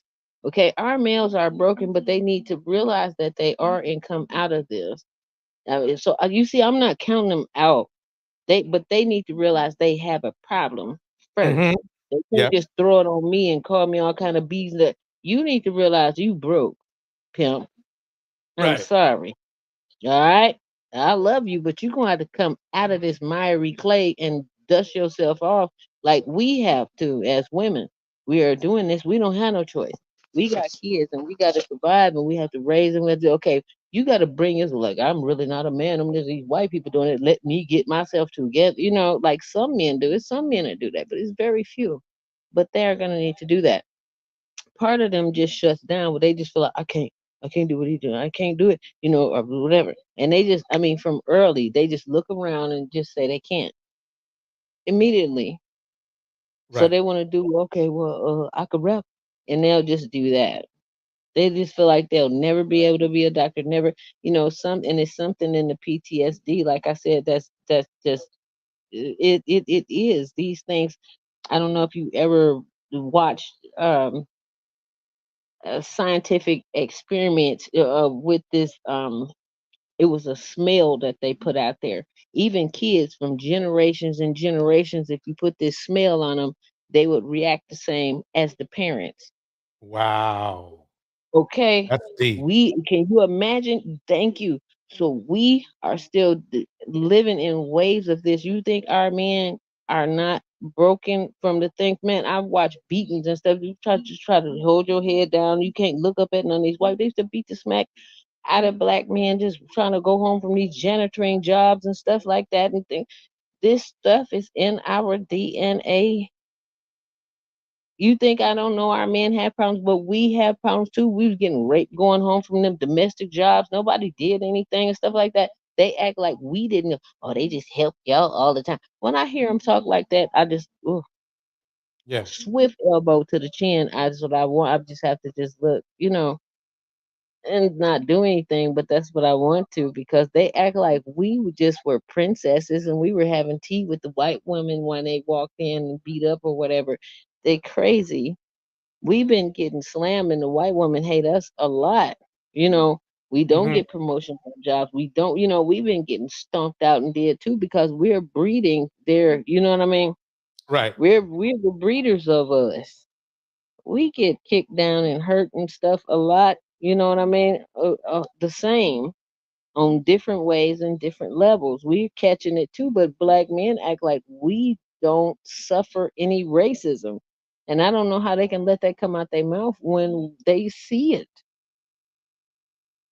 What's funny is that I really truly feel that black women get more discrimination from black men than they do other races. It sounds weird, but think about it. Every they who tells black women the most that they should stop wearing wigs and they should you, you stop using fake lashes and don't get BBLs and your skin is too dark. I don't hear that from white men. I don't hear from Asian men. I don't hear from Latin men. I don't hear them saying that kind of rhetoric. And that's all based those comments are based on the woman's race. It's almost No, like that. I'm sorry. I just think we catch more insults from black men. I think we catch more racism from white people because they are in more of a position to do it because it's systematic. Okay. Right, They can control our housing. They can redline. They can control our salaries. They can control, okay, so they can keep us in position. So we are right. always going What I to catch should have more said is racism from verbal white people. what I should have said Okay. is verbal, um, Yeah, yeah. racism. Now I Yeah, know white people aren't inclined to do that because they have those other systems in place to right, exude, they don't need to to say put out anything. their risk. Yeah, they don't have to say anything. They know Yeah, they living better, their kids living better, they doing all this, they doing, they really don't have to say anything. They already, and in their mind, in their heart, they already know you're beneath them. So it's like they don't need to reiterate it by saying anything. They talk to each right. other about it. See her, they don't have to really say. They already know. They know you know. So they don't have to say it out loud. I mean, it's already said, without being said. So they don't feel the need to do that. It's the black man who's trying to prove himself to the white people, like, look, I got some status, at least this B is under me. See, see, see. So he's trying to stomp you out in front of the white man. That's why he wants to vote for Trump now. Like, see, I'm with you. Is like the only thing under at the very bottom is this black woman. See, for I have a him to be question. wheeling his tail. Yeah. What do you think is worse for the black women? Um, the way that black men are treating them or the way that other races are treating them? I'm sorry. Say that again. Okay. What is worse for the black woman as far as negative impact to a black woman? The way that other races are treating them or the way that black men are treating them? I would say black men at this point, black men, because if we had our black men in place, and if black men would actually come online and do what they need to do with us, as I've seen other racial groups do, we complain about the Mexicans coming over here, and I hear black men talk about the Mexicans come over here, they can do this and that. Well, what they do, they marry their women, and they show that they have respect for themselves. They take care of their kids. So the white man does give, like, they hate them too, but they give them a small pass because they at least take care of their kids. They follow the patriarchal structure that they set forth. This is something that the white man set forth with this patriarchal structure. They do it. The Asian man comes over here, he does the same thing. He follows the patriarchal structure that he set forth. This is what I did. Blah, blah, blah. They do that, they get a wife, buy a house in the suburb, they work and they follow the black man just throws baby. He won't follow that patriarchal structure. He makes his own toxic masculinity structure. He won't follow it.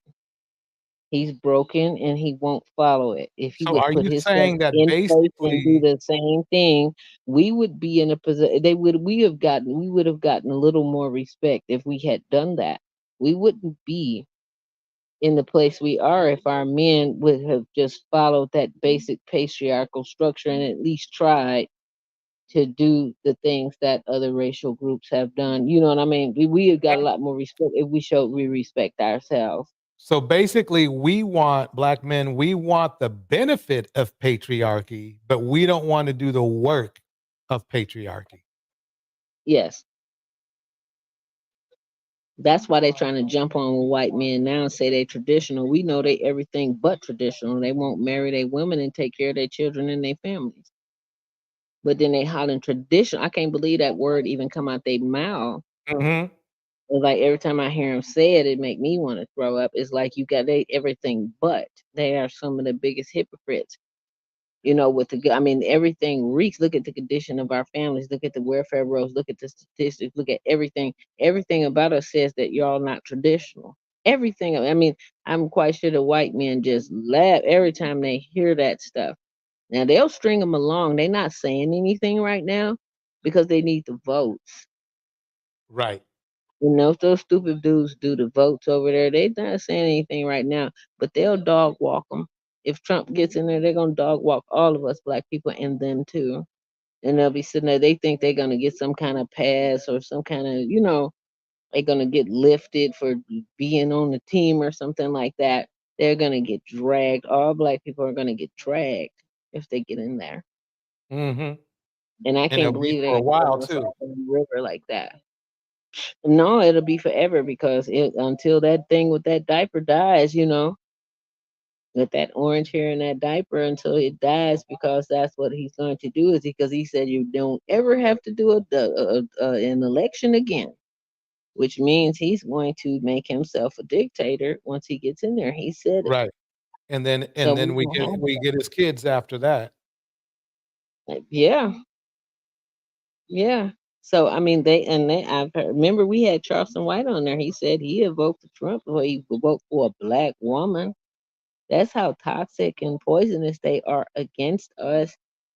I mean, I'm I will. I mean, that kind of stuff really hurts. I'm out of not too long out of a relationship, and I mean, this listening at how men really feel about us.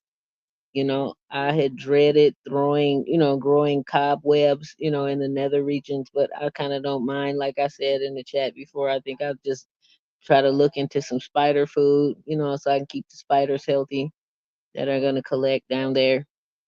Mm. Cause I just can't see. You know what I mean? I just can't. I can't see entry. For people that have such vitriol toward me into the nether regions. If you feeling like that, I can't see, and you hate me so bad, I can't see my energy having something come that close to me, around me, that hates me so bad, and to know Right. that this many men feel like this about us as women. It doesn't, icicles just begin to form in the nether regions. It becomes very like Siberia. You know what I mean? I can't really, there's no rolling plains, you know, it becomes Siberia. It just is it doesn't, these things really, and they don't understand what they're doing by screaming. They think I guess they're getting a boy crew together and they'll make the boy crew love them, but you're really creating very cold conditions outside of that. And women, the birth rate is dropping. I mean, it's dropping. Women are not, taking this very well, and they are wisening up. How can I connect with you and you hate me so bad? You're spewing all this hate and you're indoctrinating this into your spirit and your energy. You're not going to connect with me. You deep down, you really hate me. And you let Right. somebody program your mind that it's in your best interest to hate me. Basically, you want to hear something weird and crazy? It sounds like to me that in many cases, black men, we have inherited a slave owner's mentality when it comes to our women. And I know it sounds really left field, and I'll tell you why I'm saying it. Because think about it. A lot of this crime, this 4 times, now it's down to what, 4 times for every four, 4 a day, or is it 4 a day, or there's one every 4 hours? Um, but it has to do with the mentality of a lot of us men think we own black women. Like we're entitled to black women regardless of how we treat black women. You see what I'm saying? Yes. So if someone tells us no, even if they don't even know who we are, well, we're set off. Black men were set off that easy. Yeah, they figure we should be glad that they even spoke. I mean, because we're so bottom of the barrel, and no, I mean, they talk themselves into this. This is what they spin in their brains, that we're nothing. We're no. I mean, like they spin these ideologies in their mind. They're nothing. These chicks ain't nothing. And we did, this is psychologically what they do, and they rub these ideas back and forth among, yeah, man, and and they, like I said, this is this toxic masculinity that they pass amongst each other. These fatherless homes have really had a big impact on them because the only draw of masculinity they have is these sessions on corners and barbershops and you know this talk of men who don't have a true concept of masculinity or manhood. They haven't seen it exhibited in front of them in a true form. It comes from a bunch of broken men, their uncles, whatever, in the succession of fatherless homes. So they have built their own toxic masculinity, and it is really to their own detriment and to the detriment of our communities and our relationship with them, to the point where women are afraid not to give their phone numbers. So they'll ask you for their phone number and they'll hit that button and call. If that phone don't ring, women is getting beat. Yep. Women is getting disfigured. Some women have one less eye than they did before they did that. Mm-hmm. Okay. Yep. There was a Yep. woman walking with her man and they shot her and her man. So Yep. they was like, you walking, if they were holding hands and tried to holler at the woman and got them both shot. Exactly. Tell me where that makes sense. That's entitlement for you right there. Right. You Because should be glad that I looked at you, talked at you. You have no worth, no value. If I said I wanted to do a tryst with you, you need to bow down and say, "Oh, master, I'm so glad." Oh, and that's the only response they expect. And if it's not that, how dare you? And they coming at you. and here's the question I have is like, okay, We know that they hold other races of women on higher on the pedestal, but I don't. When I go through the through the crime stories, most of the time, I would say 90% of the time, it's a black man deleting a black woman. It's not a black man deleting some other race of women. Don't get me wrong, it happens. But most of the time, they're only deleting black women. And I feel it's because that ownership theory. It's like, look, you owe me this, whatever he wants from her, of course.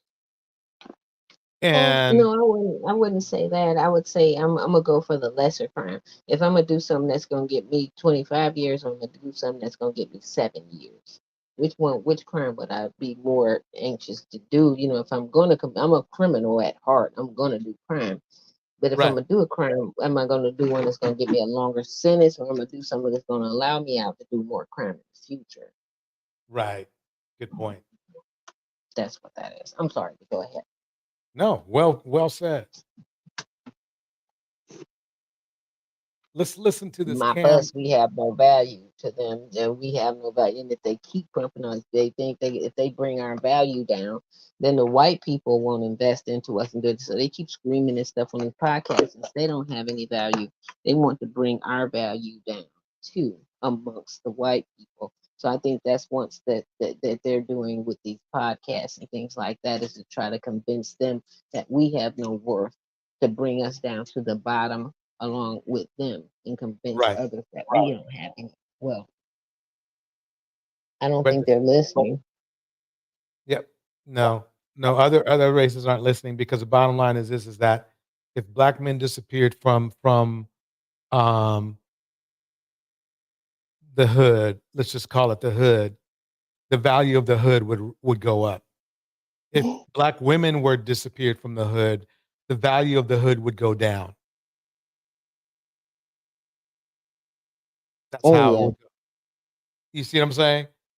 Mm-hmm. I mean, The black women are holding the hood together, in as much as it's being held together, so because it's still in pieces too. But as much as it's being held together, it's still being held together as much as it is by black women. right. Can you imagine if the black women were going out of that? It'd be like Escape from New York. Yep. Yep. And people in the chat probably too young. They probably even know what that means.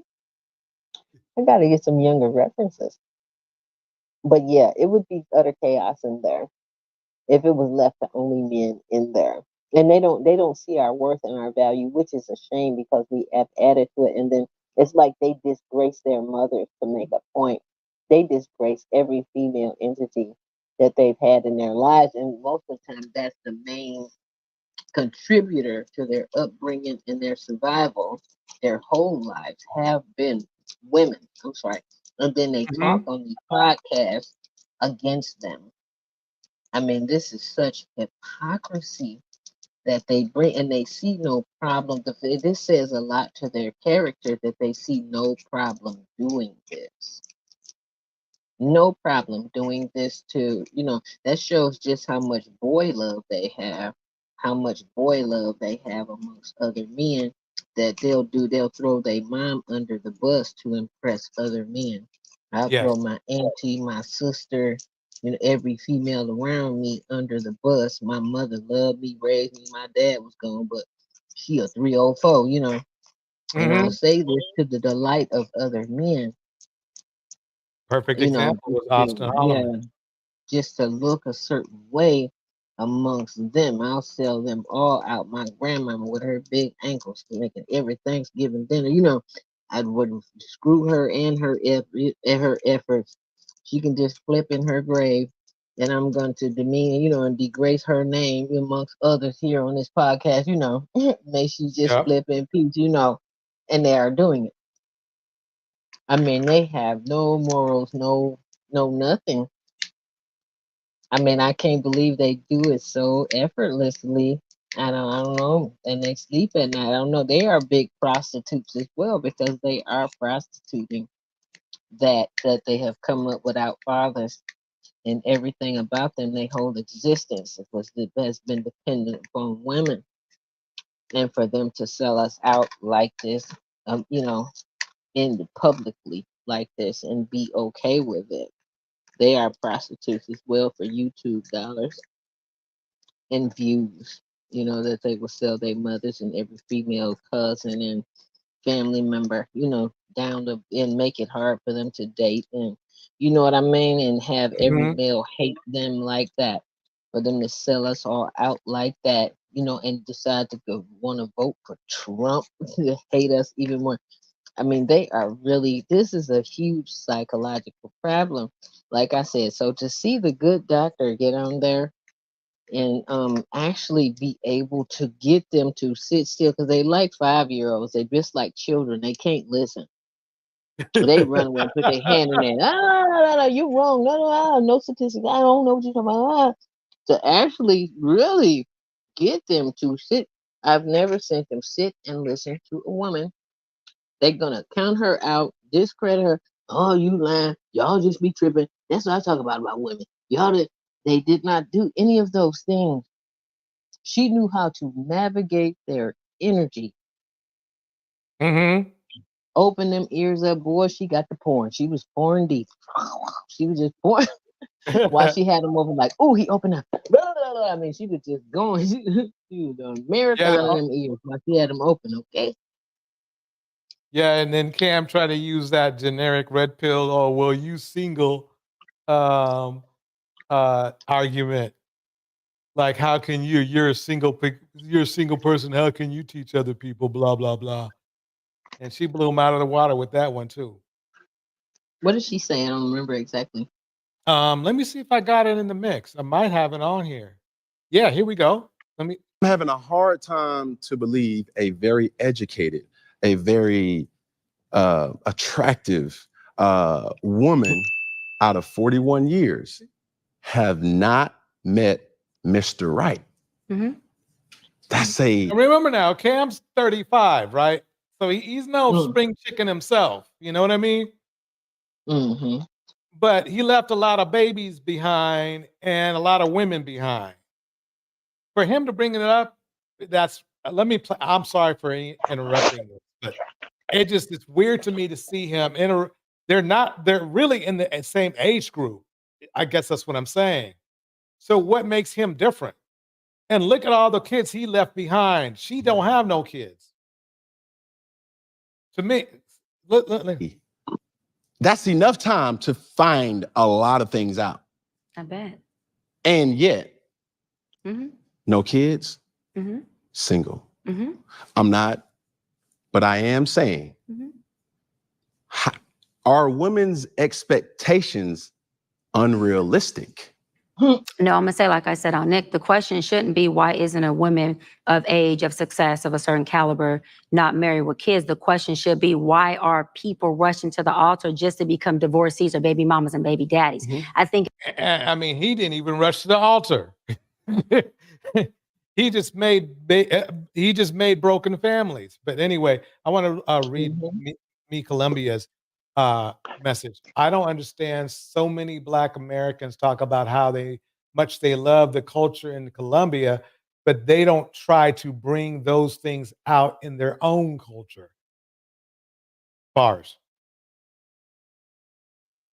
if anything, we need to be teaching our society, take your time, young man or young woman, so that you can get to know not just this person, but yourself first, so that you can choose a life partner, not that that person isn't exempt to divorce, instead of rushing to the altar just to become a divorcee or a baby mama and have multiple kids by multiple women, just to say you have broken families everywhere.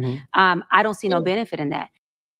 Drinking and driving is a decision that could change your whole world. You can face a life-altering injury or potentially death. Your decision to drink and drive could permanently change someone else's world, whether you injure them or leave their loved ones grieving. The next time you're out drinking, call a rideshare, taxi, a sober friend, or a designated I'm surprised you sober let driver. that go, The DJ. only decision that would I change your world know. for the better. Let me stop this. At least he get, his sponsor gets a little say. Here we go. Wait. Like I tell my brother, he's in here, Shane. Okay, let me go back. Okay, it's right there. He's in here, Shane, all the time, and who's 31 with no kids and doing well for himself. Take your time. You don't need to rush to an altar just to divorce this woman. And another thing is people who actually feel high valued within themselves, not financially, internally they feel high valued. They're not rushing to have a wife or a husband at the expense of divorce just to feel like they've added value to themselves, because it's a deficit if you're marrying for the wrong purposes. It is an asset if you're marrying from a place of creating a family, of creating stability, of raising kids who can see this thing move and this house not be homeless, but this house have wealth in it, the real wealth that actually sustains. And so for me, I'd rather take my time choosing than end up doing time because I'm making wrong decisions. I'm good. Say less. Next question. She ran it on him. And she threw a couple jabs in there too. Yep, she sure did. See, people didn't think she was clapping back. She did. They try to call her a mammy on it. She know how to work this, and she's very strategic at it. Yeah, I think what it is that she uses mammy overtones to throw them off. And then it's kind of like the rope-a-dope. I don't know if you're a boxing Ali fan.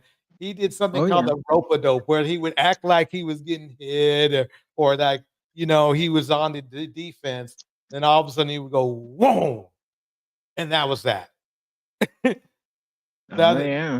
And the guy's on the ground, after the 10th bell, after the bell rings, wondering where in the hell did that come from? And I think that's what happened with that's what happened here. How young are you willing to go? Ooh, I love that. See, now this is when the conversation gets good. Come on now. We want to know that. I'm gonna. Because look, I told you now. Listen. Hold on. Come on. What? Because you going or I'm going? Who going first? You. Okay. So I'm willing to. I think, late 20s. Men. This is where you turn the TV all the way up. Go ahead. Late 20s would be the youngest. However, we got to put a number on that though. Like you 27, 26. 27-ish. X's. But again, it depends on the maturity level of that man. But this is where I'm glad you said that. Yeah. But this is where I baited you. I knew where we were going. Your patience has be there to give him the patience 100%. To bring his value or his function up to his 100%. 100%. Right. 100%.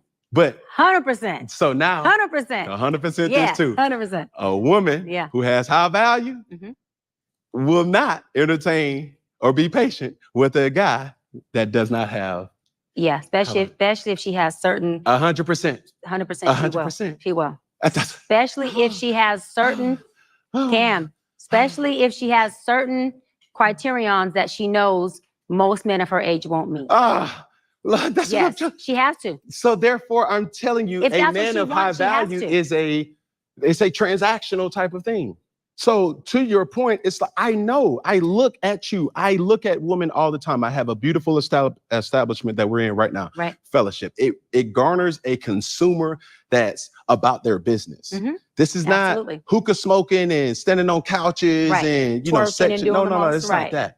This is sugar daddy's addy in here. This is businesswoman. No, you need to we need to get this on right. Lord. I see it happen so many times. Wow. Dress code. You're not coming in here with Jordans and flip-flops. Like you can't do that. You can't disrespect the altitude. Yeah, the culture of what's here. You see what I'm saying? So it's kind of like, I don't know. It seems like he lost that. He lost Well, that he was one. trying to sell himself to her. He tried to seem like a higher being. At first, he tried to get her with the, with the masculinity thing, and he realized he was failing, and she was a lot, she's on a higher plane than him, and she's a lot more professional. So she was throwing daggers with him. So then he tried to appear as a higher creature than his mentality was at that time. So he tried to show that he was on a little higher level. And you can see that that's what he was doing there at the end. He Right. tried to appear like somewhere near Nick Cannon. When Nick Cannon ran the whole thing, trying to appear to be better than just a high level Pookie, a Pookie with money, you know. So he tried to aspire to appear to be a little bit better after he realized where he was, and he was catching them, and he was in the trenches. So he tried to appear to be a little bit better there because he realized he wasn't winning. No, no. That's all I Yeah, I will give Nick Cannon at least a little bit for being a more. He's he's just as delusional, but he knows how to hide it a little bit better than Cam. But he's Oh, had I'd more. give him Again, far he's more. had more experience. Oh, I'd give him far more in reasonable, and for him to be able to engage in the dialogue and stuff like that. He was able to be able to have conversation with, and it was flowing a lot more. The energy she could at least exchange with him much more easily than this Cam Newton. He was a very, the terrain was very rough with him. I saw her having to work with him a lot more than she had to with Nick Cannon. Nick Cannon is a far more developed creature, even though he may be lacking in the same male principles. They all are lacking in these male principles that they're just failing in. But he has his person is far more developed than Cam Newton, if that All makes right, any sense. I'm gonna play one more clip right here. This is from Pretty Black Magic. This is about Tyrese. Here we go. Uh-oh. All right, Uh-oh. Magic Nation, let's talk about this.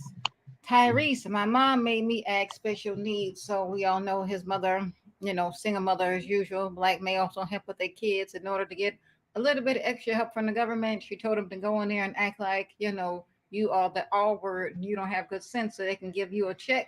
Let's watch. TMZ Live, Tyrese. Wait, let me turn it up a little bit. Hold on.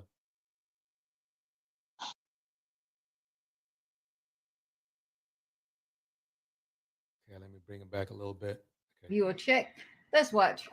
TMZ Live, Tyrese jumped on a podcast and talked about something that really, in some ways, reminds me of Gypsy Rose Blanchard. You know that her mom, Dee Dee, faked a cancer diagnosis, and this is Munchausen's by proxy with her. Tyrese is a slightly different situation. He talks about his mother scamming Social Security to get benefits and passing Tyrese off as a special needs child. He uses a word that is disparaging that we bleep, but that's essentially what he's talking about. My mama made us go to a Social Security building and play. We lived at $780. Straight up. Government cheat. You been acting. that was my first acting. You can't arrest my mom. She gone. Government. Yeah, she said we got to go into this county building. And if y'all end up doing this, we're gonna get $760 a month. And your mama can use this. I'm here, we in the hood. I'm working and trying to keep up. It's for y'all. I mean, you shouldn't do that. You shouldn't scam the system like that. But also, people are very poor and desperate. If you're like, act a certain way and it's never another $700, that could have paid rent for 2 months. So here's the thing. That was actually genius. But it's sad that she had to go to that level. You know what I mean? When a man was supposed to be at least she had 4 kids. Where was the man who was supposed to take care of them kids? Or the men? I don't know. I don't know what the situation is. But you let them tell it. They're all paying child support and they're all crying. They went to a presidential candidate and said that that was black men's biggest problem was child support. They had nothing else to bring to a presidential candidate. You got to be And you kidding. had Killer Mike on there saying that that was I their remember. biggest problem was child support. Okay. I mean, to make these things, they say things, they rattle off things that don't make sense. But you see who got hold to this video. Look at the eyes of this white man in the screen. Right. Okay. You see who got hold of this. Now, there will be children who will deserve this benefit who are thrown off. I mean, there's a lot of dysfunction in the hood. There are children who are born, who do have deficits and problems, and they are going to put roadblocks in the way where they will not get these benefits. For him to throw his mom's integrity under the bus. See, and exactly, Bridget, what are the statute of limitations? I mean, he's got the money to cover his mother, but if they start Right. going after black mothers now, what are they going to start doing? How are they going to start? Because they are, and I really hate that they are. I know some parents that have their children, they living good or whatever, and they got these children, but they limit their children. Their children become dependent on these benefits. And then they grow up, they let them, because it'd be a bunch of white teachers that want to stop the growth of the black man. So they won't sit down in class. They got ADHD. Dr. Umar talks about this. That's what one point I'm in agreement with him with. And they'll put a diagnosis on your kid. Psychologically, this quells the growth of your child. Because then, I got a problem, I'm dumb or whatever. And then this will stunt his mental growth, his educational growth. He'll learn to sit in it, and he'll cleave onto the fact that he has a disability when he does not. Okay, Dr. Umar speaks at length about that, and I do believe that that is a mindset that they set out to kill that energy in the black male, and then the mother just be wanting to check. She'll come on it because we do live in desperation. Okay, but to get your child labeled that way for a check, that's not a good look.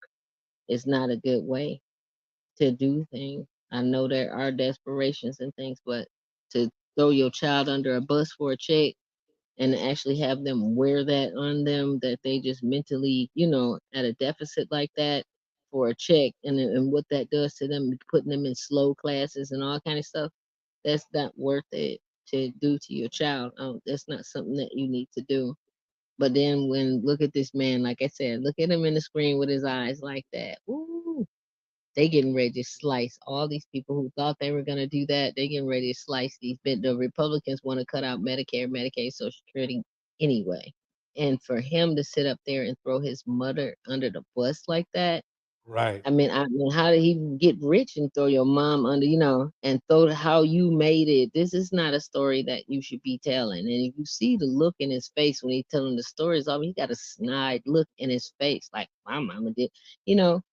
I mean, I wonder how she actually felt when she saw this, because they told her about it. How did she Right. really feel when he was sitting up there throwing her under the bus? I would just have to wonder. Let's see what he said. I thought he said she passed, but I'm not sure. We're gonna get $750 a month. And your mama can use this. I'm here, we in the hood.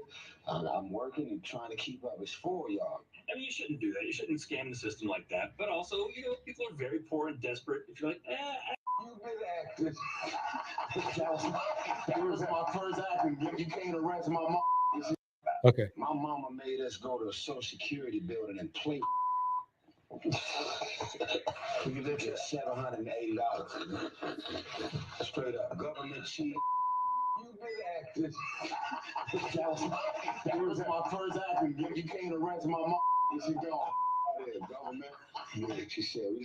He said, I thought he said you can't arrest my mom and she gone, but I'm not sure. Let me go back. Can't arrest my mom. She gone. Government. Yeah, she said we got to go into this county building. And, Maybe not. And if y'all end up doing this, we're gonna get $750. I mean, it's just funny to me that he's willing to say this out. That's a very humiliating thing for everyone involved. You would think, especially the fact that he was lucky enough to be well off now. I think because I thought he had to run to some other country to try to not pay child support. But you would think that he would keep that quiet. But this is the throw the women under the bus era. Yeah.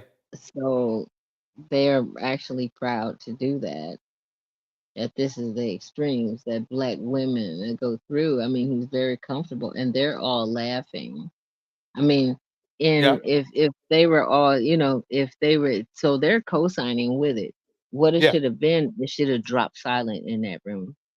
Yep. But you notice he kept going because they were all laughing and They were all everything. So into this it. gave them the clue that they were all in. If it would have just dropped silent, he would have had a different reaction. He wouldn't have kept expounding on it. True. So that lets you know where all their mind was. That's all folly and fun, and yeah, that's what these black women is. And he let them co-sign that when took the integrity of his mom away, saying that his mom hustled them for a check. I mean, he kind of saying, "Look what I aspired to." I guess he's saying that too, but at the same time, it's like, hey, my mom threw me under the bus for a check, or my mom was a hustler. She wasn't nothing but a welfare hustler. You know what I mean? He really demeaned the image of his mom, and she's in her grave now. That really wasn't for him to do. But men, like I said, they are pretty purpose driven. He got some likes and some elbow bumps from his boys. You know what I mean? They can't skip that. That Yeah, that was contributes to crazy. your sense of manhood. I mean, and this is I guess what we do. This is what we do is I don't know. Oh, your good lies. I did yawn like twice. Yeah, I appreciate it so much. I yeah, it's around that time, and I appreciate everybody out there in the chat. I'm gonna hit the beat again. Yeah, I didn't Why I seeking didn't knowledge? plan on coming up. Yeah, I didn't plan on coming up again because I came up the last time. And we got so many energies out there in the chat. And come on, guys. Y'all gotta come up too. I'm gonna keep working on it though. I'm gonna like again, I'm gonna go all over the internet, all over YouTube, and find some aspiring some people who just want to chat and work on their chops, for next week. It's good. It's gonna happen next week. We're having a ladies' night every Thursday night. All right. Every And I'll Thursday be here night. It's for it. going down like that. All right, we starting early or late? I think we should. What do you think? Let me ask you. What do you think? Do you think we should start later or I I don't know. Maybe a little bit. It seemed like only me and Hazelbug were in at first, and then we had a few filter in. I think somewhere around the time a Phoenix Soul kind of filtered in, like kind of right around there, and then it seemed like we started to populate. I guess you have more of a timeline because you are the I creator, think so that's you can about an see. hour. That was at about the hour mark. So maybe push it back to 5, West Coast. Mm-hmm. Okay. I think so. That's just what I think because then when it started to populate, you'll see it. So that's probably a better idea of when. True. True. Well, everybody, Yeah, thanks again.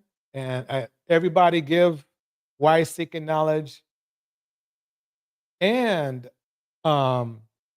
Phoenix Soul. yeah, why definitely give wise seeking knowledge a hand of applause. And we gotta give what's wrong with my brain? Phoenix Soul. Phoenix Soul. Phoenix Soul. Yeah, She has Phoenix a Soul. beautiful voice, by the way. She can sing. Oh yeah. A huge hand of applause. I'm away. Brina West. It's good seeing Brina next week. Next week, 5 o'clock PST. Yep, and I won't be up here. I'm gonna be listening. I'm gonna be chatting in the box. I'm gonna be listening for my girls to be up here. I'm gonna be Yeah, listening. that sounds excellent. Excellent. So hopefully everybody come and I'm be here to listen. And thanks for having this for us, DJ. We got to give applause to you too for having such a channel that we can interact with like this. This is beautiful that we can discuss and do these type of things. I don't know any other channel like it. Well, I mean, back in the day, I mean, um, a young lady by the name of Gemini, she was running, she was pretty much running the show. I I mean, don't get me wrong, we collaborated a lot, and I did a lot of the talking, but it, it I have always had a usually a presence on the channel of other women on there, and I want to bring those times back because I think the quality was better. Now, don't get me wrong, I think I'm the best thing since sliced bread ever. You know, um, that's my Cam Newton imitation. But no, I mean, I like it better. I like it better when we have a panel of people, women and men, going back and forth talking about things. But on this night, it's all about the ladies. Ladies' night, Thursday night, every Thursday night, 5 o'clock West Coast time, 8 o'clock East Coast time. I think it's the best way to go. All right. All That right, we will everyone. do. All right. Good night, everyone. Good night, everybody. Here we go. Shout out to, of course, Why is Seeking Knowledge and Pho3nix Sol on stage. Conscious Mind Love in the chat. Indiana Mom in the chat. Rena West in the chat. Bridget Bouton in the chat. In this moment, Metal Heart. I cannot say what's wrong or right. Indiana Mom. It's not hard to Be Columbia. Cause I'm addicted to the good life. Yeah. Lead the way. MTGB. I follow. Crime Podcast. No need to say where we are heading now, babe. I follow. Betterment of Black Women. New Diamond. To the edge of it all. So tell your good lies. Cause I'll find no better one. Pho3nix Sol, thank you so much for the $5 super chat. Uncle Charles came through.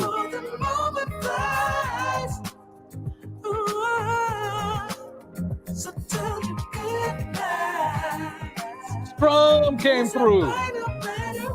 Strum and enriching.